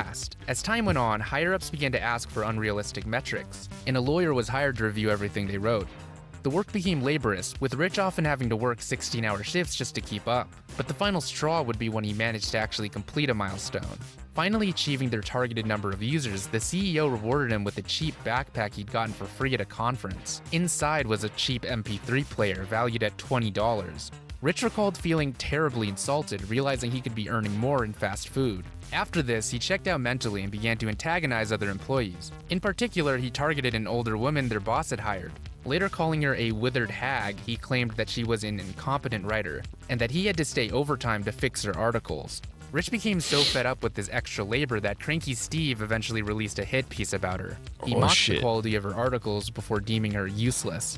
He would later learn that she was the boss's niece. Damn, that Rich was immediately called into the company's office and confronted by their supervising lawyer. The blanket's a There, bad he was idea, by the allegedly way. forced I to shouldn't sign do this. documents agreeing to be fired in exchange for a month's pay. He had no qualms though, having grown sick of the gig months ago. Something awful. It was a catchphrase that Rich used to say all the time.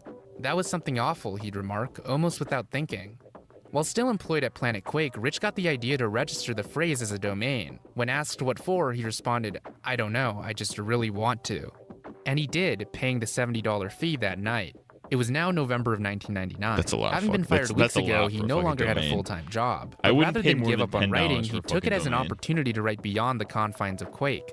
He spent nearly every day of those next few weeks in his apartment, penning new material, and soon enough, he was publishing them onto Something Awful. From commentary on video games to internet culture and even reality itself, the only rule was that it entertained him. That philosophy was what drew so many people to his site back in the day. In stark contrast to the blind optimism of the dot-com bubble, there was a cynicism towards the internet. Rather than a bright new hope for the future, Something Awful argued that it made you stupid, and was refreshingly self-aware. Rich even created a new character called Jeff K to mock the flood of teenagers online, and slowly but surely he found himself an audience. In 2000, Rich began to work at a gaming publication called Voodoo Extreme. Hosted by the Game Fan Network, they offered to help Lotax monetize his site if he used their service. This business relationship would only last 2 months. GameFan refused to pay him and when confronted, said they were just having a tough month. He later discovered their contract had a clause stating any ads placed on sites in their network wouldn't be compensated. Apparently, this blatant scamming still wasn't enough to make them profitable as the entire service shut down later that year. Got him. He seemed to have a streak of bad luck. Months later, another company called eFront also refused to pay him. By the end of 2001, he'd lost an entire year's worth of revenue. He'd almost given up entirely on making the site sustainable. However, there was still one avenue left to explore. From the start, Something Awful had a forum linked on its front page. It'd been implemented rather half-heartedly, but gradually it began to attract I love the name of that one board that just says, "Fuck you and die." That's awesome. Users who shared Rich's sense of humor. From original commentary to Photoshop battles, it completely outshined the original site.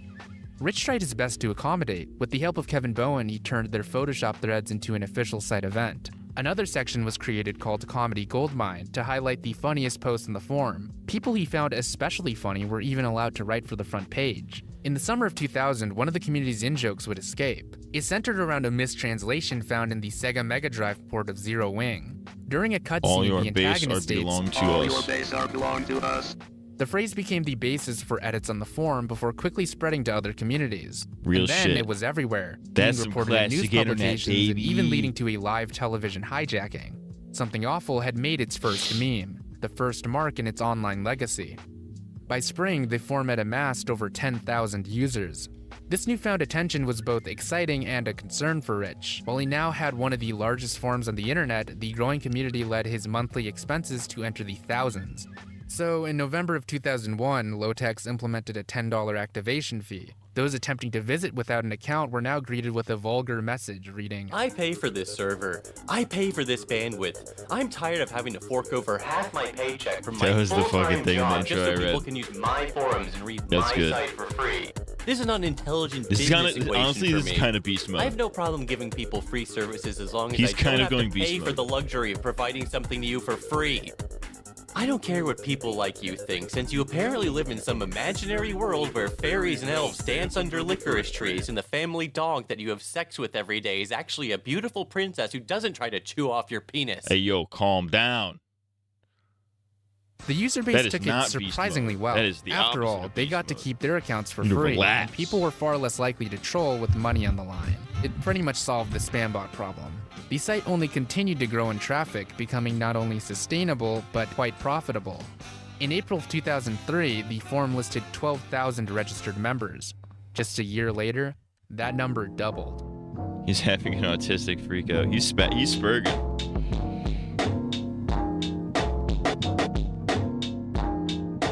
Internet frontier. We're on the frontier of the internet. The forum had grown a life of its own. Its users began to organize raids, raiding online games, and even rigging a poll to have Lotax named Entertainer of the Year. During one incident, users flooded the guest book of a site mocked on the front page. This caused the owner to leave an angry message on the forum referring to them as goons. The name stuck, becoming synonymous with members of the community. On the other hand, now they it were means something. Now it just means something different. I hate that we've changed the term goon to now mean guy who fucking beats his meat to pornography. You know what I mean? It fucking sucks dick. What the fuck are we fucking motherfucking doing, motherfucker? Motherfucker, you know what I'm fucking saying, my motherfucking goons, dude? I'm a motherfucking goon.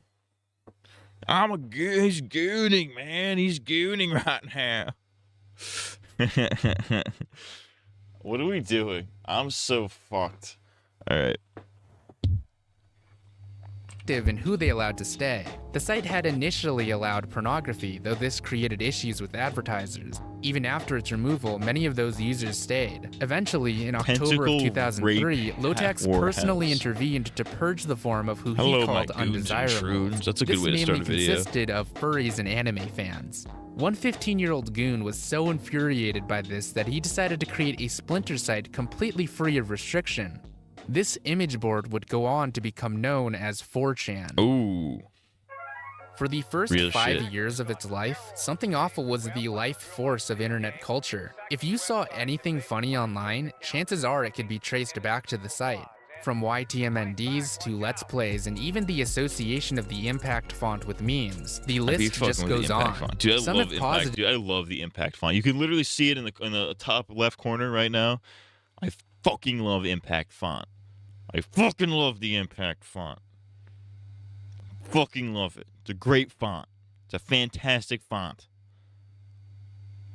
Top 3 fonts of all time.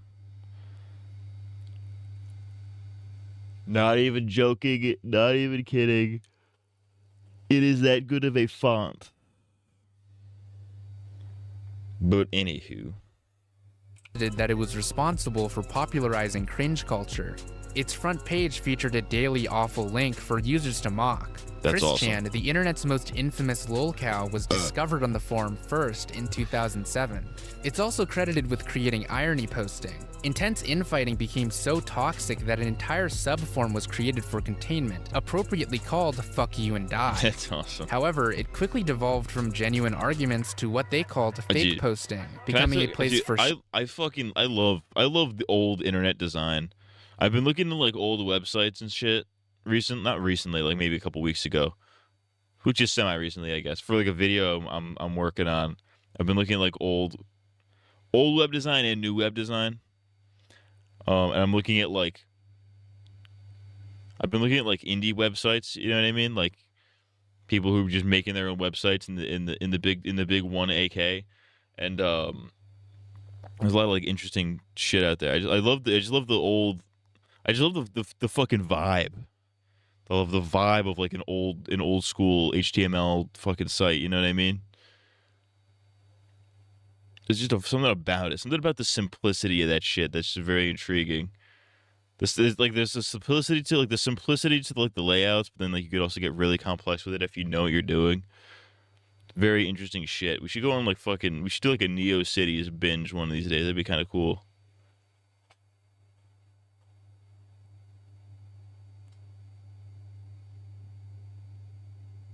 Ugh. Shitposts and subversive comedy. Drill, as well as other classic weird Twitter accounts, began as goons from FYAD. Something Awful was truly ahead of its time, becoming a memetic powerhouse, Drill kind of fell and off, Lotax, by complete luck, had stumbled into being its leader.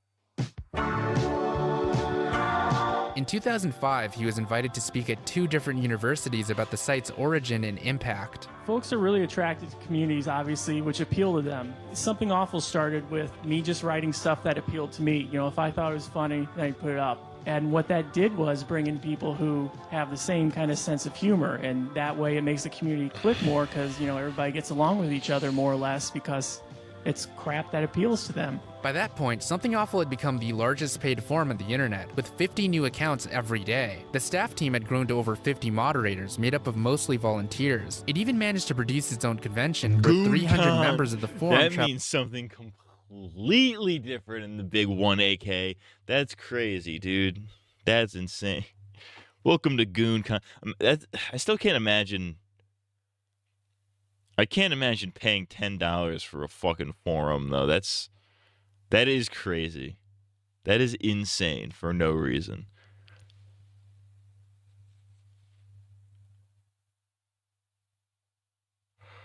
Oh yeah, I can't click enough posts today. This is not worth my $10 roonies.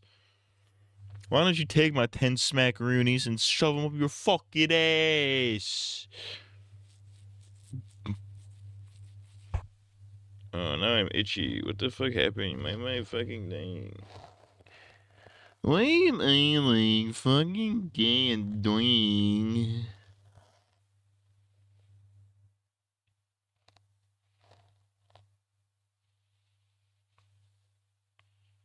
My head itchy. It's like one of them. It's one of them slow itches though. You gotta hit it slowly. You know what I'm saying?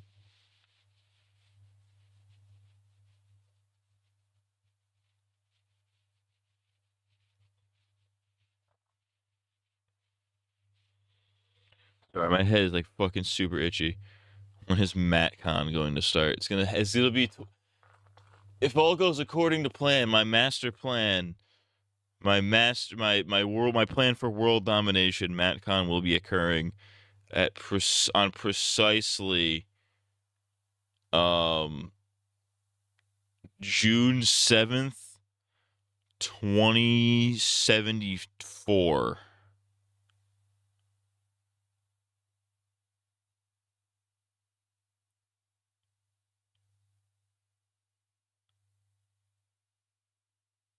What are we doing? Okay, I gotta take the blanket off.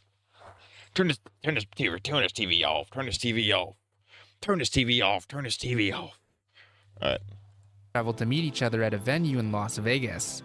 In keeping with the tradition of supporting outstanding users, Richard created Awful Video to distribute DVDs for the then newly established Omega 64. He was essential to helping get them off the ground. He also reached out to an artist who became admired for their work ethic. They'd produce comics and simple animations in response to threads. In 2004, Lotex gave them their own weekly series on the front page called Flash Tub. This artist's name was Shmorky. Uh-oh. Shmorky. I'm familiar In with his that speech character. at the University of Illinois, Rich emphasized just how important it was for the site to be run by someone who cared. These corporations, you know, if they want to sit down and say, yeah, I want to build a website that's going to attract a lot of people, but if they don't have actually somebody who cares, who actually gives a shit about the people there, then nobody's going to go there. And so, you know, that's the thing. You actually have to, you know, have a heart and actually care about what you're doing to keep it going. Yet only months after the lecture, he seemed to fall out of love with the site, becoming less active on the forums and rarely publishing anything. Before long, he was directly contradicting the values he espoused. The problem is, when you actually start running ads, you know, you start alienating the people who are there. On May 17th, 2006, Lotex posted a thread declaring how much he enjoyed mangosteen products and included an Amazon referral link. Oh, no. When called out, he responded with a bizarre amount of anger. So don't fucking buy it. Don't fucking drink it. Don't fucking click my links. I mean, Christ, all I did was make this thread to support a product which actually pleasantly surprised me, and folks are voting this thread crap and suggesting I'm scamming them. I'm going back to FYAD and staying there, since it has a microscopic fraction of the retards and trolls populating GBS. I guess that should strike me as being ironic, but it's more sad to me than anything. Thanks for running me out of my own goddamn forum. That's auto L. That's a Mondo L. Instead of saying eating, we should call it making diarrhea. Hey guys, I'm busy making shit right now. I'm busy creating poop. Spurging. He's full spurg. Subsequently banned every user who negatively rated the thread, before blacklisting the term mangosteen from the site entirely. Rich had developed an ego, which only led people to antagonize him more. After this, Something Awful grew largely independent of him. though there would be one last hurrah.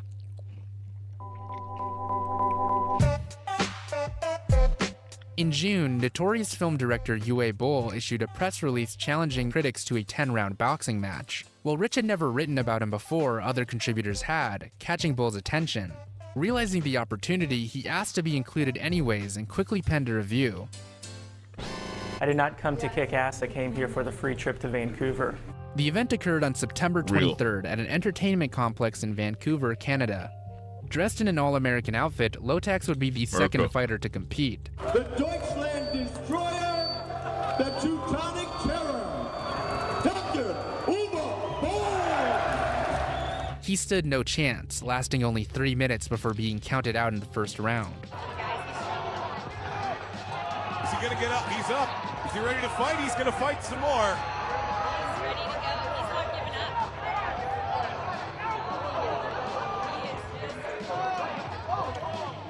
Oh, there's a big right hand. I mean, there's clearly a size difference there. That's kind of not fair. This was all before Creator Clash and fucking Happy Punch and all that shit.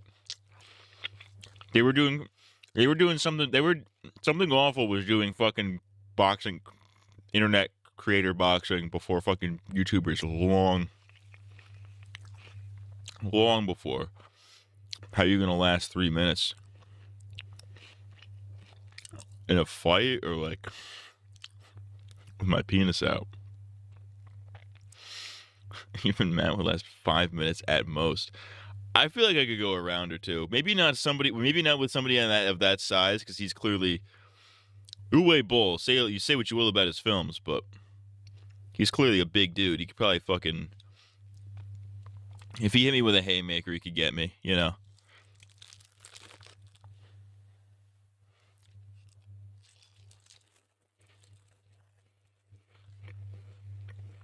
I'm also wiry, so we'll see. In the post-match interview, he alleged that Boll had told him it was just for show and he wouldn't actually be beaten. To all my fans, I would have to say, if an angry German man challenges you to a boxing match and you've had absolutely no training, and then he says, okay, well, yeah, I'll train you before, and then he doesn't, and then he says, well, it doesn't matter, I'm not going to hit you really hard, and then he does, you have a good reason to hate him a lot. The director went on to defeat all 5 challengers, even leaving one vomiting on the street. While Something Awful remained a substantial force for years, by 2008 it lost much of its monopoly. Other competing sites began to overtake it in notoriety. YouTube and Newgrounds edged into its territory of content creation. What if it was called Jewgrounds and it was about the fucking Goyim? Or destroying the Goyim. Because we're the Goyim. The non-Jews are the Goyims. They got all the ideas from Uwe Boll and his boxing challenges. It's true. I mean, yeah, he was the one that called him out. So it's fair, fair enough. Fair enough. He calls people out. He's like, yo, let's fight. Fuck, you don't like my movies? Fuck you. Let's fight. And then, he backs it up. You gotta give him credit. You gotta give Uwe Boll credit. What movies did he even do? He did like some shitty gaming movies, right? Didn't he do like not Resident Evil. What did he do? That's munching on that like it came out of Moth Girl's ass.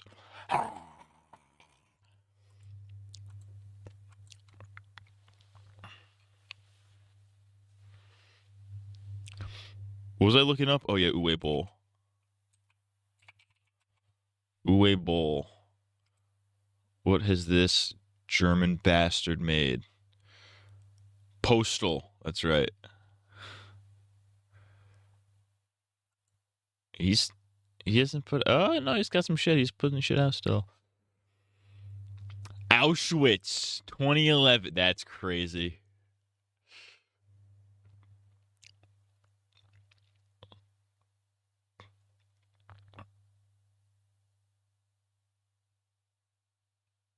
Postal, Blood Rain 2, Deliverance.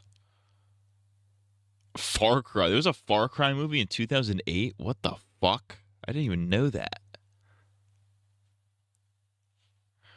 Blood Rain, Afraid of the Dark, Postal. I'm looking at his IMDb right now. Blood Rain, the third. I don't even know what that is. I don't even know what Blood Rain is. There's one just called Zombie Massacre.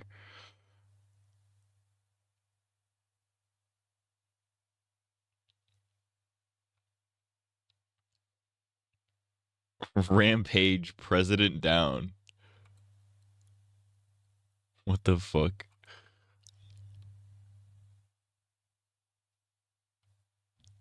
Fucking Germans. Those fucking, what are they called? Those fucking krauts, am I right? He made shitty game movies in the early 2000s that pissed off nerds. Shout out to the nerds. Shout out to nerds. 4chan would usurp its throne as the most toxic, developing its own reputation for creating internet trends. Shout out Boxy. And Shout finally, out to with the Boxy. advent of social media, as well as content aggregators. Give me Boxy, dude. Shout out to Boxy, dude. Listen, Moth Girl, Mind Control Latina, who needs it when you got Boxy, dude? That Boxy is my goat.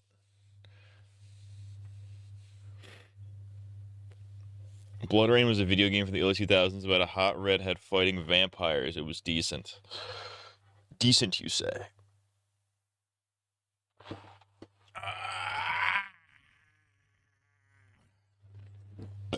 I'm black. All right. Like Reddit, forums as a whole But on fell by Reddit- the wayside. That's not to say it became totally obsolete, but the internet was changing, and something awful retired would from the simp for internet frontier. girls. Many users What saw else this is as a there to good do, thing, man? however. They never actually liked the attention, viewing memes as the death of comedy. And while some ideas still escaped, namely Slenderman in 2009, they took comfort Slenderman. in fulfilling a niche and nothing more. That was Enderman. Like an Enderman.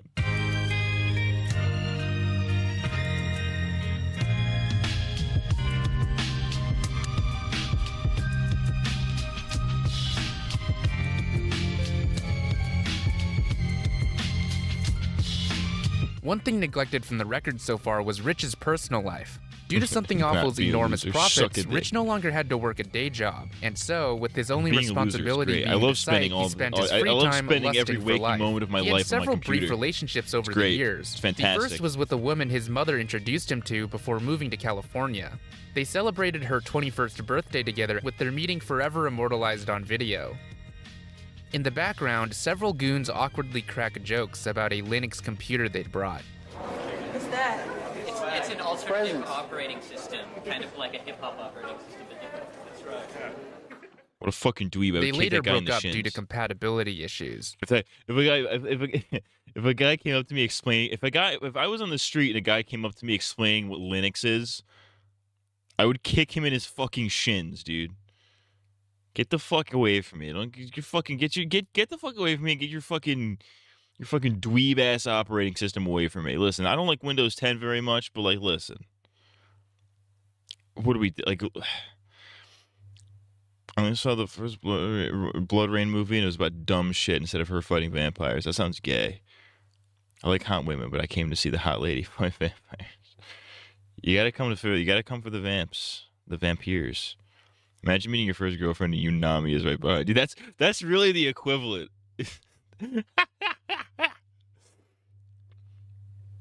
That's the only way you could compare this.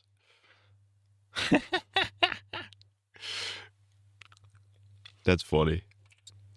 Afterwards, he began a long-distance relationship with Emily Regal, who contributed under the username Integral. By 2002, the two were engaged, a promising step to their future. However, just a year later, the couple broke up, with details of their fallout publicly aired out on the front page. It's never On good. March 18th, 2003, Don't shit where Lotex you eat, published guys. an Don't article shit where you titled eat. What I Learned Last Week by Rich Kiyanka, age 26. In it, he advises the reader to never get involved with the crazy woman. He calls True. her a pathological liar, stating that she'd lied to him about her occupation and dating history. The final straw would be an incident in which the two had arranged to meet.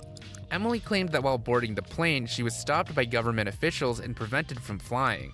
He later discovered that his fiancée had lied, never having left home.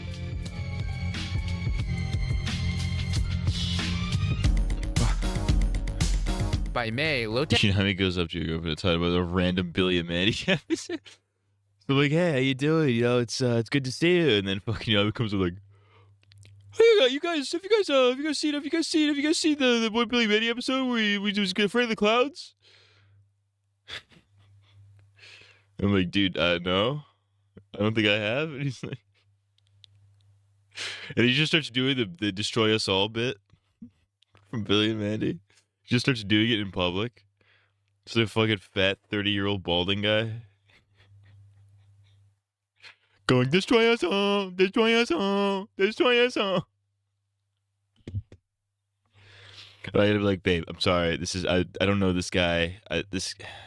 He's autistic, all right? It's not my fault. He's just autistic. Leave him alone. Let's just ignore him. We gotta, all right? Listen, it might have to be. You guys know that meme where it's the fucking big lumbering retard sitting on a tree stump and he's like looking at a butterfly or something, and there's like a guy behind him with a gun to kill him. Like he's putting down the fucking retard. That's what we have to do to you, Nama. We have to put down the fucking autistic. What are we doing? Tex became wealthy enough to purchase a house back in his hometown of Missouri.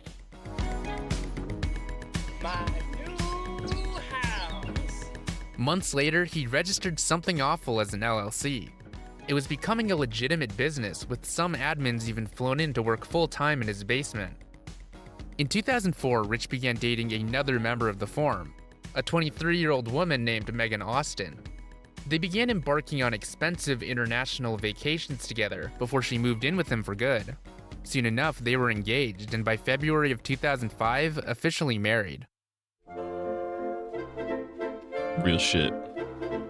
In attendance at the Cancun wedding were Schmorky as well as the Mega 64 crew.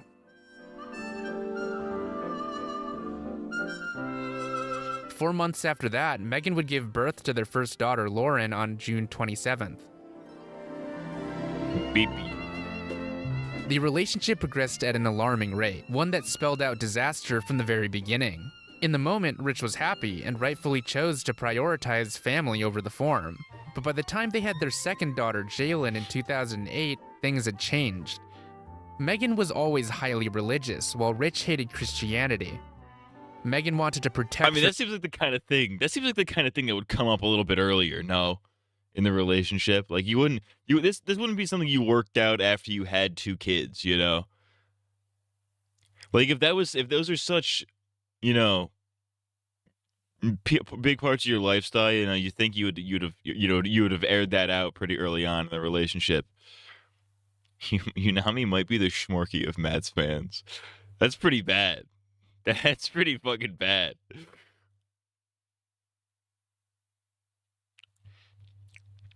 Yeah, that's the kind of thing you want to air out like pretty early in the relationship. Like, oh, hey, I'm like seriously religious. I'm like not. That's literally Matt. Matt would have a spur out over religion. I wouldn't give a fuck. I mean, I might for the bit. For the bit, I'd be like, "You're a Jew. What are you, a dirty, filthy Jew?" I'd do it for like a bit.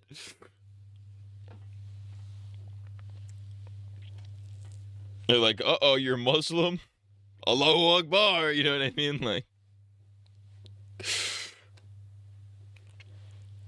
But I wouldn't actually give a shit. If my lady would happen to be like super religious, I'd be like, all right, well, I mean, just don't let it stop me from fucking you in the ass. You know what I'm saying?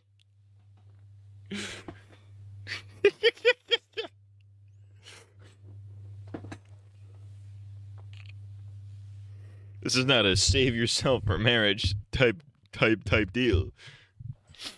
Unless you do a shotgun marriage after dating for a week, how does this not come up before you get married, let alone after having two kids? That's what I'm saying. Like, that's weird. I mean, maybe it has come up, but like they just didn't really discuss it. Like, it was just kind of a back burner thing. Whereas like, oh yeah, she's religious or whatever. All right, that's cool.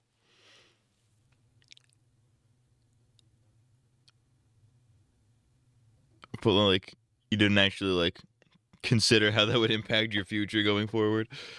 Her children from curse words, while Rich had no filter around them. These simple Real differences shit. grew into deep resentment to the point that they couldn't live in the same house together. Ooh, that's not good. In 2010, the couple made their first attempt at filing a divorce, though it was quickly dissolved by both parties.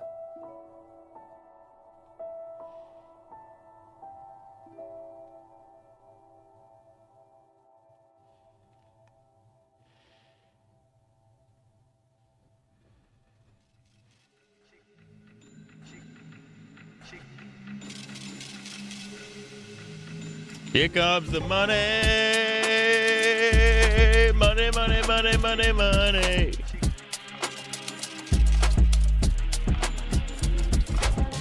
Around that time, Lotex began renting a strip mall office under the guise of being Something Awful's headquarters. It instead became a place for him to hide out from the mess that his home life had become. Yo, real. With Something Awful being That's his how you only... know. That's how you know you're a real man. That's how you know you've made it as a real man. Is when you have like a fake job that you go to avoid being with your wife. Base, dude. Baba Booey's. Creative aspiration, he felt lifeless. He stopped taking care of himself and walked around the office barefoot in a stained t-shirt and basketball shorts. Based.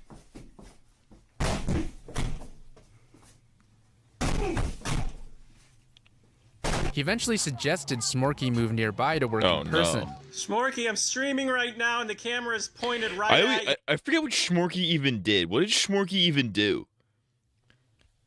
I forget. Like, I know he did something fucking bad and fucked up. He was a fucking weird pervert or something. But I don't remember specifically what he did. You. Together, they began a Let's Play channel called Gaming Garbage to riff on poorly made video games. While focusing on his own site, Schmorky also produced animations for the channel, with a highlight being the cartoons he made based on stories by Rich's daughters. One thing that's never been made clear is exactly how much Rich made from Something Awful. Using the Internet Archive, I was able to construct a rough fossil record of the site's user registrations. Before we analyze this data, it's worth clarifying that this excludes any additional revenue sources. That means banner ads, merchandise, as well as any money made from account upgrades. Using these numbers, we can estimate Rich earning nearly $2 million from 2004 to 2020. Remember, these are low estimates. During the site's peak, the forum generated on average $150,000 every year, with a peak of over $200,000 in 2008. Rich was not just well off, but wealthy. The software used to build the forum, the Bulletin 2, was standard in 2001. You know, what's crazy is like I don't remember exactly what it was that he did.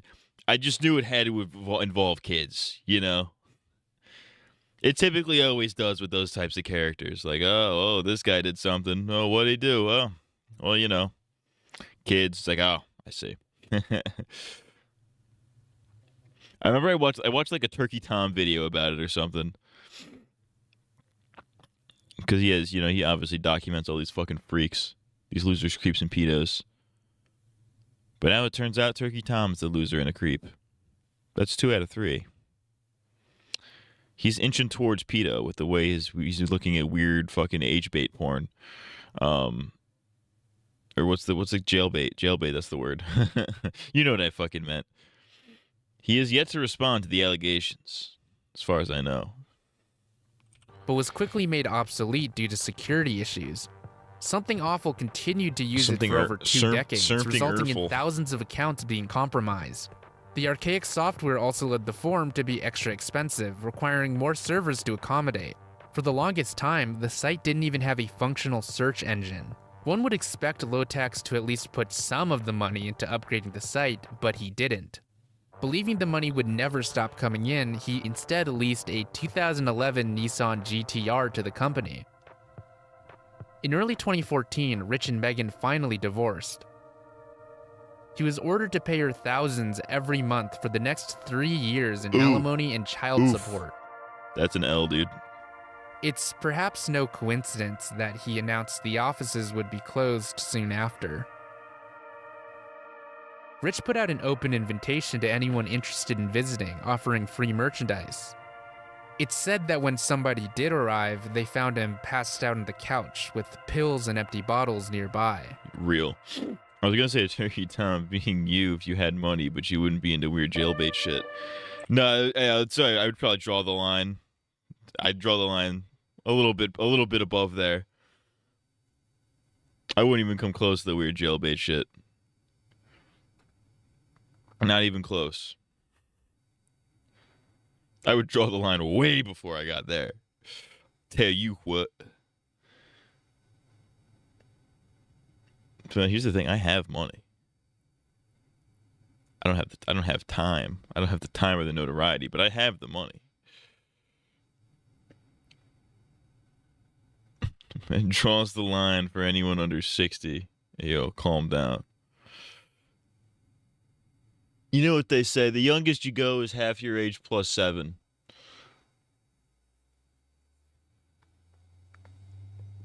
That's the rule. Well, if you're an adult, of course, that's the rule. That would be weird if you were like, 18. Actually, 18, what's half? It's half 18 plus 7. Half 18 is 9 plus 7, 6. Okay, I mean, I guess that makes sense. I think that Kenny clip from Walking Dead. It wasn't for touching kids, was it? Matt likes fat right shoe. Not sexually, though. Non-sexually. There's nothing sexual about it. Another heartbreak. My heart breaks for thee. I'm gay. While visiting a friend in Canada, he was introduced to a young woman named Ashley Martin. Despite not being familiar with the site, they hit it off quickly, and by the end of the trip, she flew home with him to Missouri. How does this fucking internet guy keep pulling women like this, dude? What the fuck? Half your age plus your age is crazy. Less than a year after getting divorced, the now 40-year-old was not only in another relationship, but remarried.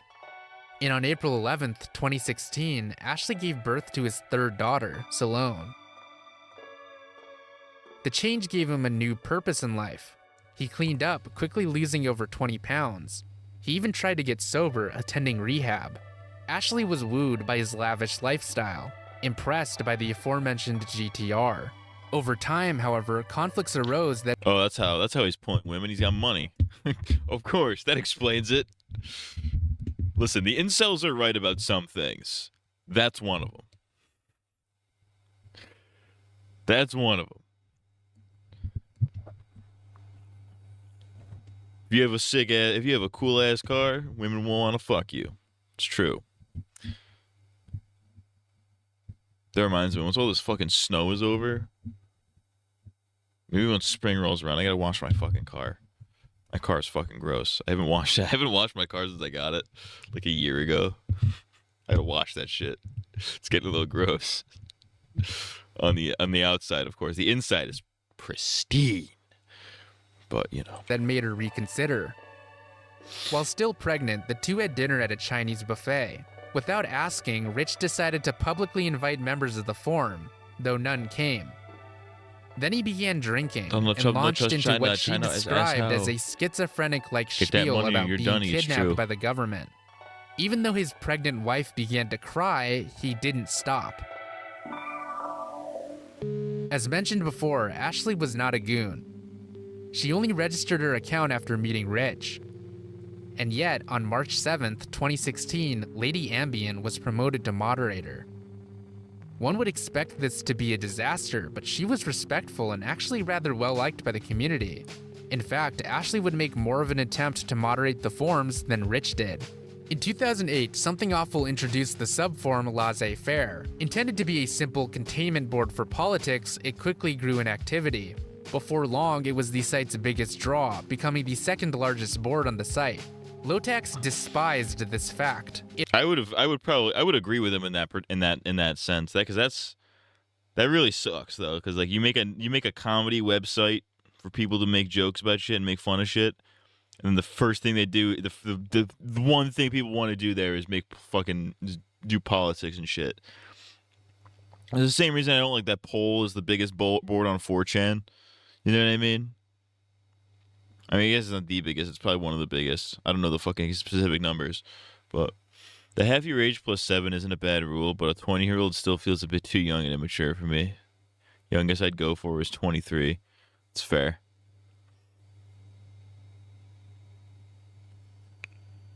What's half my age plus 7? What am I? I'm 25. So half of that was 12 and a half.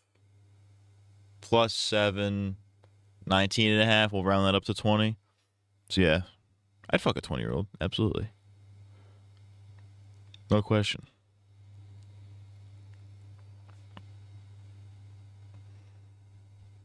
I mean, I probably wouldn't. I wouldn't date a 20-year-old. I would fuck a 20-year-old. I wouldn't date one. Unami doesn't follow that rule. Yeah, no. Unami's rule is if if Rage is on the clock, she's ready for the cock. That's his rule.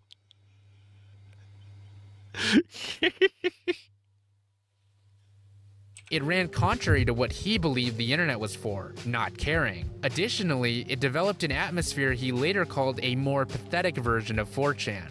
But because it attracted new users, read money, he tolerated it. But in November of 2014, a post was made threatening the life of President Barack Obama. It was so controversial that it led the Secret Service to visit Rich's home and question him. That's crazy. He was so furious that he immediately shut down the board entirely. Nowhere left to go, the users who joined for politics began to disseminate. Those who chose to stay spread to the rest. That's the only thing that's making me that's preventing me from doing like Trump death jokes. Is like, I don't want the Secret Service to come to my house. You know what I mean? Like, if you have to choose between Fuda, Fat Raichu, or jailbait porn, which one would you pick? To like jack off to? You're gonna have to be more specific.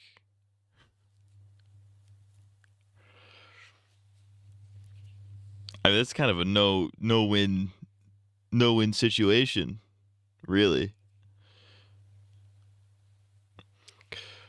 Because let's see what these answers are. So these are the the responses to this are either you're gay, you're a furry, or you're a pedophile, a borderline pedophile. So jacking off to either Fuda's, Fat Raichu, or jailbait. Matt wants all three. You need to calm down. So hold on, is this jailbait as in like they're clearly 18 but they look young?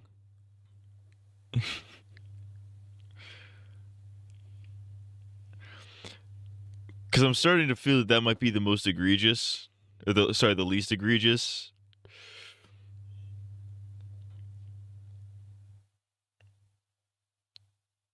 Because I'm not fucking a Fuda, because that's just gay.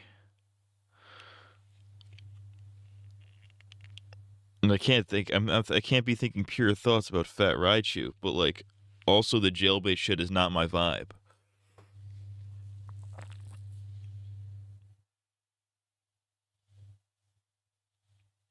It's not my fucking thing, man. I like fucking... I'd be jacking off to fucking MILF porn and fucking... all that shit.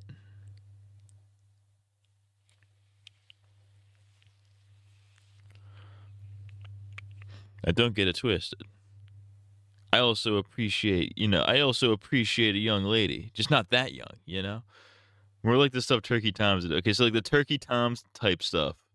Where they don't even really look underage. They just present as very they present as more childlike than they are. I feel like that's less. I feel like that's the least egregious out of the three. I'd have to pick that out of process of elimination. Jailbait, Fat Fuda Raichu. I said age play, but you two blocked the comment. Really, age play gets blocked. Have you seen the image where the two eggs look like big titties?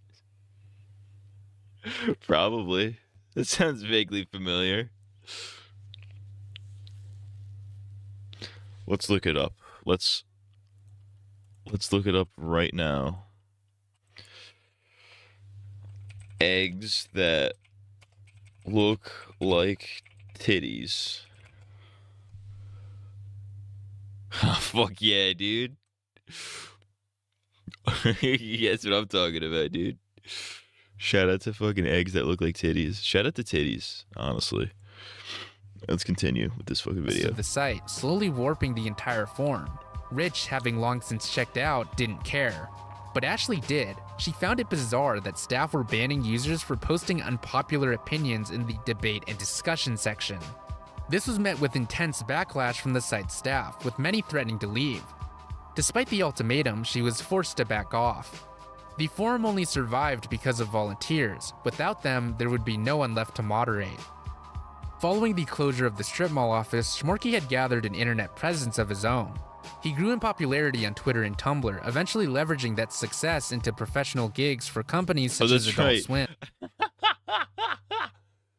Shmorky, the fucking pedophile guy who we don't remember what he did.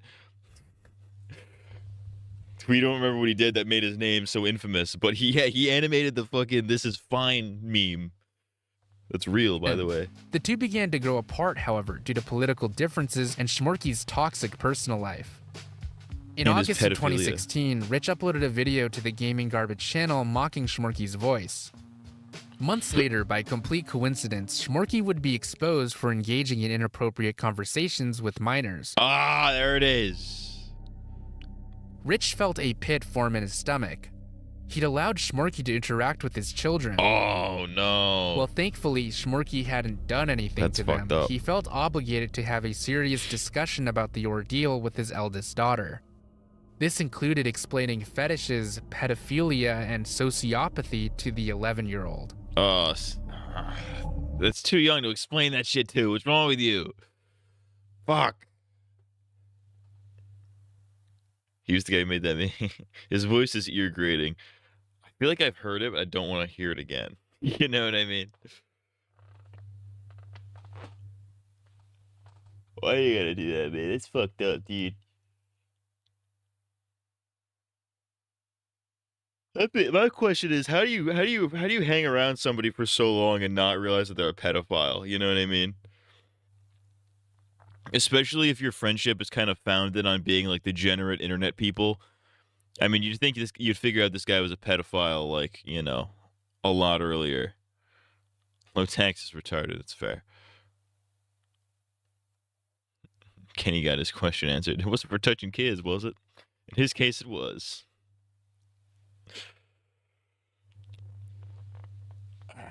It's over. It's Jover. With the community plateauing at just over 200,000 users, the money began to dry up. Accustomed to earning tens of thousands every month, in 2015 alone, that income halved. His expenses, meanwhile, only increased. In addition to the divorce settlement, he began to suffer from a variety of medical problems. Pedophiles don't outwardly show it. At one point, two vertical... I mean, not necessarily, but like if you're... What I'm saying is if you're like intimately friends with this person for many years, like you work together, you know, you do all this shit, right? Especially if you're like degenerate, weird internet people, you're eventually gonna get into this guy's you're eventually gonna figure out this guy's weird fetishes, right? You're eventually gonna find out that this guy's a fucking pedophile piece of shit. You know what I mean? Not like they go around and say, "Hey, everyone, I'm a freak." I mean, they don't, but there are tells, there are signs. And again, if you're like degenerate internet people, there's ways to suss it out. You're friends for years and you let him around his kids and didn't notice any signs. Yeah, that's really fucking weird. Like you didn't bring him around your kids and just see him like licking his lips or something. You know what I mean? Like you didn't catch that. You know what I mean? That's fucked up. I shouldn't say that. Vertebrae in his neck completely broke apart, causing him to lose control of the entire nervous system on the left side of his body. Oh my god. First misdiagnosed as muscle pain, it took 4 months before doctors took him seriously. The pain was so intense afterward that it left him bedridden for 6 months. Holy shit. Even streaming became too difficult to do. I mean, that's true. I do remember he is dead. Spoilers for the end of the video. He is fucking dead. I wouldn't let Matt around any kids. That's fucked up, dude. If you're friends enough to let him around your kids, you should notice something. Yeah, that's what I'm saying. The numerous hospital visits and appointments led him to accumulate a $60,000 debt. This forced him to withdraw his entire 401k, though it still wasn't enough. That's fucked up.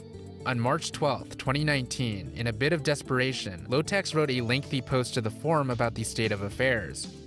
If something didn't change, he wouldn't be able to host the site any longer. I've been seriously depressed for a couple years because my injuries and situation have severely limited the things I can do, and it's made me feel absolutely useless and incapable of doing the things I want and need to do. So you want to be around kids? Is that what I said? Is that what I said? Didn't say that at all.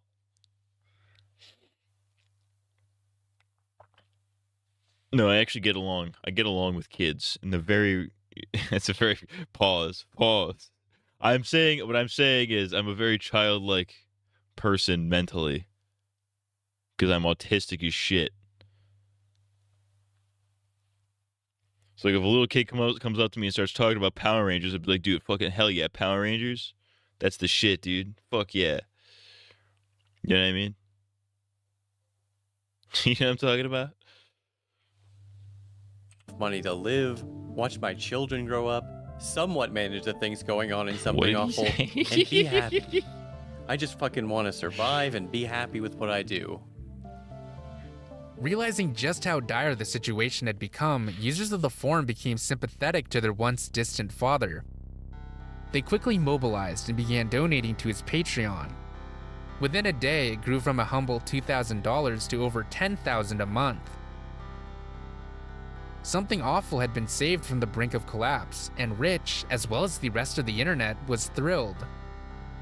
As his health improved and with the site no longer in jeopardy, one would think he'd be in good spirits. This was the good ending, a happy conclusion. But everybody would be blindsided by what happened next. Because on November 25th, 2019, Rich posted on Facebook that his wife had kidnapped their daughter. Sorry, huh? I think my channel you on me for a few seconds. I didn't say it was gonna fucking do anything. I didn't say it was touching kids. Let's calm down. Nobody's getting touched. Nobody's getting touched on. We're just chatting about Power Rangers. That's all that's happening, all right?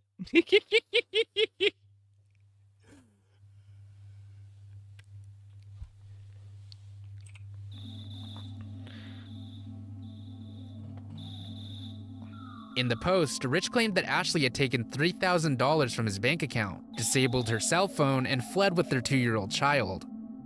He immediately called the police, asking for an Amber Alert, only to be denied. Hours later, he wrote a second update with further context. My wife and daughter are, according to the police, somewhere in the area, but they cannot tell me where because if a woman claims to be afraid of a man and they don't require any evidence to do so, they can take your family members and hide for as long as they want. This is absolutely fucking insane. I've never threatened or laid a hand on my wife, yet all she has to do is claim she's afraid of me. Details on the alleged kidnapping were hazy at first. Many were sympathetic to Rich, believing that the incident was unjust. But then, more information about the circumstances began to surface. Rich had spent that entire month in Utah, embarking on a supposed business trip. He carried... Utah? Yeah, dude. Because nothing bad ever happens in Utah.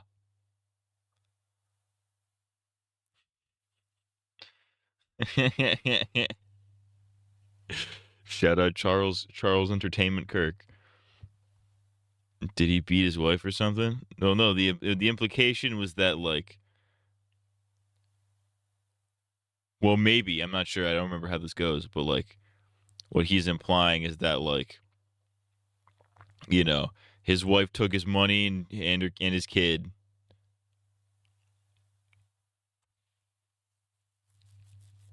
And that he's fucking gay. What, I don't remember. What was I talking about? Oh, that like, and that like she can just claim like, oh yeah, he tried to hit me or something, and they would believe her because that's how cops work. They automatically believe the lady. Matt's from Utah. Nah, dude, I'm not from Utah. What am I, fucking gay? What am I, fucking Mormon? Get the fuck out of here. Utah. Nothing bad ever happens in Utah. You know, it is true that nothing bad ever happens in Utah. Charlie Kirk? Yeah, it wasn't bad.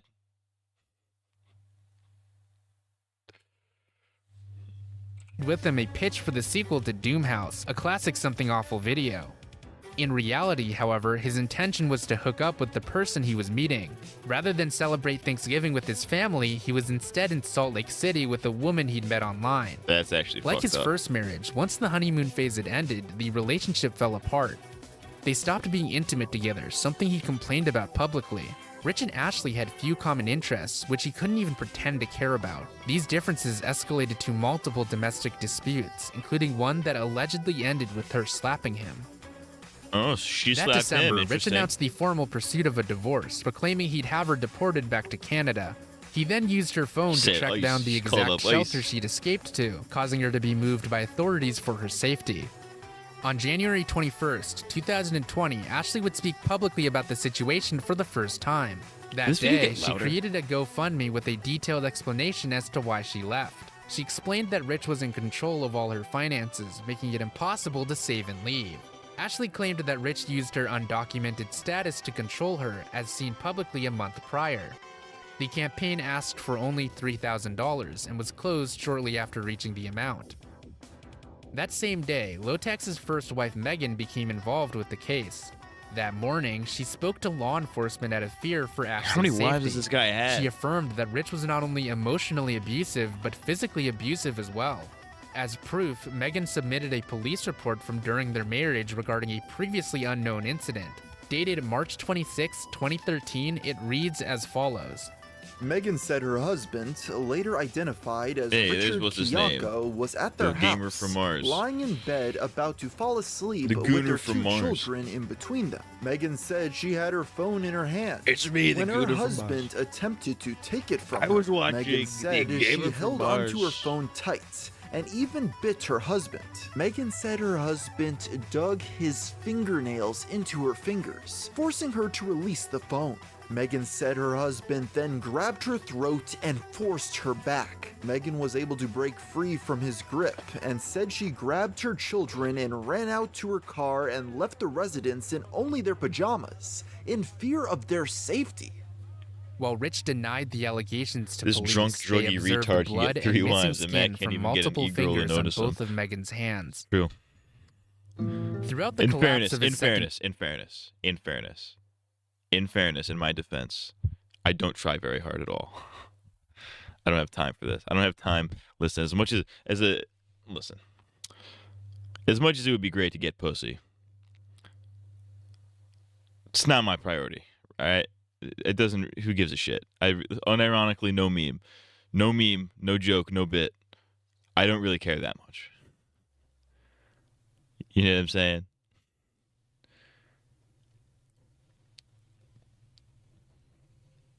Like, yeah, you know, I guess it's probably a good idea to get pussy. Can't go wrong getting pussy. But like, yeah, I got bigger things. I got fucking other things to worry about. We can tell you don't try at all. What I'm saying is, if I actually tried to get pussy, I think I could succeed. It's just that I don't try to do that. I was just guessing. I didn't think they would be right about this guy being a wife beater. I mean,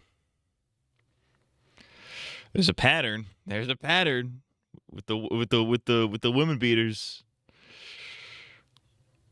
I'm still gonna scream, wife beater. Bars. In marriage, the woman he'd had an affair with moved in. The 25-year-old Logan Day believed Rich's side of events, as together they pursued a romantic and business relationship. She became the he's shitting where he company's chief eats. operating officer, which as a longtime fan of the site, felt like a dream. As time went on, however, those rose-tinted glasses wore down. She began to stop seeing Rich as the man she thought he was, but instead the person he became. They started to get into arguments, and eventually, those two allegedly escalated to violence. On June 24th, 2020, Logan posted a distressing message to Facebook claiming that Rich had backhanded her to the floor. According to the police report, she'd attempted to Big wake him fat up, leading him pedophile. to Sorry, that angrily makes a lot pick more her up off sense. the floor and throw her to the ground. I don't know that those things are She then necessarily revealed related, that the but Patreon money was spent leasing that year's GTR model, as well as gourmet cookies. Shortly after these allegations were Money made, well police spent, reports dude. That's regarding beast Megan mode. Nash's abuse were also made public. I And with spent all now my 3 money on credible accusations of GTRs and abuse against the cookies. rich, people finally made their decision. That day, one of the writers on Something Awful published a letter directed towards Low Tax, reading, Low Tax, you are the single source of every there's one of Emp your Lemon. problems. You allowed one of the best communities to accrue around you and then utterly, totally, completely squandered it. You are an active impediment to the site's success, and your refusal to sort your shit out will be the reason it Matt dies would forever. Matt would Maybe beat his women when Matt would beat his woman when she finds the cum underwear in folder of fat Raichu porn. Neither of those things exist, by the way.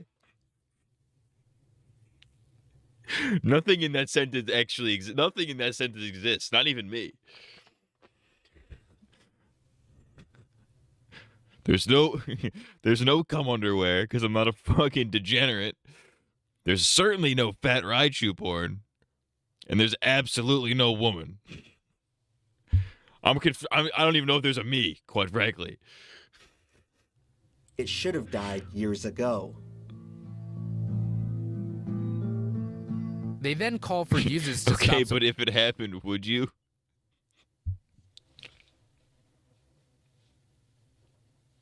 No. You know, I do think we should consider though, that maybe beating women feels really good. You never know, dude. Maybe there's a reason people beat women. There's a reason there are degenerate men out there who beat women. Maybe it feels really good to beat a woman. You know what I mean? It reminds me of that Bill Burr bit where he's like, "There's no reason to hit a woman." He's like, "Really? No reason?" I could give you like 7 right off the bat. When you get allegations and police reports of abuse with all 3 wives, you did that shit. Oh yeah, he absolutely did that shit. There's not even either he did that shit or he has a type. You know what I mean? Either he did that shit or he has a type. And that type is the type of bitch to lie and try to get money out of him. But chances are he probably did that shit. God didn't make women for nothing. Cooking, cleaning, and getting hit. What's that one line? I think it's bizarre. He goes, "Women ain't shit. Only good for cooking, cleaning, and sucking dick, and that's it." That's called motherfucking bars, nigga. You know nothing about that. Shout out to fucking Bizarre. I wouldn't be surprised after Adam and Eve got removed from the Garden of Eden, Adam slapped Eve with a closed fist. I mean, in fairness, Eve kind of deserved it. She ate the forbidden fruit, so she was told not to do. Fucking stupid bitch. What's your hot take on women?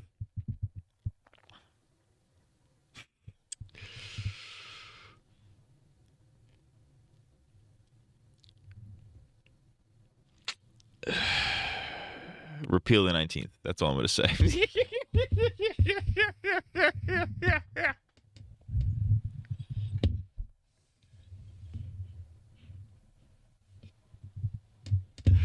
That's the right amendment, right? The 19th. Repeal that. Repeal the 19th Amendment. The last thing we need is the last thing we need is women making executive decisions here. That's how we're in the situation we're in. I mean, Adam ate the fruit too. Yeah, but Adam was super chill about it. I want to be honest with you. I don't even know shit about the fucking Bible, the Bible. I don't know shit. I know Adam, Eve, forbidden fruit. I don't even know the exact story. I just know that they be chilling in the Garden of Eden, naked for some reason. Even if you say it was because Eve told him to, he is still a bitch. I mean, not even, he was coaxed into it. Me either. I just took Tiger's word for face value. Real shit. Real motherfucking shit. That's what I'm talking about, dude. You go fuck the actual facts. We gotta go based on vibes, dude. That's what I'm saying, dude. That's what I'm talking about, dude. I'm fucking gay. Supporting him on Patreon. The fallout led him to effectively lose his entire audience, going from nearly $8,000 every month to just $1,000 overnight. In response, Lotex would stream again for the first time in months, denying the allegations. He was a slurred, barely coherent mess, and filled the screen with a looping video of a dog puking. Are we doing this, yo? You guys seeing me? Hear me? Where before, many sympathized with him and paid respects for changing the online landscape forever, now he had no one. He continued streaming, barely able to maintain just 10 viewers. Yo, Even his oldest daughter, who acted as a sidekick during previous live streams, left him. And all he had left was a community who hated him. On October 9th, 2020, Rich officially signed away the rights to Something Awful, forfeiting the site and company to a 15-year member of the community named Jeffrey. My name's Jeff. His final words to the empire he'd built over 2 decades ago were goodbye and good riddance. To commemorate the sale... Damn, fucked up, dude. It's fucked up. He lost it all. It's so over for him. It's so over. That's gonna be Matt in 2027. Nah, dude. 2027, dude. To the fucking moon. To the fucking moon. All right, dude. CMG Nation to the fucking moon in 2027. All right, dude. I got so many bangers cooking for 2026. It's insane. 2027, we're going to the motherfucking moon. That's a motherfucking promise. That's a CMG Nation motherfucking promise, dude. To the fucking moon.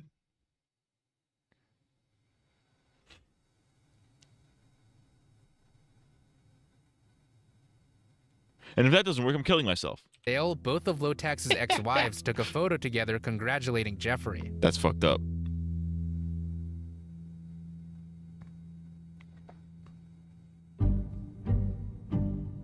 People often point out that if sold at the right time, Something Awful could have been turned into a multi-million-dollar empire.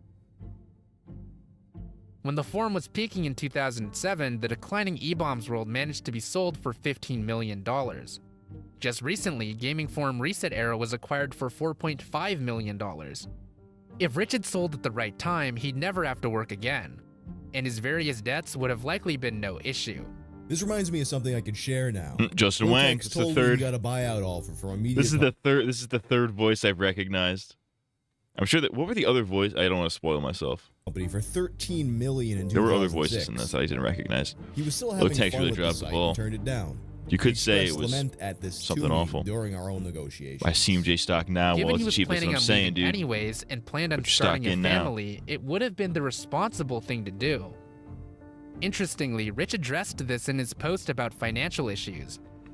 He argued that Something Awful was never intended to be a big website, and he refused to sell even if it meant losing money, because he had to keep this place true to himself.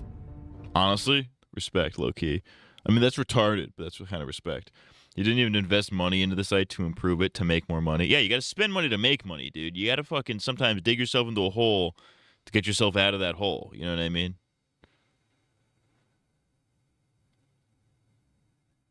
Yeah, I'm talking about. Whether you That's believe business, him or bro. not, That's Something business. Awful was his Business life's work, 101. an outlet of pure creative vision that evolved into one of the most influential communities of all time. And just like that, with nothing left to lose, it was sold. While the exact amount was never disclosed, it's estimated to be in the 6 figures. Though it now sat at under $200 a month, Rich had made over $100,000 in total from Patreon. In combination with how much he made from selling the forum, he was far from bankrupt. To his remaining patrons, he proclaimed that if he was ever found legally guilty, he'd double their pledge. And this was the defense he stuck to, that he was so far legally innocent. Amidst COVID, Ashley was tasked with raising their daughter in a space the size of a dorm room. They were rarely ever allowed to leave. Sometimes, Megan and her daughters would visit after complying with the mandatory 2-week quarantine. But surviving and affording the court proceedings was difficult. At the end of 2020, however, Ashley received her first legal victory, a custody agreement that allowed her to return to Canada with their daughter. Lotax, on the other hand, began streaming. A shadow of his former self, he spent most of 2021 live on the Gaming Garbage channel. There was little in the way of commentary beyond drunken slurring and proclamations of innocence. Beast mode. True to himself, so dying alone and sad, as a man should. Going from 8 figures to 6. What is a figure? Because everybody's like, oh, this guy makes 6 figures. It's like, what the fuck is a figure? I feel like I looked this up like a year ago and I don't remember what it means. How much is 6 figures?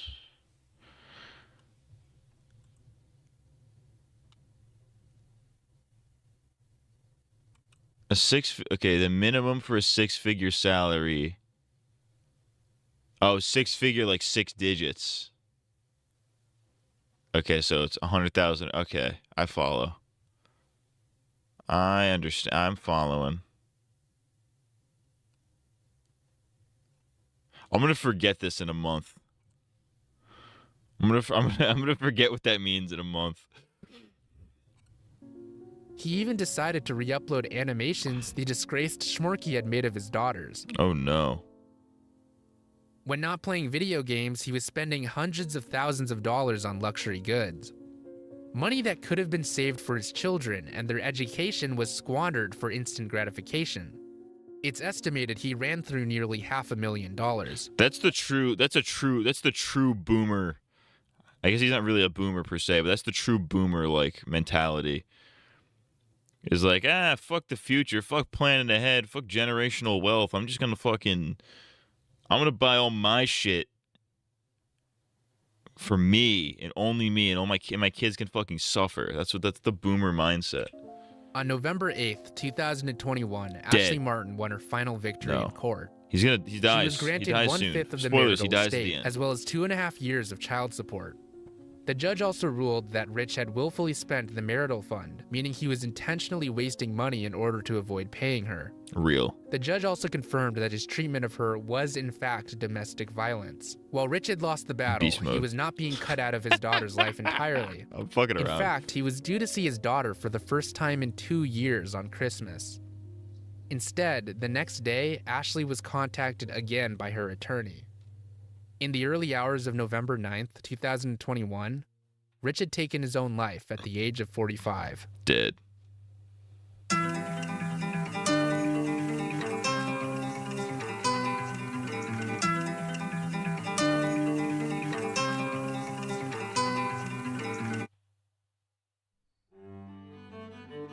In many ways, something awful grew in spite of him rather than because of him. With the continued success of the site's ideas and creators, the clear difference is that they could evolve, while Lotax couldn't. Until his very last breath, he kept repeating the same mistakes. Eventually, people began to realize Ronnie that they weren't McNutt mistakes, himself. They but got him. intentional decisions. In 2000, Rich began writing for an online gaming publication called Voodoo Extreme. The site was run by a man named Billy Wicked Wilson, whose sharp sense of humor defined the site. But despite this, he was an alcoholic and addicted to drugs, leaving Rich to often take care of him. He recalled that Billy was severely depressed, and though he had a loving family and children, he couldn't find happiness in life. After leaving the publication, Rich wrote a heartfelt letter for Billy expressing how much he cared. You may feel alone in this world, but there are people who love and care for you, even if they do not know how to show it. Even if they do not know how to show it properly. You are much stronger than you think, and cannot let your negative emotions dictate your life. You will survive, and you will get stronger, and you will learn to trust people once again. Unfortunately, he was never able to deliver it, as the next day, Billy was found dead, having committed suicide. Jesus fucking Christ. This is dark as hell. Lotax was once quite an admirable figure online. He tirelessly worked to support a community he truly cared for.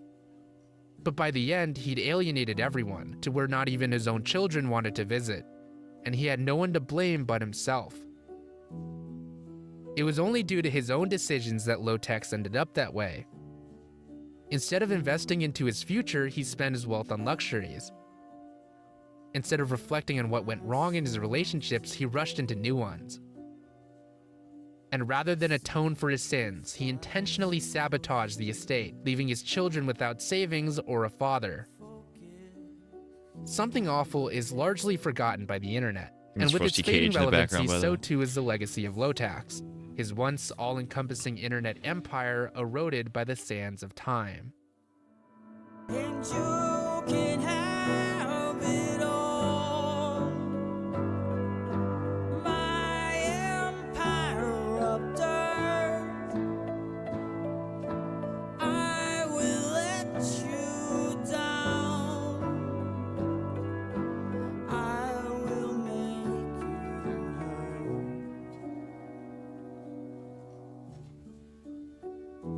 hurt. Damn, dude. Shit's fucked up. In 10 years, we're gonna see the fall of Matt CMG. No, dude, I told you. To the moon. To the fucking moon. Yeah, who are in the voice actors here?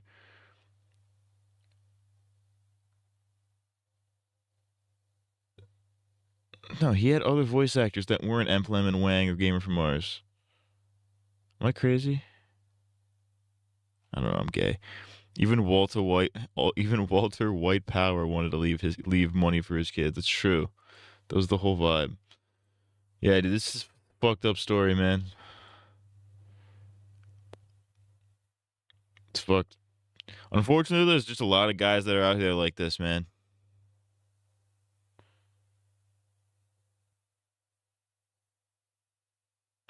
He was right. The internet does make you stupid.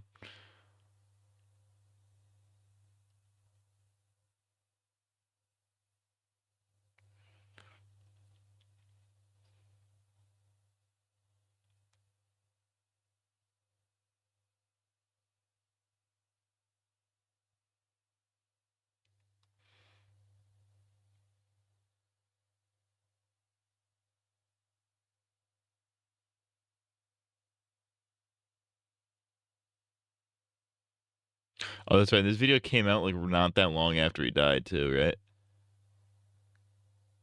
Because he died in like what, 2021? So this came out in 2022. It's like right after.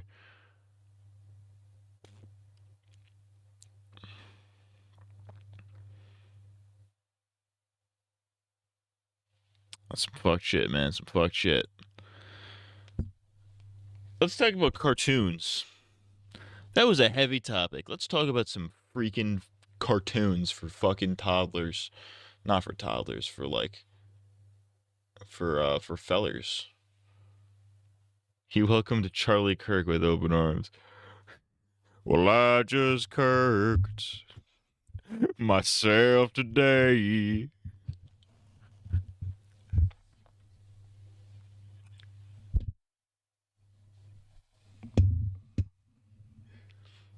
Turns out that I am fucking gay. Arms wide open. They were gonna have an interview with Lotax, but he blasted his brains out, blasted his brains to the moon before they could. That is crazy. I mean, honestly, if I were in his situation, I would have killed myself way sooner. Way sooner. I mean, I would never bloody be in that situation, bucko, but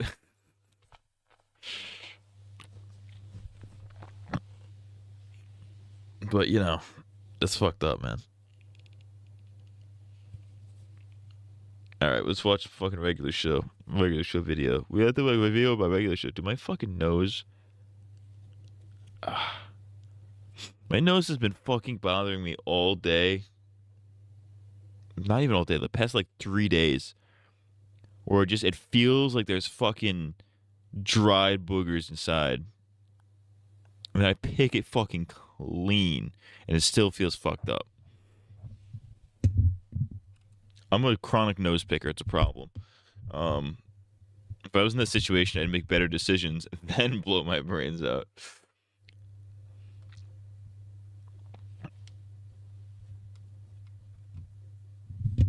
Just for the views. Real shit. I wonder. I do. I think I talked about this. Did I talk about this in the last stream? I wonder how many people kill themselves on like Twitch every day, but nobody notices because like, who gives? Because who's gonna find that? You know what I mean? All right, let's watch this fucking video. The controversial regular show hot takes finale. Taking a look at even more of your controversial regular show hot takes. I'm going to be looking at all of them that you've left in my comments, in my Discord, wherever it is. How many of these do you think are going to be extremely lukewarm takes? At them and discussing if it's actually true to the show, if it deserves to be added, to be taken away, whatever it is, or if you're just full of shit and your hot take is just horrible. I'm going to be taking a look at all of that, just having some good fun, and this is going to be the regular show hot takes finale, because at a certain point, you need to know when to put a series to rest, and I have almost 2 hours of content relating to hot takes, and if I had the Death Note, I'd make every stream. Every streamer to make nut themselves on stream except for DSP. Everybody kills themselves except for DSP. Dude, we could be at the nexus point of humanity. Like we're about to we're at there's a black hole. We're on the event horizon. The Earth is getting swallowed into a black hole. And DSP will still be the last fucking guy streaming. He will still be around somehow. One funny thing I found on Twitch is some Mexican dude watching the Breaking Bad pilot for the first time with no thoughts behind his eyes, streaming it with a smile on his face. Oh my god, I love Walter White, fool. Holy shit, fool, I love Walter White, man. You know, I saw a tweet earlier today that I really resonated with, where it's like Mexican guys used to say things like "fool" or "ese." Hey, fool, what you doing, man? Like, what you doing, fool? "Ese, what's up, ese?" But now they just say the N-word.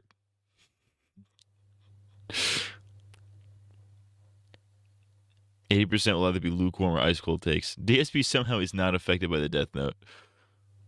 He's a roach. He's the roach of gaming, of Let's Players. The cameras do be on the whole time. The entire planet gets fucking sucked into a black hole.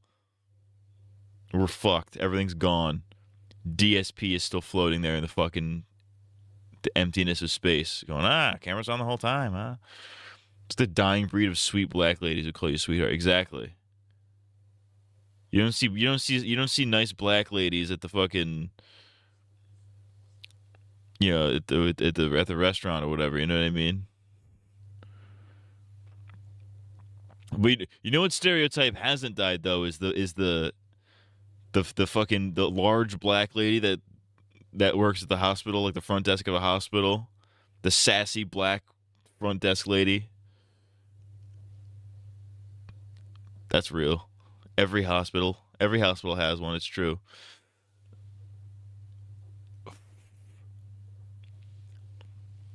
Let's continue. I start rambling about the same stuff over and over again, so it's important to know when to put a series to rest, but do not worry, I will have many more hot takes videos about Adventure Time, Gumball, SpongeBob, and even regular Show the Lost Tapes when that eventually comes out, so there's plenty of more good content on the way, and all of my regular videos called The Lost as Gapes. well. So if you like content just like this, please make sure to like and subscribe, and I also have a Discord now, the link will be in the description below. It's just a place where you can come to just chill, talk about nostalgic cartoons, movies, games, whatever you really want, ask questions to me, you could send me video ideas, whatever you really want. You could post pictures of your balls and send them to me. That you want to regular show so the sex tapes. Let's talk about your regular show hot takes for the final time. And starting us off, we have one from World of Footy saying, I don't think regular show should come back as a full series. It had a solid run, told its story, and gave us a proper ending. Bringing it back might mess with what made it special, but I'd definitely be down for a movie or a short special, just a chance to catch up with the gang and see Mordecai and Rigby go on one last crazy adventure.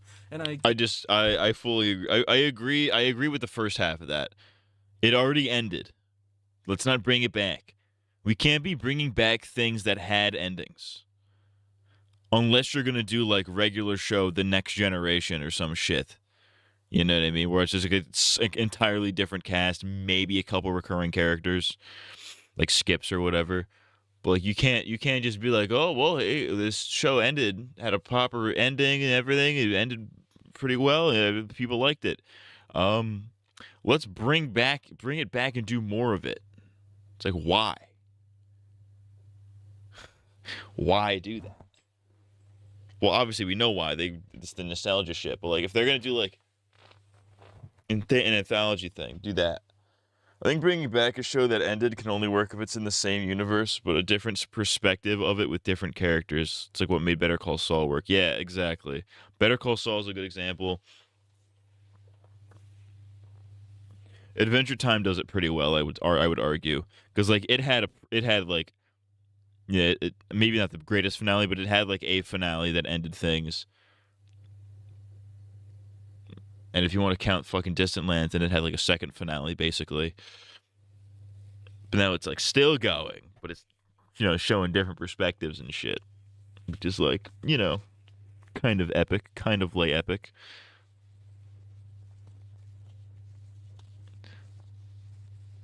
Gumball, I didn't have a problem with them bringing back Gumball, because Gumball is like episodic. There's no lore to Gumball, at least not really, not that I'm aware of. So I was like, you could bring that back for a new audience all fucking day, dude. I don't give a shit. But regular show had an ending. Do not bring it back at all. Completely understand what you're saying. It is valid to worry about a show coming back, and it might not capture that same feeling, that same magic that it had when we were kids. But the difference here is that it's called regular show The Lost Tapes. It's not like it's going to be coming back to change all of the characters, to give them all some big arc where they go on a crazy adventure and we get to learn their backstories and we get to learn their origins. It's not going to do that. It's not going to change anything about our core characters that they know how to write. They know how all the characters work. They did it for so long, and that's why I think The Lost Tapes is called The Lost Tapes for a reason. It's going to be probably like something in between like seasons 2 and season 4, just adventures that we didn't get to see in that time frame, because I think the reason they're doing regular show The Lost Tapes instead of regular show 25 years later is because they're going to bring Pops back. They're going to just make it the old casual crew going through the casual shenanigans, and it's going to feel like classic season 1 through season 4 regular show, without all of this drama, without the love triangle, without all of this stuff that's going to change all of the characters that we love. I think it's going to just be the same consistent show, which is why I'm happy that we're getting one more season where I could just enjoy and relive my childhood, relive a show that I love so much, with all of the characters just acting like their normal selves, because it's not going to be a show that's going to revolutionize the entire series and change all of them and give them something. Okay, but you're not reliving your childhood. You're watching a new thing. Like, what are you talking? It doesn't make any sense. Gumball didn't end, and Adventure Time has the rest of Ooh and Other Worlds, timelines, and universes to explore. A regular show ended and has nowhere else to go after going to space. Basically, yeah, that's a more eloquent way of saying what I was saying. It'd be cool if they make Fives a bigger character for the Lost Tapes. Oh, there you go. Give me some Five Ski. Give me some Five Ski. Some amazing arc where we're so satisfied at the end. It's just going to be a bunch of good fun, and that's why I'm really excited for it. Then we have one from Phantom Arantula saying, I think season 8 should have cut High Five Ghost from the podcast, since I don't recall him having much presence in the show anyway, having some episodes instead dedicated to how he handled the chaos back on Earth, and hanging out with Celia more could have made him easier to detach from Muscle Man, so he'd hopefully be able to stand out on his own. I kind of get it. And I don't really think they would ever do something like this. I don't think they had a plan to make High Five Ghost a main character ever. As much as everybody wanted it, as much as everybody wanted High Five Ghost to exist and be enjoyed, I think J.G. Quintel just honestly hated doing his voice so much that he just didn't want to make his presence just known. So, I mean, cutting him from the main podcast, I wouldn't like that either, because, I mean, in Season 7, High Five Ghost actually had a pretty good amount of stuff to do. There were a lot of Mordecai, Rigby, Muscle Man, and High Five Ghost episodes, like Favorite Shirt, Struck by Lightning. There was a good amount of episodes that featured High Five Ghost heavily, maybe not in the main role, but he was definitely featured a lot more. So they were trying to rectify this, and then in Season 8, he basically did nothing. He was just kind of always on Muscle Man's side, just always just on his hip basically the entire time. So I could see what you're saying about not What if wanting his him name to was be there Gay because Guy it didn't Ghost? change That'd be much. pretty funny. But I mean, he's a core part of the park. Of course he's going to be there. Of course we're going to enjoy him. And if you think they're not going to give him any episodes in Season 7 or Season 8 while he's actually in space, then of course they're not going to give him an episode back home with Celia. Why would they do that? They don't care about him. That wouldn't happen. Then we have one from Frozone 2K saying, I think Meanwhile, I love when my favorite shows from my childhood are allowed to end when there's nothing else for the show to do. I mean, it's an underappreciated thing. Because we live in like fucking, corporate fucking parody world where everything sucks on purpose. So like, nothing is allowed to end anymore because like, people just want to see it constantly. People don't know when to let things end. This is why anime is like, maybe this is why I think anime this is where I think anime does a lot better than like anything in the West here. Cuz with anime things are allowed to end. Like there are a million just like one season, 24 episodes, not even 13 episodes even anime out there where they're all right, here's 13 episodes. That's the whole story. You're not getting any more. You're not getting a season 2. I see people all the time being like, Kill la Kill should get a season 2. And it's like, no. Stop. It ended. It ended. It's over. If you want to see more fucking scantily clad women, watch literally any other anime ever. You could argue Close Enough was regular show brought back. So many references in it that hint to it being the same universe, which is the right way to bring back that universe. That's fair, I suppose. I don't know. There's something about Close Enough just was like, I liked it. I thought it was funny. But it didn't really have, there was something, it was lacking something. You know what I mean? There was something it was lacking. There was I don't know what Tharla cheated on Muscle Man as it was never explained how she got a child without him present. It's the stork, dude. Don't you know? So, in case you didn't know, regular shows like target audience is like kids and teenagers. They're not gonna show Muscle Man getting down and jiggy with his big old tub of lard wife on the show. They're not going to even remotely hint to the fact that they did that. It was just so I really enjoyed it, though. And I started enjoying Alex and Bridget way more as lead characters since they were way more fleshed out. That's fair. In the first place, and 2, he now has a daughter that is understandable. The same age as when he would have left. Yeah, because to me, Close Enough just felt like, the later seasons of regular show. Which isn't to say it was bad, but it was like kind of the same humor. Where it wasn't as funny as like, season 1 of regular show. You know what I mean? It was a lot more, it wasn't as free form. It was a lot more like strict. Like, all right, here, it felt way more, way less natural. You know what I mean? And then like the animation was just kind of really stiff. It was The only long-running anime are ones where the manga didn't end yet, and even those long runners have breaks. Yeah, One Piece just ended its first season after 25 years and 1,000+ episodes. One Piece Season 2 coming in 2025. Or no, it's 2026. Sorry, I'm retarded. It was a regular show, but without any kids show restrictions. Well, I mean, not really, because it was nothing like, it was like regular show, but not at all. Lines up with the timeline because they were in space for a lot longer than you think. They were there for a while, so it just lines up perfectly. They were gone for like. I mean, it makes let's be real. It makes perfect sense. Muscle Man fucked his wife, busted a fat fucking nut inside of her. 9 months later, a baby comes out of her twat. It's pretty fucking simple. Year or two, and his child is about a year or two old, so I think Muscle Man just got Starla pregnant. They didn't realize it at first, and then Muscle Man was forced to go into space. I mean, they were living together at the time. They were living in the same trailer. They were married. I don't know why you would immediately think that Starla cheated on him. And she would also, I don't agree with this at all. I don't think Starla cheated on Muscle Man. I think Muscle Man got her pregnant and then was sucked into space. I don't know where you're getting this from, but no, they're not going to show us a Muscle Man sex scene, no matter how much we want it again on regular show TV.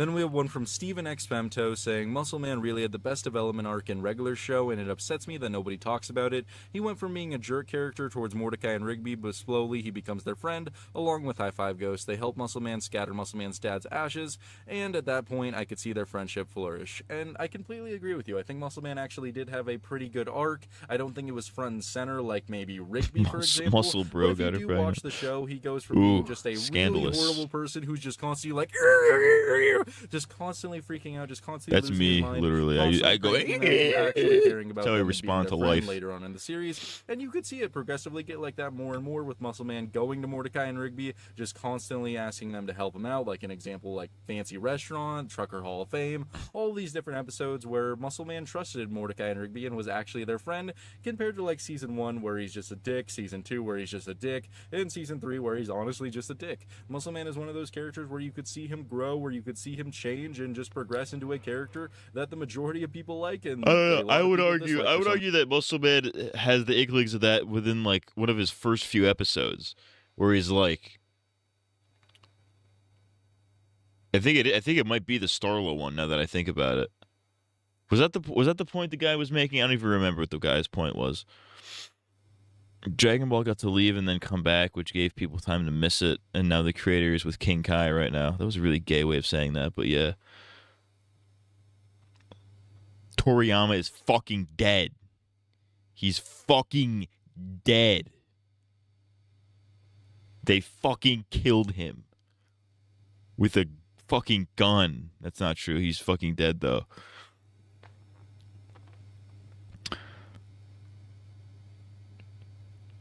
Chara, head chara.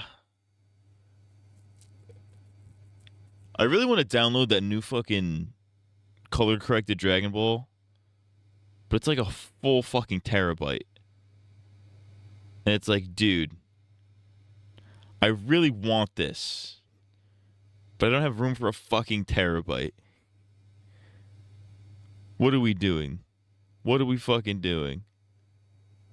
Who is they? The Jews. The Jews were like, "Oy vey, we don't like Goku. Son Goku, he's gay. We need to kill him. We need to kill Goku. Goku needs to die."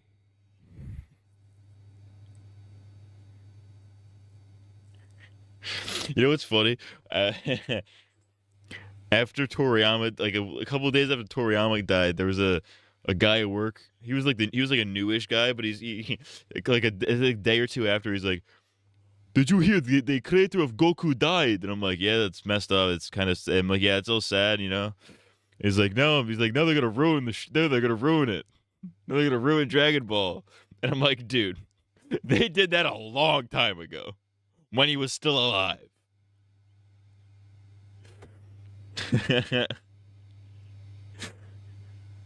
Have you seen GT? Or at least the first half of GT. The second half of GT is fucking bars. Better example, have you seen Super? You might have to sacrifice some CP to make room. What do you mean by CP? What is your definition of CP in this context?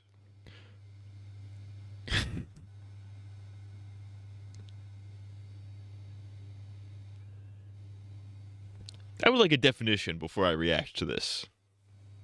reason. I love Muscle Man. I think he's hilarious. He's definitely one of those characters that had a good arc. You just have to pay attention. I'll let when he's EDP changing answer to for actually me. Oh, notice it, Cupcake. because it's not going to just throw it in your face that he's a changed person and that he's like, oh, I'm so happy now. I'm everybody's friend. Because he's not that kind of character. An He's adult going to act pussy. Like that. That's You what just have to CP notice stands all for. the small changes, that he appreciates all of his friends. And by the end of the series, I think he's honestly pretty much a softie compared to how he was in season 1. It's a big change in his character. And then we have one from XXX/16 saying, for my hot take, I miss the cursing and the crude humor in regular show. Those were one of the reasons why the show was funny to begin with. Well, yeah, they did have some in the later seasons, but honestly, it was a bit tame compared to seasons 1, 2, or 3. Okay, well, you have to take into consideration here what was going on with Cartoon Network at the time. Okay, so you have the big three shows, right? You have Regular Show, Adventure Time, and Gumball. Okay, Gumball maybe would push some things a little bit with, like, innuendos, but it wouldn't do anything extreme like Regular Show. Adventure Time was just wholesome fun the entire time, besides maybe, do not go to Tier 15, stuff like that. Just little, like, innuendos. Tier But Regular Show 15. was the Tier only show- 15 means he puts his fucking penis in her vagina and thrusts repeatedly until semen is excreted from the piss hole. I like how that was scientific up until I said piss hole. About having to delete his fat Raichu Dick Dastardly folders to have enough room for the color-corrected Dragon Ball episodes. Imagine this Cracka thinks I have a terabyte. Do you think Jake could stretch his Red Rocket? Oh, absolutely. When you mean super, do you mean just the show, or are you counting the movies too? Well, no, the movies go hard. Super's movies fucking smack balls, sexual style. The anime sucks. Well, it's not. I mean, it's Dragon Ball. It's, you can have even the Dragon Ball is like pizza. Like even the worst Dragon Ball, it's like still pretty good. But super, not great. Not great. I haven't finished. Can you not yell at me, you whore? Sorry, there's my fucking earbuds yelling at me. I never finished Daima. I have to finish Daima. I watched like the first 3 episodes of Daima and I never finished it. Because the first 3 episodes of Daima were just like fucking lore. Here's exposition after exposition. There was nothing interesting happening.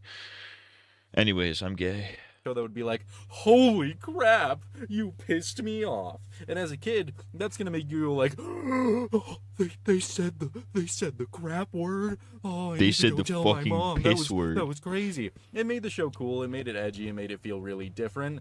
And then you also have to take into consideration, by the time season 3 rolled around, you know what other show was starting to pop off for some stupid reason?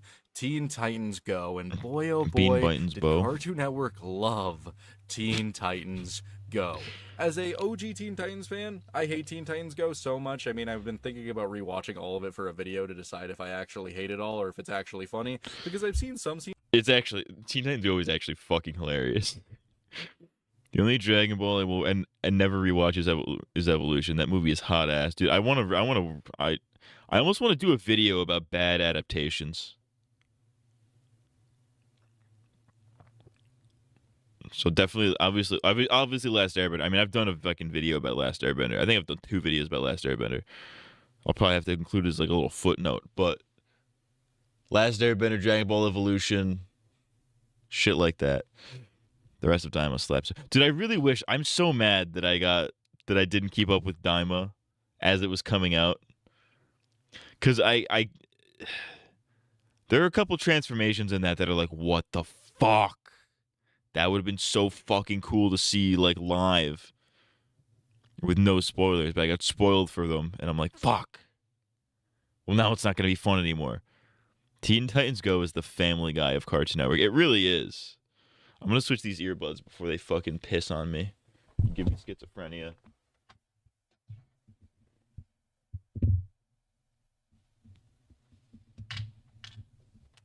Don't you dare play the video, you whore. You whorish whore.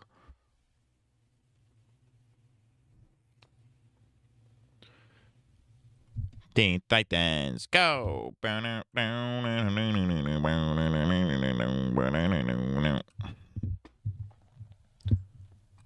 like, explain taxes or something that I think is actually funny. I think that show is actually like fine for what it is, but at the time as a kid I hated it because it wasn't like any of the other shows at the time. It was just like silly kid humor and I wasn't a fan of it. But Cartoon Network I saw the first season of Teen Titans Go when it came out and it was just found it just mid. Like that made for like toddlers basically. There's some fucking crazy bits in that show. I'm sure you've seen the clip. There's a bit in that show where I think it might be in the movie actually. There's a Teen Titans Go movie. It might be the movie. There's a scene in that show where the Titans go back in time to like fix all the other DC heroes and like they're fucking to like restore the timeline or whatever. And there's a scene where Robin just pushes Batman's parents into the alley where they get shot. He just straight up kills Batman's parents.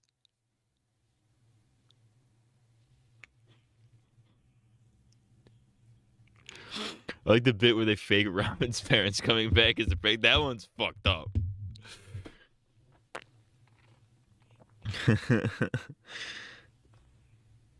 That is fucked. Yeah, the first season of Teen Titans Go, actually, it was like really not good because I was like, I think the pilot was like, oh, Beast Boy makes a sandwich or some shit. And I was like, all right, that's not great. That's fucking gay, actually. My only beef with Teen Titans Go is just how much it was played on the channel compared to other shows on there. There wasn't even much promo for regular shows finale compared to Teen Titans Go. Yeah, all the early 2010s cartoons got like completely fucked by Teen Titans Go, to the point where like regular show and Adventure Time's finales were basically like footnotes compared to like, oh, we're having another Teen Titans Go special. I'd have to watch more of it, though. I think I would find it I think the more you watch, the funnier it gets. You know what I mean? It's one of those. It's like Family Guy. It's like at a certain point, you're like, all right, well, this is maybe not great narratively or, at all. But it's like, I'm so used to this that it's funny. It's comforting. Unlike Teen Titans Go, Bean biting Spo. They were like, you guys shouldn't really make those jokes anymore. That's why they changed things like, you pissed me off to you ticked me off. Like, they changed things like that to make You sucked me off. kind of the direction I watched a fair bit of it growing up. Definitely overhate it, yeah. They didn't want all the, like, mild cursing because it just wasn't what they wanted. Teen Titans Go is literally the only... It's one of the very few things where you can make this argument and have it be a valid argument. It's literally one of those things where it's like... It's one of the few things where you can say people only hate it because it's not the original thing that it was based on, and have that point be valid. Because that is like 90% of like the criticism against Teen Titans Go was like, Teen Titans Go is a comedy, but Teen Titans wasn't a comedy. Teen Titans was an action show. This show doesn't have action. It's literally, that's 90% of the arguments against it is like, it's not Teen Titans 2003. It's like, well, okay. Crazy concept. It's actually so crazy how like the 2003 cartoon was like completely changed everything about the Teen Titans as like a brand, because Teen Titans Go was based on that. And when the Titans TV show came out, the live action show came out, and it wasn't based on the cartoon, people were like, what the fuck? That's not like the cartoon. Like, that's how influential that cartoon was. The show itself is overhated. That's why I made it clear that my issue with it is the overplay. That's fair. Understandable. Respect. And regular show did try to push the boundaries for a while, and they got away with a lot of stuff. But eventually, I think Cartoon Network just kept saying no to any of the additions they would try to make, which is why it's always fun. I don't know. They got away. They still got away with a lot. I mean, there's the scene with Muscle Man with his moobs hitting himself in the face. There's an episode where Muscle Man's moobs are literally like a plot point. Think about if they were on Adult Swim. I just think Mordecai saying fuck would be really funny. And then we have Walter. Dude, what the fuck? You should do all three of the Muscle Man Pops and Benson cosplays. Okay, here's how it's gonna go. 20,000 subscribers is going to be the Benson drinking the Mississippi Queen cosplay. Yeah. We're gonna go all the way up to 50,000. Mississippi Queen. Muscle Man hot dog eating contest cosplay, and then 100,000. Gotta get fat to shake your moves and hide your baldness. There you go. That's the meta. Don't get me wrong, I love dairy. I don't know if I could do it, but if I get to 100,000 subscribers, then I will dress up as Pops. I will do the, oh, you can taste the Himalayas once the entire video. And I will drink a gallon of milk in 1 hour. Mordecai, Rigby, I'm gay. You might as well, then we have one from a ranch. People forget that the original Teen Titans was full of comedic bits, so a spin-off or revival of Teen Titans that is a comedy show makes so. Dude, there's so much comedy into, like, when I watched Teen Titans 2003 for the first time, like a few years ago. Might have been a while ago. Now that I think about it, might have been almost 10 years ago at this point. No, it couldn't have been that long, but it was 7-8 years ago. 6-7. It was definitely pre-COVID. Was it pre-COVID? I don't remember, but I watched it semi recently, and I was like, people think this like people are like people think this is like the pinnacle. You know what I mean? It's like, all right, this is like it's a good show. Like I enjoy it. It's a lot more funny than I thought it was gonna be. Once you view Teen Titans Go as a different iteration, like how Looney Tunes did different iterations for their IPs, you can learn to separate the two shows. Exactly. That's the problem, is that people can't do that. Because there's this whole mentality with, like, adaptations as a premise these days, where it's like, okay, it's an adaptation of a thing, therefore it has to be exactly 100% verbatim like the thing it's adapting. And it's like, that. When has that ever been the case? You know what I mean? They're adapting. Teen Titans Go was clearly based off of the 2003 cartoon, but why does it do that? Why isn't it like the show then? Why is it very different then? It's like, well, that's the fucking point, is to be different. Fucking dumb chump. You fucking numbskull. Bitch hole. You fucking queer cunt. What are we doing? We find Mordecai's main character moment when he humiliates himself and CJ to be hilarious, up to the point where CJ cuts him off and runs away crying. Then I just feel really bad for CJ, though I agree that the episode is otherwise really dull outside of the Rigby revealing Eileen as his girlfriend. I don't find it funny at all. It's just cringe humor. You must be the type of person that like laughs at the try not to cringe challenge videos where it's just somebody like going like, I'm so cool, I'm so fly, I look so hot. The Cracka would love the In-Betweeners. That's pure cringe comedy. The entire time when I'm watching those videos, I just have to like scroll away because I hate it so much. I can't handle it. I hate cringe humor. It's not enjoyable, and I don't think that's even what they were going for here. I think their entire purpose of making Mordecai do this was to make the audience go, why are you doing that, dude? To make you hate Mordecai a little bit and hate that he's making this decision. That was their entire purpose, because Mordecai was acting so dumb here. It was so bad, it was so horrible, and then CJ crying and just misconstruing everything that's going on and running away made you sad. It made every single moment of the episode so horrible, and you're right about one thing. The only good thing in this episode is Rigby saying that he's dating Eileen. Shocker. Shout out to Glisby. Incredible shocker, I'll give it that. But everything else in this episode is horrible. I didn't laugh one time, and I just, once I'm done with all these regular show rankings, I'm probably never going to watch this episode ever again. I hate it so much. Real shit. I also love the ending of the Teen Titans Go movie where Robin grapple hooks onto the screen and says, "Quick, kids, ask your parents how babies are made. Titans, gay!"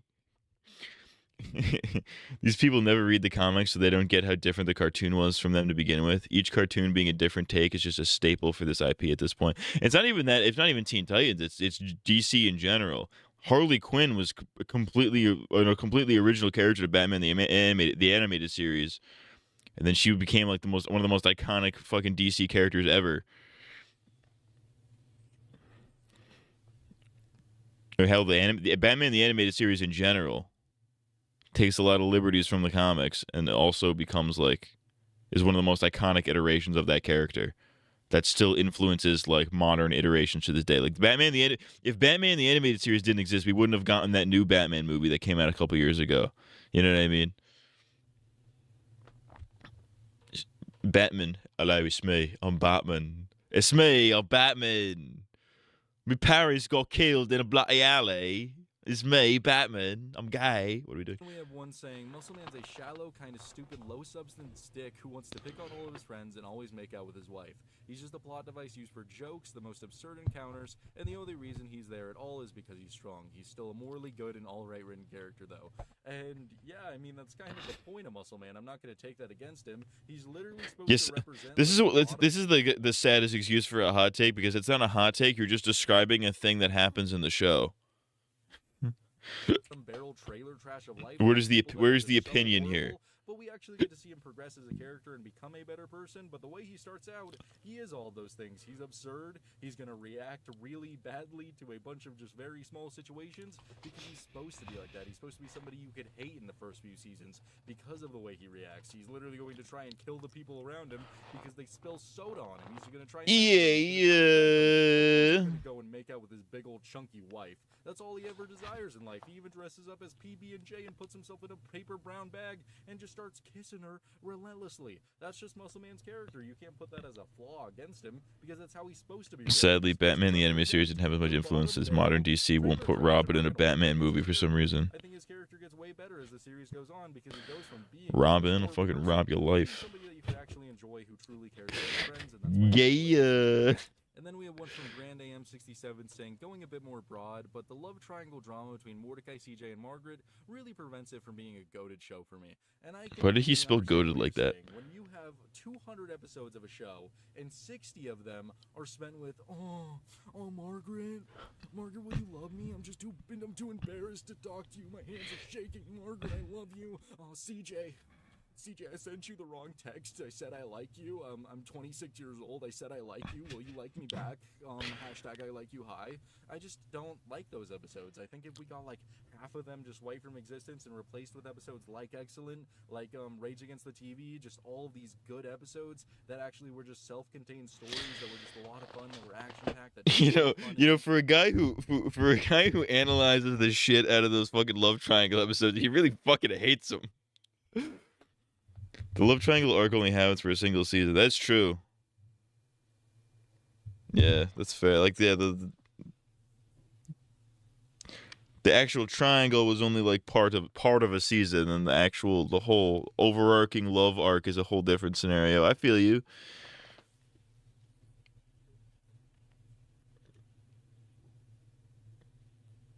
My testicles smell. Haha. Gay boys. Hello, welcome to Gay Boys. What do you do? I think people would love the show a lot more, and we wouldn't get all this drama talk about this stupid-ass love triangle if they just cut it in half. That doesn't mean you have to get rid of the entire story. I just think they could have told the story that they wanted to tell with Mordecai's arc that ultimately doesn't even remotely change his character. They could have told that in about 25 episodes instead of, just devoting like half of entire seasons just to Mordecai being like, I'm pulling Mordecai, help me. Yeah, I think What if his name was Mordecom? That would be pretty funny. I would say it's still a goated show. It's still one of the best, but it definitely could have been a lot better if we just got, a little bit less of those romance episodes. Then we have one from Wiz saying Mordecai getting with the artist Bat Lady was a good choice for his character. And okay, so I got. I kind of agree. Yeah. On one hand, we have the good. We didn't have to deal with any of the nonsense drama for Mordecai again. He just got. I think it's my. I think I talked. I briefly mentioned this. I think in my video, but like, that was fucking a long time. It was like 3 years ago at this point. But I briefly mentioned it in my video. But I do like that Mordecai doesn't end up with Margaret or CJ in the end. He just ends up with somebody completely different, which is in service to like the kind of the realistic characters that the show has. Where like, yeah, you're not always gonna get the fairy tale ending. You're not going to always end up with the people you think you're going to end up with. Shit like that. Word up. I'm so sick of people bitching about the love triangle. We all agree it was shit. The guy talking about it is more boring than the red bird he hates. It's calm down. She got a cloaca, though. She got a cloaca that don't quit. My hot take is I'm glad they ruined Mordecai and CJ's relationship. The only reason it was so interesting was because CJ was such a strong character, making you invested in how it'll end.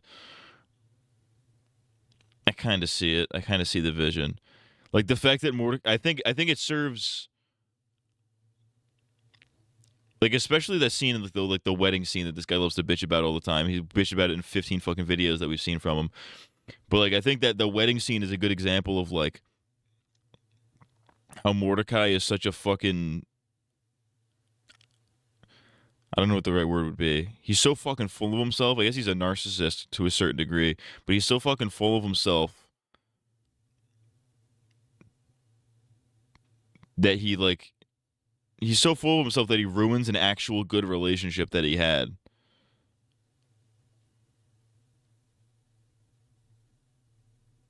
It's like it emphasizes that, yeah, he is a piece of shit. He's got a lot of work to do.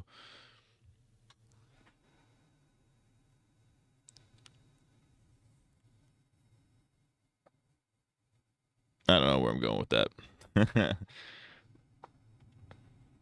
Got married and lived his best life. And then you have my other hand. What I hate about this is the fact that we never got to see Mordecai grow as a character at all. If we had 5 seasons of Mordecai trying to get with Margaret, cheating on his girlfriend, going through sad sacks, going to Dumptown, USA, going to Dumped at the Altar and ruining Muscle Man's wedding, doing all of these horrible things, you would think that we would get one scene, maybe 2 minutes long, where he's talking to Rigby about all of his relationships and reflecting on it, and like we get to see moments where he genuinely seems like he's learned from his mistakes and he's not going to make them again. Or we could get him bumping into CJ at a supermarket and being all like, oh hey, I've grown up a lot as a person and I'm really sorry. That's what I loved so much about Adventure Time, when like literally 4 seasons after Finn like hurt Flame Princess and made Flame Princess fight against Ice King, after we got that 4 seasons later, Finn is just... I saw a fantastic Adventure Time image.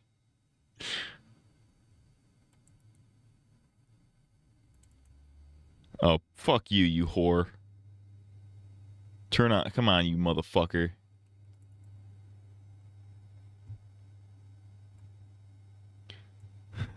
This is my favorite image. Flibbity flub, P-Bubs. How's that gooey pink bootay? Shut the fuck up, Finn, you thirsty ass. Read that in their voices. My hot take is the love triangle arc wouldn't be as... if CJ was boring or stale, it would be a horrible love arc, but them taking the time to make CJ great is what makes the fallout of it so interesting for me. Oh yeah, for sure. Like, it wouldn't work if nobody cared about CJ. Like, that's why we were invested in that relationship to begin with, because it was like an actually well-developed relationship. But Mordecai ruins it by being a spaz. My hot take is the love triangle arc wouldn't be as hated if not for that scene at the wedding. I think a lot of the hate comes from people being hung up on that scene. Oh, for sure, skis. Meanwhile, my issue was that Muscle Man and or Starlet didn't beat his ass for that. It's true. Oh no, bro. You're a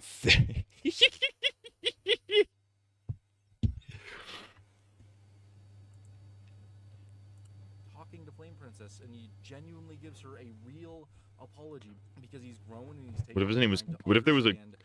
What if there's a character called Gay Princess? I guess it's called... I guess it's Princess fucking Bubble Bitch. What's her name?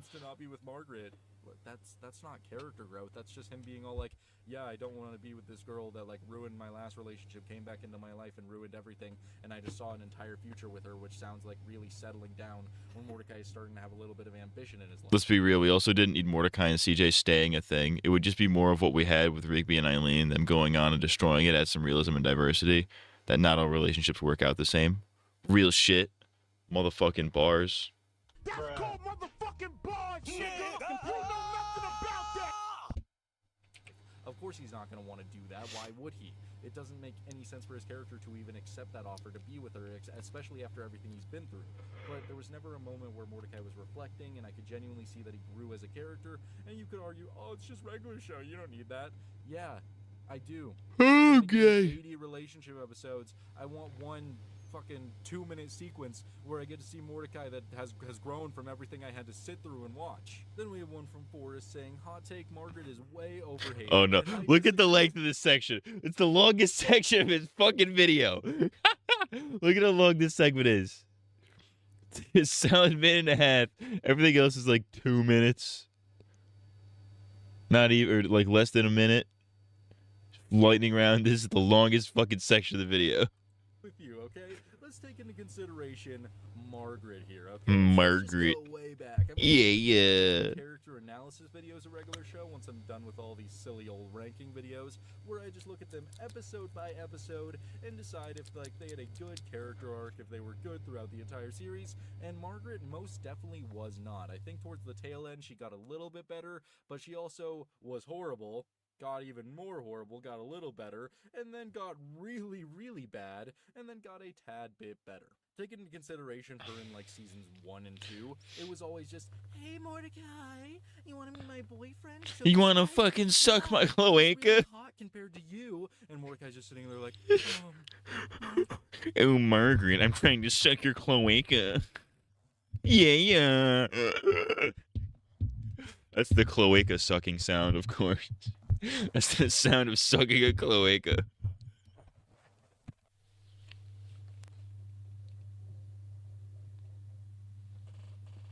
Did he just stick his beak right up in there? You know what I'm talking about? That user is correct. They hated Jesus because he told the truth. I almost just did the Elon salute for no reason for that. I don't know why that prompted me to want to do that, but Low Kirky and Liam gay. Why boyfriend? Yeah, that's her entire character in season 1 through 2. I wouldn't even call her a character. She's just hey, I'm hot. She's a plot device for the first couple seasons for sure. And then you eventually get to seasons 3 and 4 where they start giving her a little bit more character, but in reality she's still just Mordecai, I like this girl that really has no personality at all, and just starts hanging out with her, and she just doesn't have any personality other than the fact the only thing that we genuinely know about Margaret here is that she wants to go to school. That's it. That's all we know about her. We don't know like a single other personality trait about her, and just Mordecai It's true. and Margaret start hanging out a lot more. They start enjoying each other, and Mordecai eventually Start enjoying each other. Hey yo. for 2 weeks because then she leaves for Took her home and I enjoyed that. She ain't even know it. That's Maybach music, baby. And doesn't even remotely try a long distance thing with Mordecai. I don't know if it was mutual or not on that, but either way, they're done after 2 weeks, and then Mordecai finally gets with CJ, is having a good time. Margaret comes back. Mordecai cheats on her with Margaret. Yep, pretty bad. Yeah, not some good stuff. And then Margaret, in response to all of this drama, seeing Mordecai go to risk his life to get back with CJ, decides that she is going to invite a random dude and pretend that this random dude is her boyfriend just so that Margaret can go on a double date and see Mordecai. Yeah, it's all really bad, and then confesses it and acts like she's not the victim of the situation just because she has feelings for Mordecai. I hate it so much. I don't enjoy it. And then you get to the episode Just Friends where she's just all like, oh man, I really gotta try and get with this guy because now he's on the market. And then eventually they both realize that they don't want to be with each other. It's a real woman moment. It's truly a woman moment. Does Mordecai masturbate by fingering his cloaca? Does Mordecai have a penis?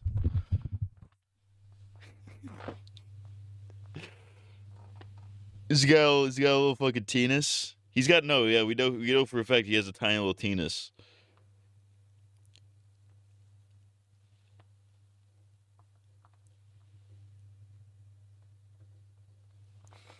Does he sound? I wonder if he sounds his beak into his penis. He calls that feeding the fucking eggs. You know what I mean?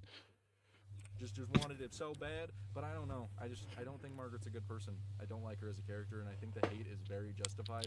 Even her one episode where she got time to shine, local news legend, isn't even that good. Like, even remotely. It's like bottom of the barrel. Then we have one from Dolphin Rider H2O saying, my hot take for the first season of regular show isn't all too great. I think that it's bland on rewatch, and I feel like every season except 6, except a few choice episodes, are leagues better than it. That's crazy, actually. That's actually season 1. I would argue probably the best season of regular show. Not even kidding. Not exaggerating. They're obviously 2, 3, 4, even a little bit of 5, goated bars. 6 has some bangers as well. Even 7's got some hitters. But like, come on, it's season 1. Season 1. Think of how many classic fucking banger episodes are in season 1. Just set up the chairs. Mordecai and the Rigby's. Fucking the one with the meat, the one with the hot dogs. Fucking I'm gay. It's been 3 years since I've seen regular show. That rewatch fever is hitting hard. I can't relate. I can't relate to masturbation. And I honestly would disagree with you there. I think the first season of regular show is honestly so funny. It is a fucking hitter, dude. It's a fucking heater. I don't really like those two because I think just all of the characters are really the only stinker in regular show season 1 is the fucking unicorns one. That one's not great. Everything else fucking slaps. I'm talking slaps. Especially Rigby and the unicorns. I'm just not a fan of those 2 episodes, but every other episode I think is really good in season 1. I think it's just prime regular show, and like for me, I actually like the animation style. It's just a bit wonky. It just feels like one of those old style cartoons, and I love the way they move. I love all the jokes. It just feels like so down to earth. We're just getting the just the surface of all. Yeah, our style's way better too. Season 1 is insane. Fleshed out in their own ways, and I think just like their over-exaggerated personalities is a lot of fun. And episodes like Just Set Up the Chairs, Mordecai and the Rigby's, it's just so Bangers. There's so many peak episodes. There's so many classics in season 1. And I The honestly Power, think of if course. Season 1 was like the other seasons and getting like over 30 episodes, I think it would definitely be the best season in the entire show, especially with that art style, especially with their expressive, exaggerated movements and all of the like down-to-earth regular show jokes that just feel so out there but work so well for the characters. I think it's peak. I think it's really enjoyable. Like season 2, 3, and 4 are also peak, but I think season 1 could have been above them all if it had the same amount of episodes. It was so good. And then we have one saying, "Nah man, Rigby wasn't being an asshole in the Father Time episode. The entire reason he went on a date with Margaret and was flirting with her was literally to show Mordecai how easy it was and how he was overcomplicating everything. Now, did he take it too far? Yes, he's Rigby. But I always thought the intent was to get Mordecai to break and finally ask out Margaret. I don't even think he went in the wrong direction with it. Mordecai is just a pussy when it comes to women. And I think you're so wrong about this, okay? The entire reason that Rigby is even doing this in the first place is because Mordecai doesn't want to go with him to a movie. Rigby is doing it entirely out of spite. He doesn't care about Mordecai's feelings for Margaret. He doesn't want to push Mordecai to go out and get with her. Rigby's doing this to be a dick. He does not care about Mordecai's feelings in any way.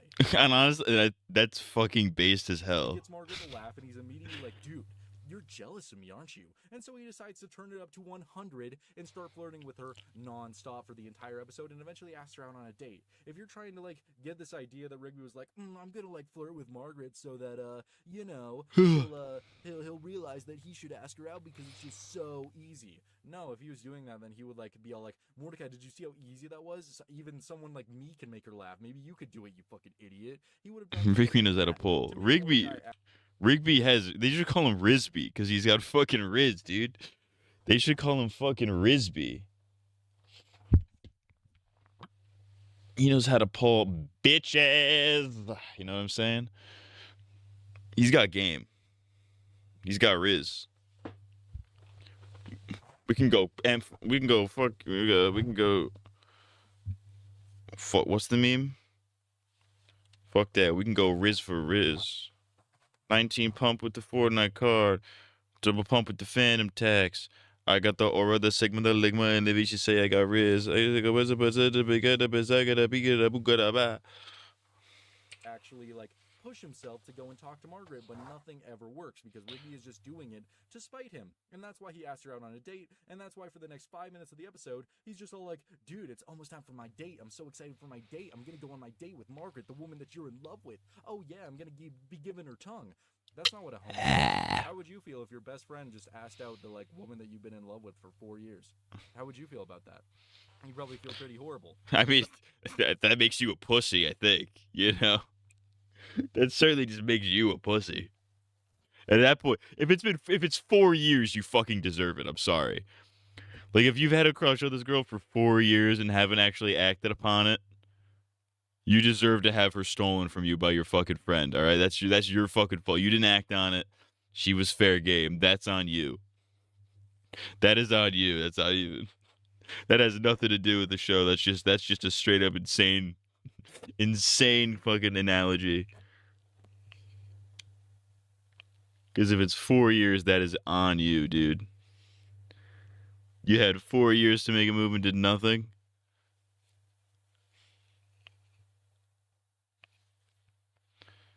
Especially if he wasn't like, dude, did you see how easy that was? I'm sure you could do it. You're like my homie. You're my bro. You're awesome. No, he wasn't doing it for anything. It doesn't matter if Mordecai sucks with women. Rigby wasn't doing it for good intentions. And especially when they're on the microwave when Mordecai's about to kill him, Rigby is literally talking about, he's not saying, you should have just, like, went and talked to her, dude. He's literally saying, I just wanted to go and see the movie with my bro. Instead, he wanted to go to a movie with a girl who doesn't even know he exists. You could be all like, oh, well, he said he doesn't know that she exists, so, like, that means that, like, Rigby was pushing him to go and do things. No, he wasn't. Rigby just wants to go see the movie. He doesn't care about Mordecai's feelings at all. And then we have another one saying, regular show's art style and animation went downhill each season. And season 100%. 1 and 2, 100% agree. was more expressive and the animation was very fluid and made the humor work better. Then it went stiffer, and by season 5, it looks very cheap. Abso-fucking-lutely. And I completely understand what you're saying. I think like season 3 to like all the way up to 8 is kind of the exact same animation, because I think they had a high budget, but they just knew exactly how they wanted to make the show look, that they didn't try anything new like with anything. But for season 1 and 2, they were actually figuring it out. That's why you get like Mordecai like turning his head really fast and it looks super expressive, or like their eyes widen, or like in Rigby's body, I think the animation is a lot of fun where they're like eating the donuts, their eyes light up. I think they did a lot of fun things in season 1 or 2 with all of the drawings, but I think in like seasons 3 through 8, they just kind of knew exactly what they wanted to do and didn't try anything like super expressive, didn't try any like super fast movements. It just all kind of feels the same, and that kind of sucks, because if they took the same approach as season 1 and season 2, I think the entire show could have looked a lot better. Oh, for sure, That, Ski. like, oh, the later seasons looks a lot more clean with all the colors, and everybody is always drawn correctly, but that doesn't do a whole lot for me. That's the thing. They're not even on model half the time. And the character designs have changed so drastically too between those seasons. Mordecai, I've talked about this a million fucking times. Mordecai in season 1 looks nothing like Mordecai in season 8. Because the art style has shifted so gradually shifted so intensely that they don't even look like it's a heinous fucking art style.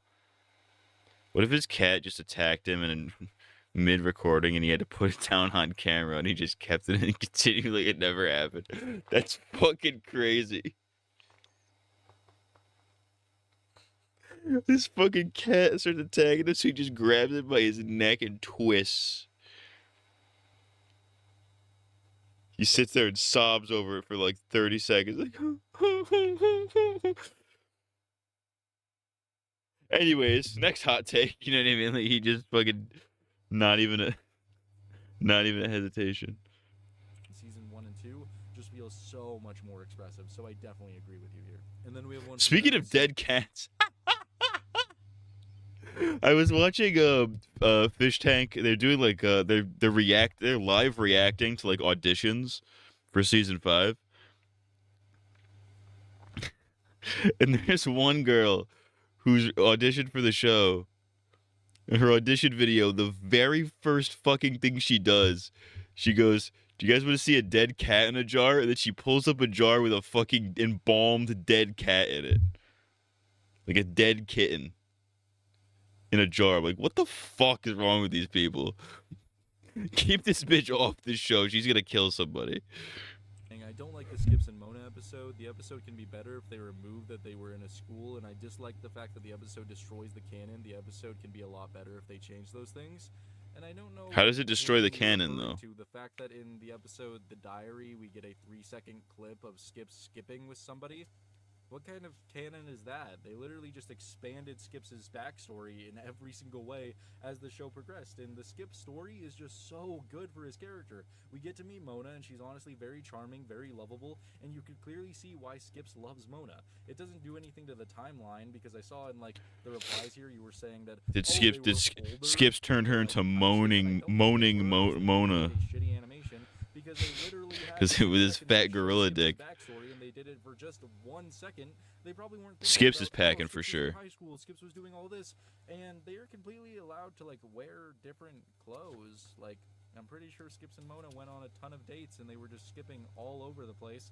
So of course, maybe they're going to be dressing up a little bit fancier, maybe looking a little bit older. Ironically enough, Skips, he seems to skip leg day. It changes anything. I think it could literally just be Skips and Mona are in high school.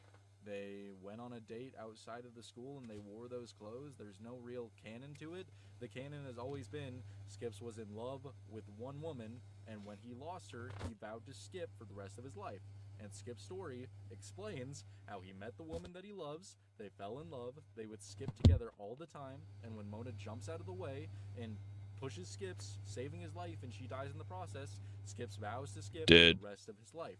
And it's such a good episode. It works perfectly for his character. It goes hard. It's one of the best origin stories in the entire show. It's perfect. I gotta disagree with you. Then we have another one saying, I hated Mordecai being unsupportive at Rigby's graduation, but it makes sense for him behaving like that because this happened after the movie, and he sees Rigby starting to triumph, and it's logical he still feels resentment for him ruining his future by faking his rejection letter. And I don't think these two things relate at all. I don't think they even remotely had the idea of, oh, Mordecai's mad about the rejection letter, so he's going to be mad at Rigby for graduating high school. I honestly don't think the writers or the creators were thinking about that at all. I think it was literally, Mordecai likes feeling superior to Rigby. He no longer feels superior to Rigby, so he now hates Absolutely. Rigby. I hate it so much. I guess you could argue that it makes sense because Mordecai's just like, oh, I'm going to be stagnant and not change at all when literally everybody around me is growing and becoming a better person. But I don't know. I don't enjoy it a lot. It's one of the worst character regressions that I've ever seen, because you have this character that is so cool in the beginning of the series, and then all the way in season 7, when you're watching a character that was so horrible actually become good, you would hope that his best friend would be rooting for him, caring about him, and wanting to see him succeed and better himself. I don't know. Just a part of me just hates that, because I have friends like that who I've given it my all, try to help them, try to become better people, and then watching them just, do nothing with it, just squander it. It sucks. I'm that motherfucker. So seeing Rigby, I'm that motherfucker. That's me. It would have been a regular show thing to do, to randomly drop a special on giving High Five Ghost the most tragic origin reveal and why he's a ghost, then go back to episodic crazes. Yeah, you have the deepest episode ever where High Five Ghost has to confront his trauma, his dark origin story for how he became High Five Ghost. And then the next episode, Mordecai and Rigby get burritos. You know what I mean? actually go out on his own and become a better person. I really wanted his best friend to be hyped for him, to be happy for him, for us to get lots of, super hyped like Rigby's graduating. It could have been a lot of fun, but instead they decided to tell this story of, oh my god, you have a diploma now. You have a diploma now, dude. I don't like you, dude. I don't like you. It's just not enjoyable at all, and I just don't like any of the reasons that Mordecai could possibly Rigby, I'm gay for you, Rigby. Yeah. Friends should be hyped for friends, man. And then we have one from Rafskid saying, I really don't think the Excellent Challenge was all that amazing of an episode. Oh, you're It's still fucking pretty good, and yes, fucking it's iconic. chimp. But compared to other episodes, I don't really see why people think it's the best of regular show. It's much less crazy and otherworldly compared to the rest of regular show. And the fight at the end wasn't anything special. Not sure why it even Because got it an award. fucking I'd love to fucks. hear what It regular show fucks episodes you think are better than this, because this is just one of the pinnacle episodes of regular show. It's the formula that I love so much that I kind of base all the other episodes off if I'm going to say it's a good episode or not. If I enjoy Absolutely. it. You have a really good, interesting beginning with like Rigby trying to do this egg challenge and he fails, and it's just so funny because he's allergic to eggs. You have Mordecai going on this incredible journey with punching Benson, learning how to beat it, attempting to beat it. We get this awesome montage with a beautiful, nostalgic I Need a Hero song, and then Mordecai goes out to beat the challenge. We get a good fight, and then we get a climactic tension ending where he has to pick the correct Where have all the gay men gone, and where are all the cocks? amazing character moments, character progression, all in 11 minutes. I need a queer bro. I'm holding out for a queer bro in the end of the night. He's gotta be gay, and he's gotta be hard, and he's gotta be gay for the gay. A climactic final ending. It's not even clever at all. Perfect episode. I don't know what other episodes you think. He is right though. This is this is possibly top 3 episodes, maybe even top 2, maybe top 1 even. Just didn't cut that out at all. All right. Didn't cut out that fucking menu coming up. All right. Then we have one from Super Tanner saying, not even a hot take, but I don't hear Gary's synthesizer being glazed enough. Every time I hear the synth battle, my eyes light up, and the episode in general is just a banger. Oh, just I barely remember that one, if I'm being honest with you. And it's gonna be, pretty high up on the list. So it's very exciting. I'm very excited to talk about that episode because it's so good. You have side characters that don't usually get a lot of time to shine, but then you have Gary's episode that just turns into one of the best episodes in the entire series, with one of the best fights in the entire series, some of the best music in the entire series. It's so good and everybody knows it. If I don't mention Gary's synthesizer when I'm talking about regular show songs, the comments just light up with a flame, with a fury, just to harass. What if it was called about? What if it was about his penisizer? It's just that good. He rubs. He fucking jacked himself off with his own thighs. Arguably one of the worst seasons in regular show. Everybody will remember this episode because it's just that. And then we have another one saying Thomas should have never been introduced. He added nothing into the show. He was just a boring character all around. Even when he became a spy, I didn't really care. And I completely understand why you didn't care, because he was added in the beginning of season 4, did nothing all season. Season 5, does nothing all season until the intern special where he goes in and invades Gene's Park, and then season 6, he's a Russian spy, and they just justified it because, oh, he did so little that he was constantly like doing all these things in the background, doing all this Russian spy things. It was the perfect cover-up, and in reality, they just had no idea what to do with his character, and they managed to make it work with the Russian spy thing, which was a pretty shocking plot twist. I enjoyed that episode a lot, but everything... Have you considered...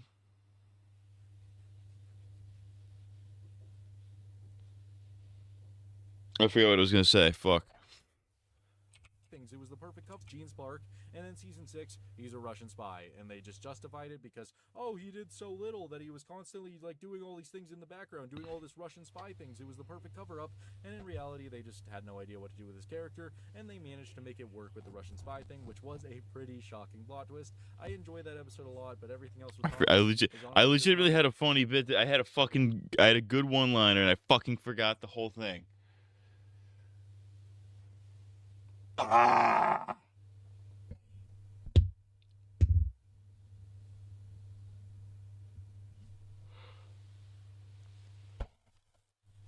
I thugged it out for a while with the tire just coming back.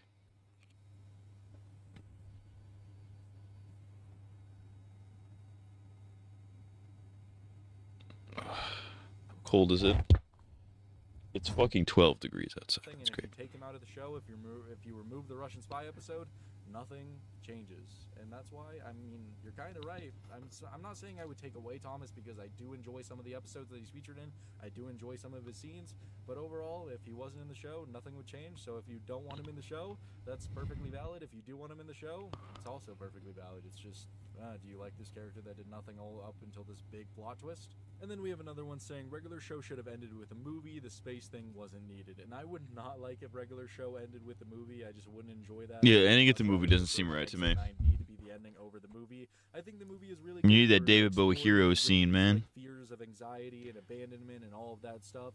I think that's enjoyable, exploring like his relationship to Mordecai in a deeper, like connective way. I think that was good. I think Mr. Ross is a good villain, but I wouldn't want that to be the end of the show. That just wouldn't sit right with me. It wouldn't feel good. I think a regular epic final battle is exactly what we needed to end the show. Just one big final regular show epic adventure journey with a ultimate final battle, emotional moments, great character moments. Real shit. All of them Real coming shit. together to fight this ultimate threat, and then just like that 5-minute scene is really what makes up for it. With the ending, with them just all living their lives. What if it was called? What if his name was David Bowie and he was gay? It just wouldn't be my favorite. Although like season 8 is hated. Kakagurui Maso? What the fuck does that mean? What does that mean, Chris? Benson should have gotten a full origin story, and yes, I read the rest of your stuff, but I'm just going to discuss this real quick. I don't think Benson really needed a full origin story. He has enough lore. He has enough lore to justify it. His character was when he would randomly have something so cool revealed about him, like example for the drumming, the like 150. He just got you to say a slur. If you had an origin story about that, then it would take away from Do the Elon salute. random moments that just show how cool Benson could be, and that just added to how awesome of a character he was. And the ultimate point was that he didn't need an origin story. Fucking cunt whore, fucking slut. He's struggling with his like love life. He's struggling with all of his emotions. He's struggling with who he is as a person. That is supposed to be his character. He's not supposed to be like Skips. He's not supposed to be like Mordecai and I fucking hate wired headphones when I'm streaming. That's supposed to have this incredible backstory. He's just supposed to be this guy that grew up in a tough home with a tough, hard-loving father. He tried to be a drummer and it failed, and that just led him all the way to being a park manager. I like that we just get like random moments where we just get hints of his past, hints of his like life before he became a park manager. I enjoy that because he's not a character that's supposed to have this epic origin story. Like if you looked at my life, I wouldn't want anyone to write a full episode origin story about my life because I'm just some dude. Like, I'm not a guy that needs an origin story. Not every character needs this awesome origin story about, like, oh, I grew up in a broken home. I grew up in a broken home with a hard-loving father, but all I wanted to be was a drummer. All I ever wanted to be was gay! Benson is just one of those characters where Starts sucking a fucking cock aggressively. Hear things about his past, or you really cool, and you're like, wow, he used to do that? That makes his character so much cooler. Not knowing about his past just amplifies who he is. And then we have another one saying, Muscleman and High Five Ghost were the better duo than Mordecai and Rigby. They were less toxic. Oh my god, stop saying that we're toxic. From the chill, calm character compared to Muscleman, being wild and crazy. They were balanced pretty well.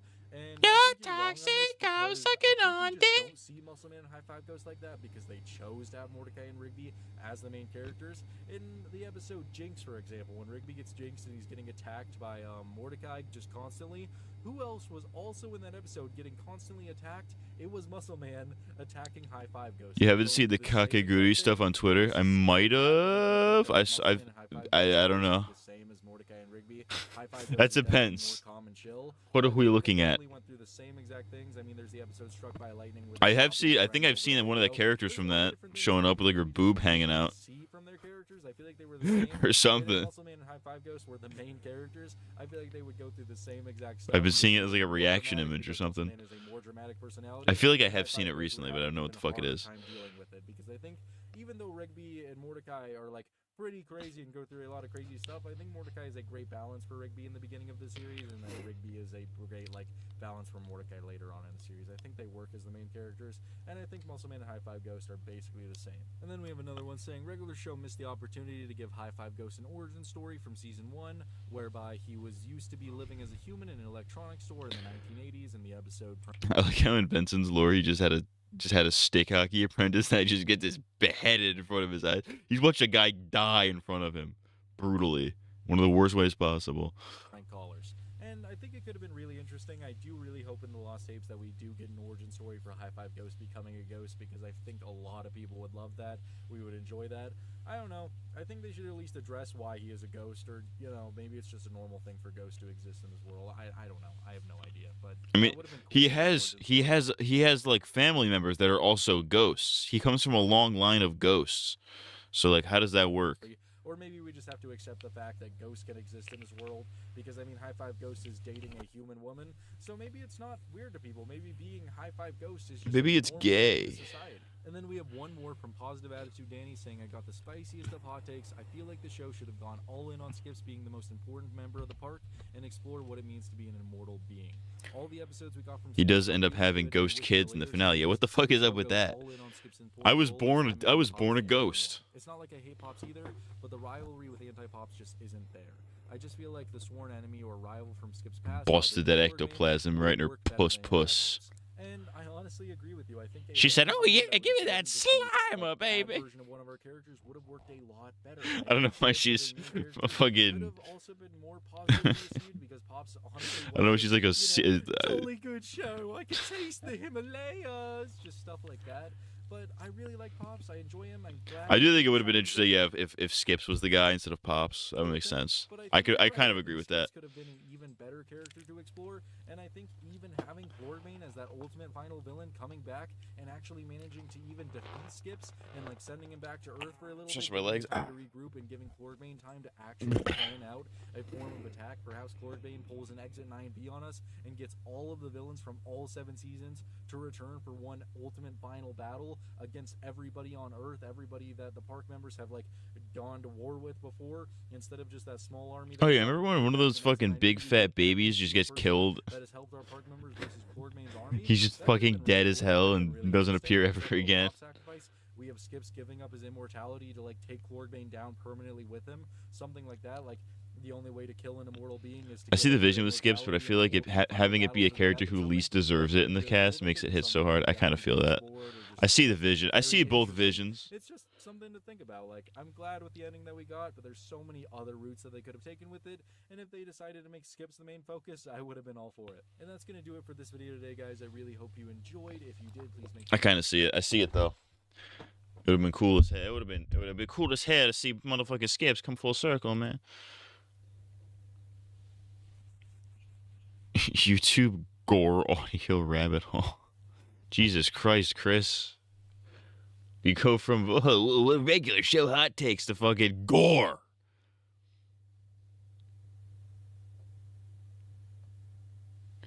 Don't watch the whole thing. Just witness how new English this man is. What the fuck does that mean?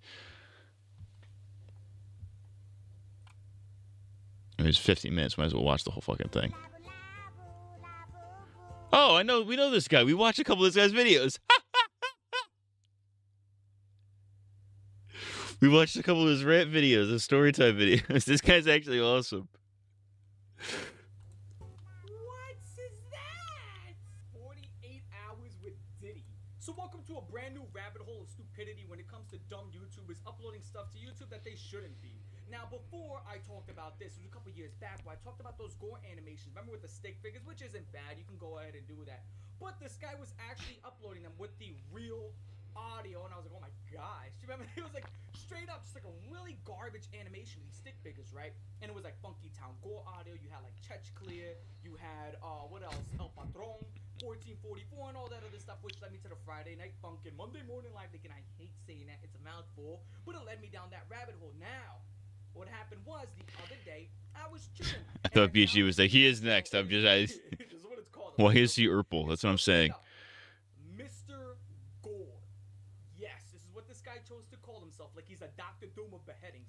So Mr. Gore over here, for like the past... It's a Chris video. He gets seniority. ...has just been uploading. I was expecting the record scratch midway every sentence. I see the viz. I see the viz.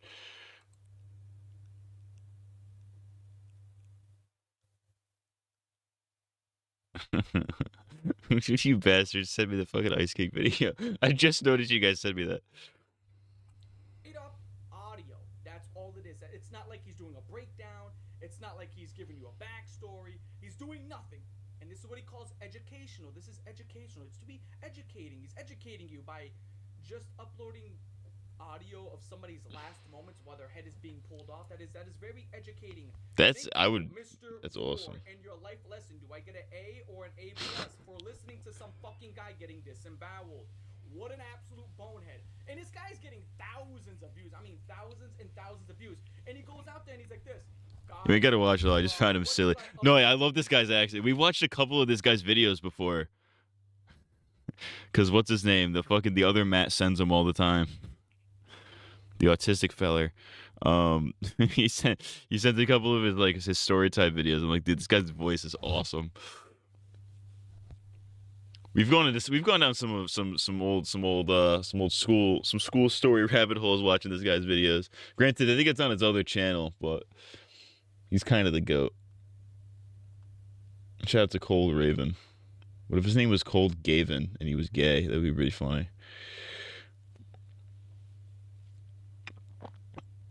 Alright, let's fucking finish this with fucking blasphemous HD story time. Alright. Blasphemization story time number 25. My best friend's sister. Probably getting banned for this. This is like Victorious, best friend's brother. Which is a banger. Completely serious with me for this one. This story is a bit traumatizing to me. I don't want nobody out there smiling, laughing, smirking, in any of that. Now this one I was a bit younger. I was about 17 years old and I still lived out here in Las Vegas in Joshua Villas Projects over far north side of Las Vegas, right? The bad area. I didn't have no video games, had no money, no job, and the only video games I did have was my Nintendo 64. You all know when you're a kid, video games Is that the same Nintendo 64 from the fucking haunted house that totally happened? The best thing in the world is running into that friend that has all of the newest freaking games. So you can go over his house and play his shit. Just so happens one day while I'm across the street at the Walnut Recreational Center playing basketball, lifting weights, I just so happened to meet up with the guy that I'm gonna call Joe. After about a good 3 weeks or so of us being friends and kicking it a lot, he tells me that he just got a brand new Xbox and the newest Halo game. And he had internet access. When I was 7... Well, which Halo game are we talking here? Was it like 2, 3, 4? It matters. Living in the projects, no one freaking had internet access, especially not on a damn Xbox. And he's like, hey, yo, man, dude, oh my God, the new Halo is so freaking awesome. You need to play it online. I'm like, man, dude, I can't do that because I don't have a freaking Xbox. He's like, dog, after we get done playing basketball, we should go over my crib because my parents don't mind if I have any company and we'll just play video games there. We can play new Halo, we can play online, matchmaking. It'll be fucking awesome. Dude, I am ecstatic. I am so... He is aesthetic? I think you mean ecstatic. Who the fuck works at GameStop but doesn't know who the fuck Ice King is? What are we doing? Freaking happy. Putting back on my regular clothes after switching out from gym shorts and all that whatnot. On our way over to the homie Joe's house, we're talking about Halo and the previous. Must have been 2. Halo 2 is pretty good. It's just an all-around awesome conversation, right? So we get to Joe's house. We pop in the new Halo game. We sit down and we start playing this mug online. Curdle, I'm gay. That's Metal Gear, not Halo. Wonderful. Oh my God, we had so much fun on this thing. We're just murdering people. We're kicking ass. We're taking names. We're peeing on the opposition. Real digital urine. Real shit. Oh, but don't laugh. It's serious. So it's going down, man. About a half an hour into us playing, I hear some dishes and some cabinets ruffling behind us. I'm not going to take my eye off the game because we're in the middle of a match. I see Joe in my peripheral vision. I ask him, hey, Joe, who's that behind us? He's like, oh, don't worry about that. That's my sister. When I heard sister, I was single at the time. Oh, you fucking demon. Horrible with freaking women. So I'm like, sister, hold up.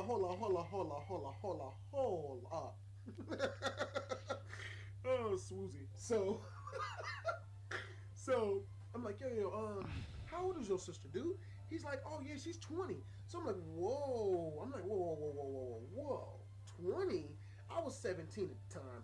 So I'm like, whoa, 20. That's right up in my age price range right there. That's a little bit delicious right there, So in between my matches and whatnot, I'm trying to I don't know if I was 17 as a 20-year-old. I would want to hit, but I would feel uncomfortable about it. You know what I mean? Do a couple of push-ups and whatnot, make sure I'm all like well toned up and buff. Oh, real shit, feel you. Because back then I had hair. Make sure it's all nice and greasy.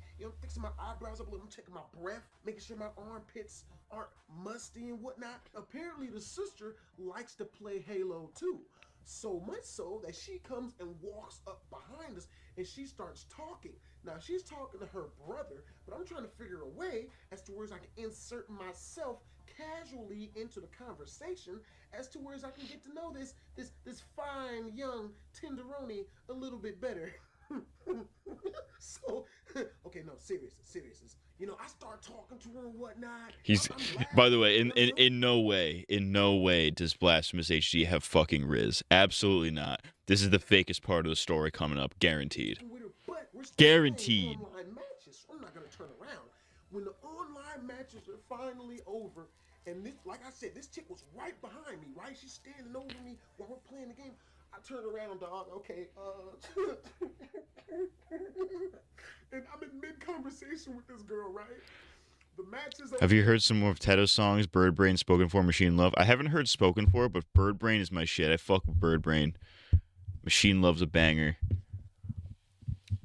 I fuck with Cadmium Colors. Honestly, that's a hitter. And I turn around. I get a good look at her, right? Her face was pretty. Her face was cute. She wasn't fat or nothing. She's wearing a t-shirt, and the t-shirt is going all the way down to her knees, right? I knew something was wrong. Because Is she a midget? while I'm talking to her, something in her shirt kept moving. And I didn't know what it was. Until I looked down. Tell me why these chicks, her boobs were so long, man. They were so long. She got some saggers, dude. Ain't nothing wrong with some saggers. Come on, dude. Oh, does it would. Ain't nothing wrong with some saggy titties. Now, her t-shirt was to her knees, man. And her boobs were so long that they was coming out. That's actually insane. That's fucked up, actually. And every time she moves, her boobs will sway from side to side, man. It's like the little Jeff Dunham bit. He has like a song. He's like, "Do your boobs hang low? Do they wobble? Do it, bro? Can you tie him in a knot? Can you tie him in a bow?" Have you heard Tedo's new voice bank? Kasane Tedo SV2. I may or may not have. That sounds familiar. I don't know if I've sat down and listened to it, but... Now, for one, this is my whole As in, like, I'm not going to sit there and compare the fucking voice banks. I don't have time for that, but, like... boy's sister, right? So I'm real hospitable. I have manners. I'm not gonna be disrespectful and freak out in their house. You know, cause that's disrespectful. And my friend was bigger than me, so it would have been doubly stupid. Cause he would beat me up. So I'm looking at this chick and she's still talking to me, and I'm trying not to look at her boobs. You can't. I mean, I can. I will. I'll probably do it after this video, actually. Because fuck it. Why not? I'm just a man. Let's fucking go. Talking to me, man. And I stopped talking. I'm not saying nothing no more. Counter argument. If you don't, you're gay. It's true. And she's swaying from side to side. And she's even walking closer. And her boobs are swaying from left to right. They coming out from up under her fucking long t-shirt. It was so horrible, yo. It was so horrible, yo. They were so long. This is the most emotional distress I've ever heard Blasphemous in ever. He's so distraught about this lady's saggy titties. I didn't know what to do. And she just keeps talking to me. And I'm trying not to be disrespectful or nothing. The entire time she was talking to me, I didn't hear shit she said, because in my head, all I could hear was, how the fuck do your boobs get that long, man? You know, she finally stopped talking for long enough and went back in the room to get some pictures to show me. The minute she went in that room, dude, I told my homie I had to go, and I just left. I never went back to Joe's house. Damn. Joe, if you're listening to this, I'm so sorry, man. Because I never talked to Joe again after that. I'm so sorry, Joe. That's fucking crazy. I'm pretty sure he was wondering where I went, but I couldn't do it. I just couldn't do it. Whenever I would see him, I would get the picture of his sister's long orangutan boobs. Orangutan boobs is crazy. Damn, she got orangutan. Hey, man, she got orangutan titties, man. She got titties like an orangutan. She got them problem-solving titties. You know, I can't, man. You know, she could like tie them around her waist or something. She didn't have to come out there just free ball. Time around her waist is crazy. She's gonna let him hang for real and sway on me. Oh my god. Oh my god, bro. Enjoyed the story. You know, That's fucking crazy. Don't laugh. This is serious. Says the funniest shit ever. That's really funny. Oh fuck yeah, dude. Let's fucking bump some bird brain, dude.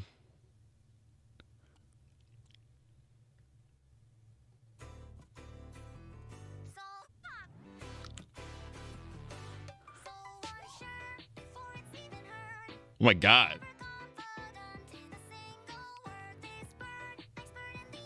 I mean, I don't think it's not as mixed as well as the original, but like, she sounds fucking real. It's weird.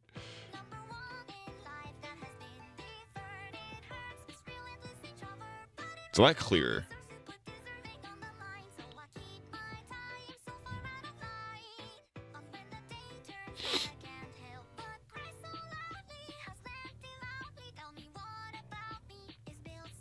Tedo in Fortnite when? Bring me Tedo in Fortnite. I want Kasane Tedo in Fortnite now.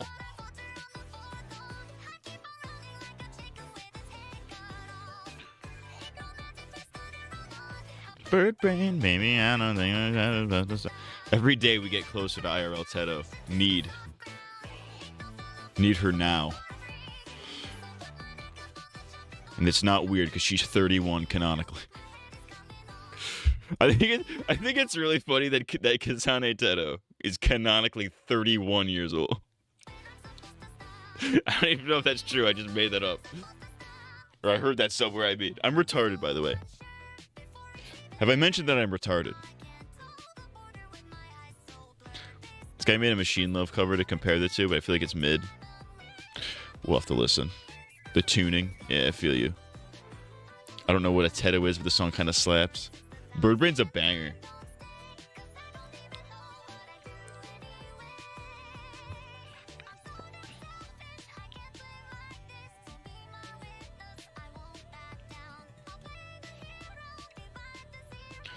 We gotta do the dance.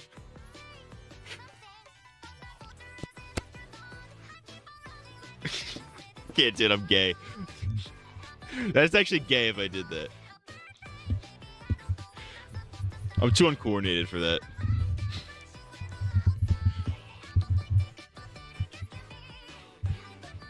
Make this an emote.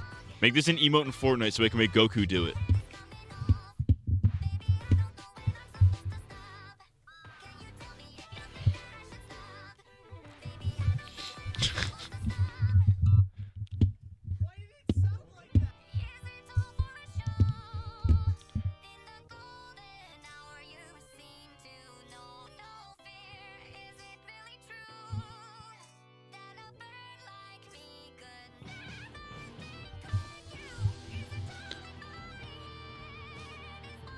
You see, you can kind of hear the robotiness.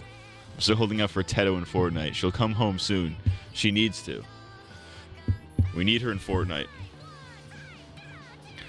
They're gonna run out of Miku. They're gonna run out of Miku ults eventually.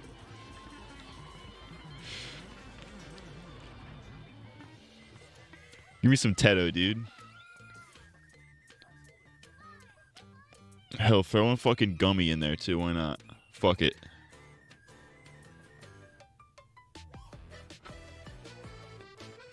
Those are the only Vocaloids I know by name.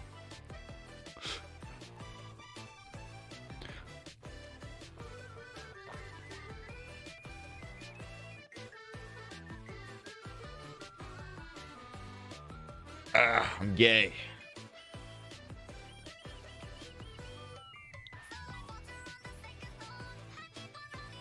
See where this ball's cut. I should make a gay parody of this.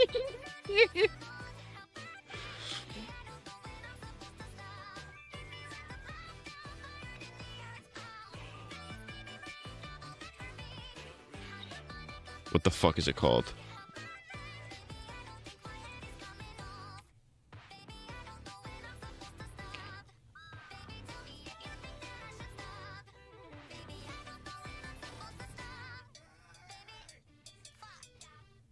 Banger.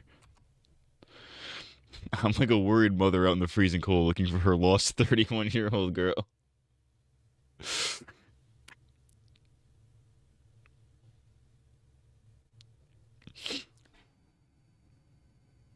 Fuck yeah, dude.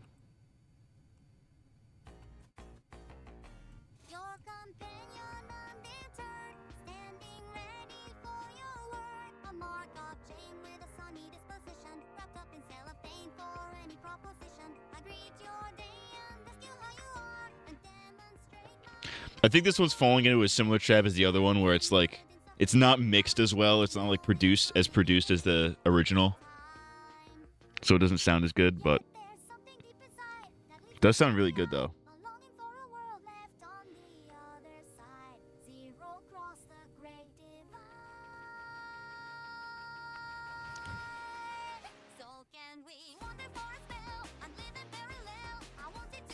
It's mid. Seems rush. No, I feel you.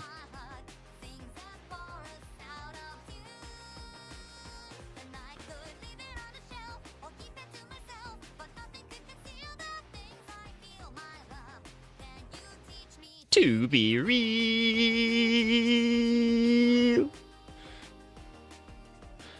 The spoken for cover is peak, but you haven't listened to it yet. Go back to the other song. What? Go back to fucking Bird Brain?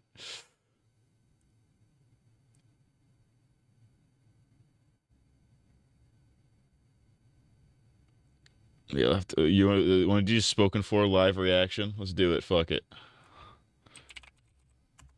It'd be cool if I wasn't retarded.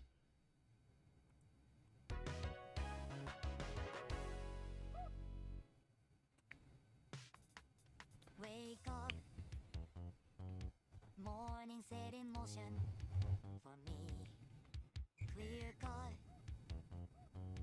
Put on the emotion, guaranteed. And when they drag me by my feet, pick me up and march me to the beat. Make me complete. I'm miles above the street, staring as I pass me by myself, deceit, and I breathe. Nothing but a shadow, it seems, caught up in routine.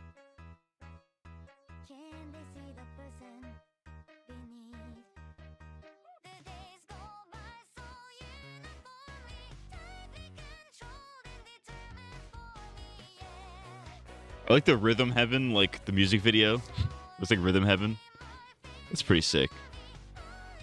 An untapped aesthetic. Thick outlined Japanese shit. You never see that. You don't see that very often.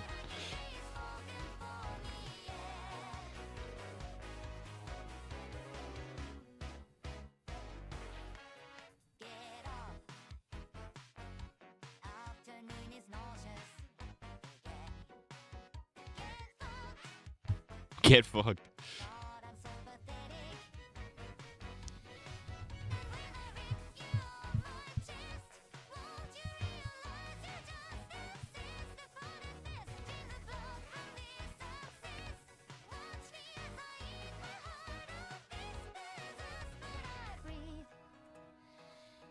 Something's got me doubting, it seems. Am I anything? Am I even a person beneath? The days of bloodstains, grim and gory, visions of violence are overpowering, yeah. Puking my guts out almost daily, shading up the numbers of this fucking body. I can read the messages, they come so quickly. Keys are begging anybody, come and save me. I don't get the messages, they don't come. It's really depressing lyrics for a song this this upbeat.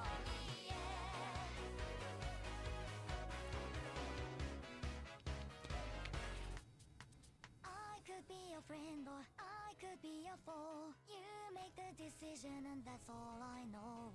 I could be a sinner, I could be a saint, perfectly devoid of anything I ain't. I could be a martyr, I could be a cause. I can be whatever everybody wants. Oh, I could be a canvas, I could be a doll. I don't think I'm even something real at all.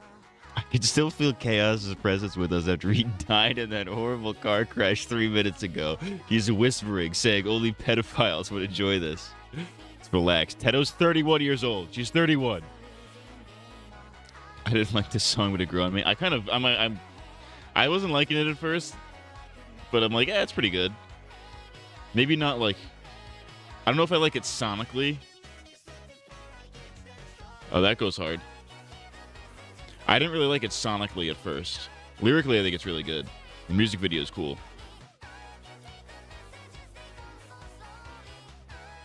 Let me out. Let me out. This is not a dance. She's real. We have to save her. We have to free her from the computer. We have to reach into the computer and save Kasane Teto.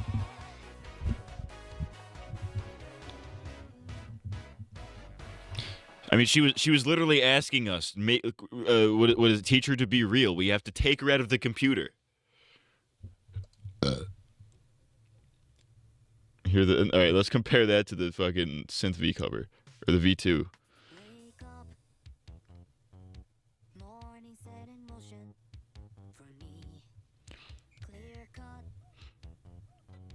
Put on the emotion. Guaranteed. When they drag me by my feet, pick me Oh, I like this version way better already. I think the clearer vocals work a lot better for this.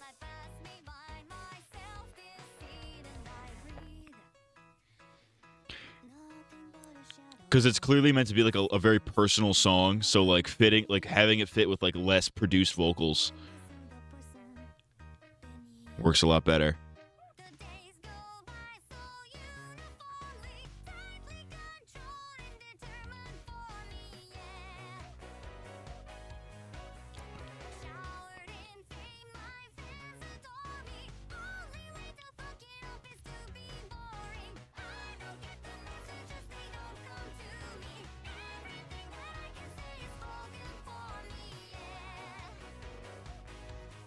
This fucks.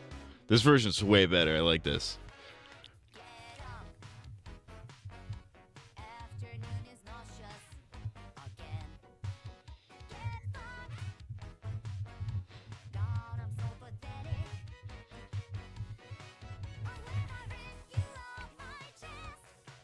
Sounds a lot more personal.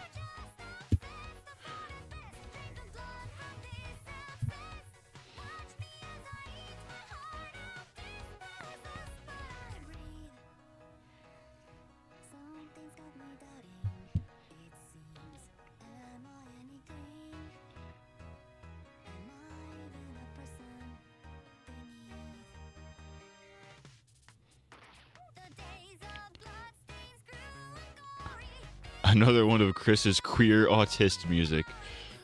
Virgin and balding hours, real shit. This is real cracker hours, dude. This is real black Jew hours. If you're not a black Jew, get the fuck out.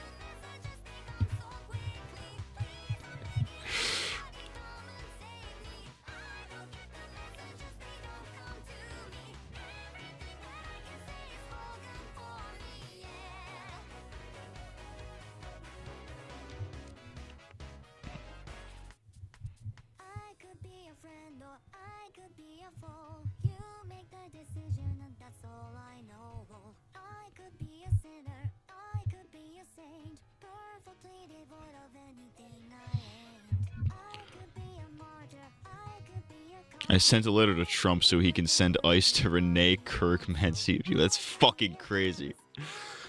We are Renee Good. We get shot by ice.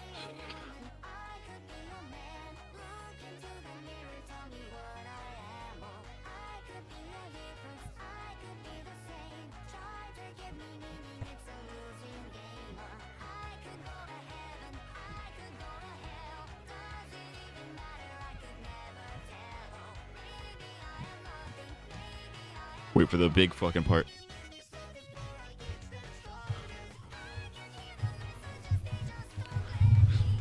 Walt Disney rolled in his grave with the word Jew. I'm still mad Teto did not say Jew in that pie cover. I want to hear Teto angrily say Jew. I want her to know that I want to know that Teto stands with Palestine. I want to know that she stands against the illegitimate state of Israel.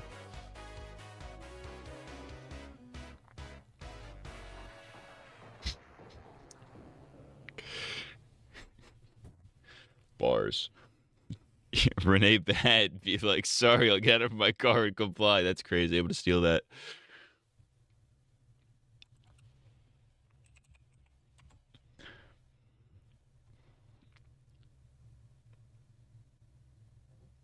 Oh, of course, they've done fucking Lane. Has Teto sang the Charlie Kirk song? We're about to find out. I love how somebody has looked this up. Teto has Nazism in her DNA. Oh, yeah, look at that uniform, dude. She absolutely has fucking... This is fucked. All right? We'll end the stream with this. I have to go to fuck to bed, dude. I gotta work tomorrow. I've been up for 24 hours, basically. Officially. He stood and shake, a voice in the storm, a man of 6'7", a heart reborn. He spoke his scripts when the cost was high. He lived for Sigma, unafraid to die. We are Charlie Kirk, we carry the flame. Fight for the gospel, we honor his name. Real quick, can you look up Teto's beta design concept art? Oh, real shit. Show the class the swastika. Oh, fuck yeah, dude. I'm on it. I'm on it right now.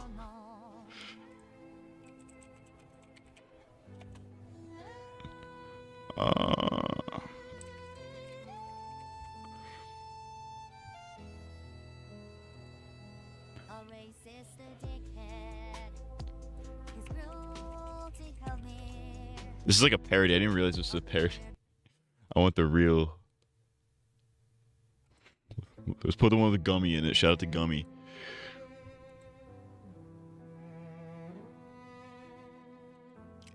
I'm not seeing any Nazi shit. A voice in the storm. A man of 6'7". A heart. It's the fucking 6'7" version again. 6'7". Kasane Teto on Pixiv R18 only. I don't know what any of that means, but okay.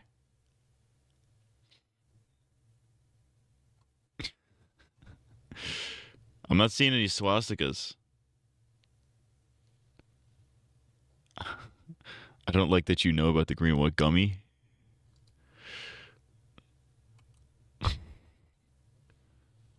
That's the only other one I know about. Well, I know there's a yellow one too, but I don't know the lore. Yeah, I'm not seeing I'm not seeing any fucking Nazi shit. 6'7". Because like the closest I'm getting is this from. Well, I guess you can't see it because it's fucking gay. The closest I'm seeing is this, but I'm not seeing no Nazi shit.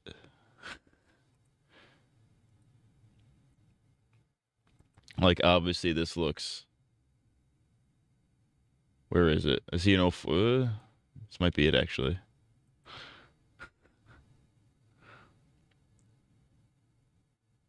I'm sure it's hidden there somewhere. We are Charlie Kirk. What's that naked Teto? There's no naked Teto. Look up Kasane Teto beta Nazi. Okay, all right, we'll do this off camera. Beta Nazi. Okay, I should have had to specify Nazi. Yeah, that's not coming up.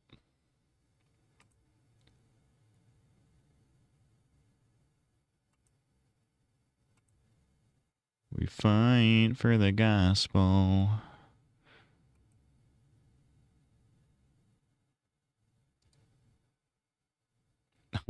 I'm literally not seeing any Nazi shit.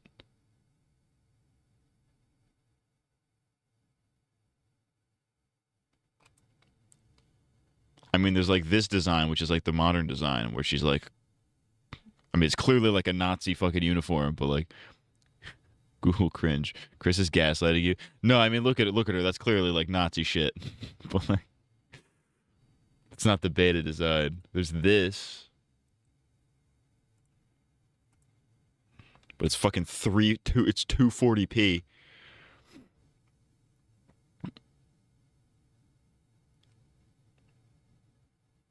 I don't know. All I know at the end of the day is that we are Charlie Kirk. Yo, it's me, your boy Charlie Kirk. All right, shut the fuck up.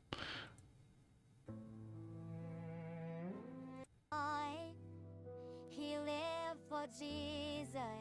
Oh, here's the. Unafraid to die. We are Charlie Kirk. We carry the flame for light for the gospel. Honor his name. We are George Floyd. He carries the Fed. That's awesome.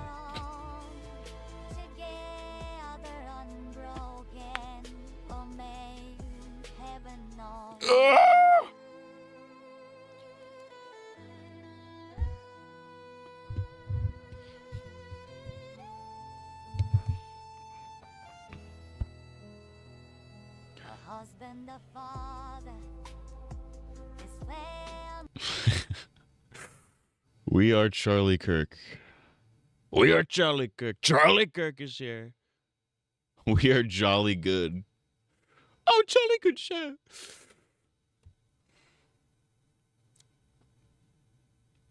Buff Carell just did a cover of the Charlie Kirk song. It's awesome. Shout out to Buff Carell. Buff Carell, the GOAT. I want to hear Buff Carell do a cover of Bird Brain. I need Buff Carell covering Bird Brain now. Say what you will about Matt, but he is Charlie Kirk. I won't lie. This is definitely me when I'm Charlie Kirk.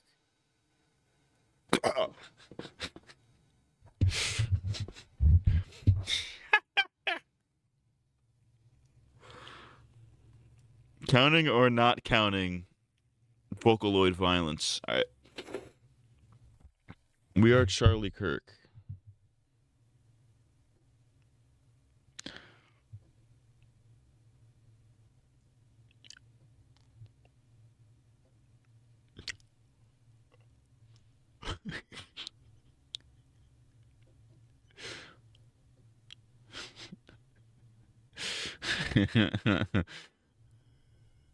This is fucking ridiculous. Shout out to Kasane Teto, dude. Teto needs to be in Fortnite. That's the American people are tired of Kasane Teto not being in Fortnite. The top 1% of Vocaloids, Hatsune Miku, is in Fortnite twice. But not once have they put another Vocaloid in Fortnite. This is a travesty, and I'm Bernie Sanders. It is now time for me to take my check from Israel. Kasane Pedo, she's 31. Let's calm down.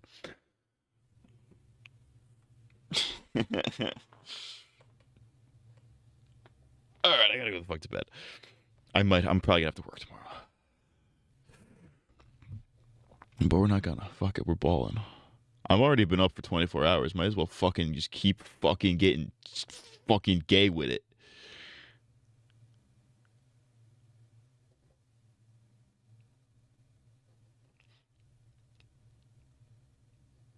Stereo Love. Is that fucking song from the... Yeah, it's exactly what I thought it was. This might have to be Forgotten Artists. Stereo Love might have to be Forgotten Artists Volume 7.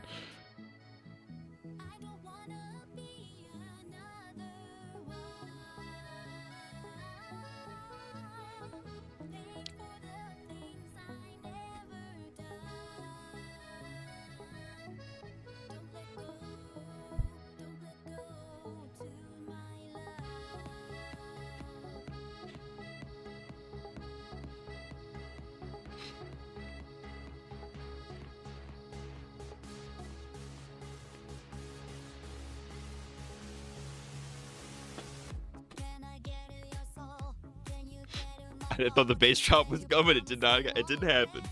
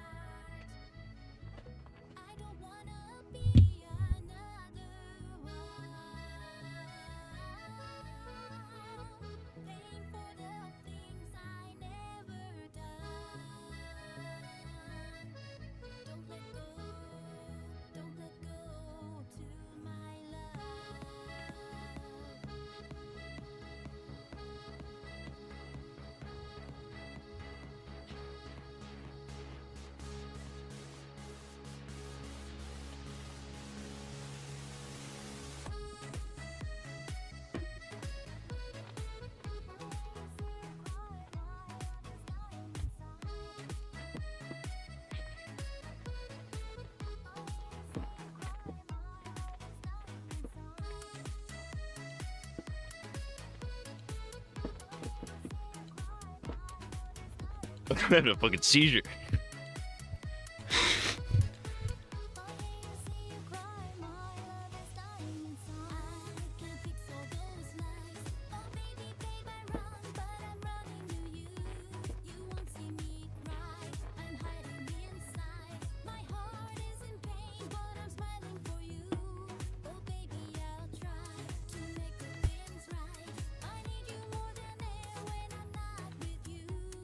can't see my feet, but I'm doing some crazy footwork right now.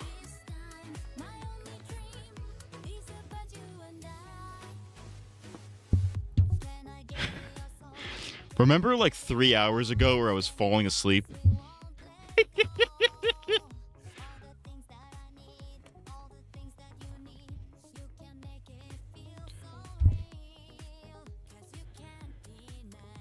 Real shit. Real shit. Shout out Kasane Teto. Shout out Charlie Kirk. He's dead as hell. That's why Charlie Kirk dead. Dead as hell.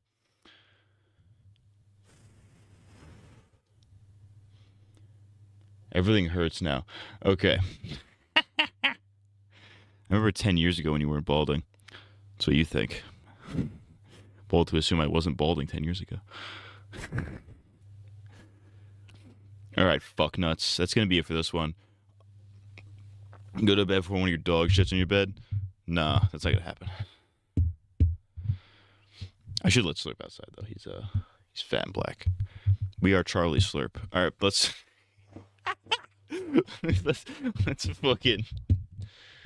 fucking get AIDS. All right, that's gonna be it for this one. We'll be back. I'll probably be back on Sunday. I think it's a fair bet. I'll probably be back on Sunday because we're supposed to get mondo fucking snow. I'm sure as hell not fucking working tomorrow. Well, maybe not tomorrow. Tomorrow I'll probably work, but Sunday I'm sure as hell not fucking working. Reg would be balding or balling. I'm already doing both, dude. I don't need to pick. I'm already doing both, dude.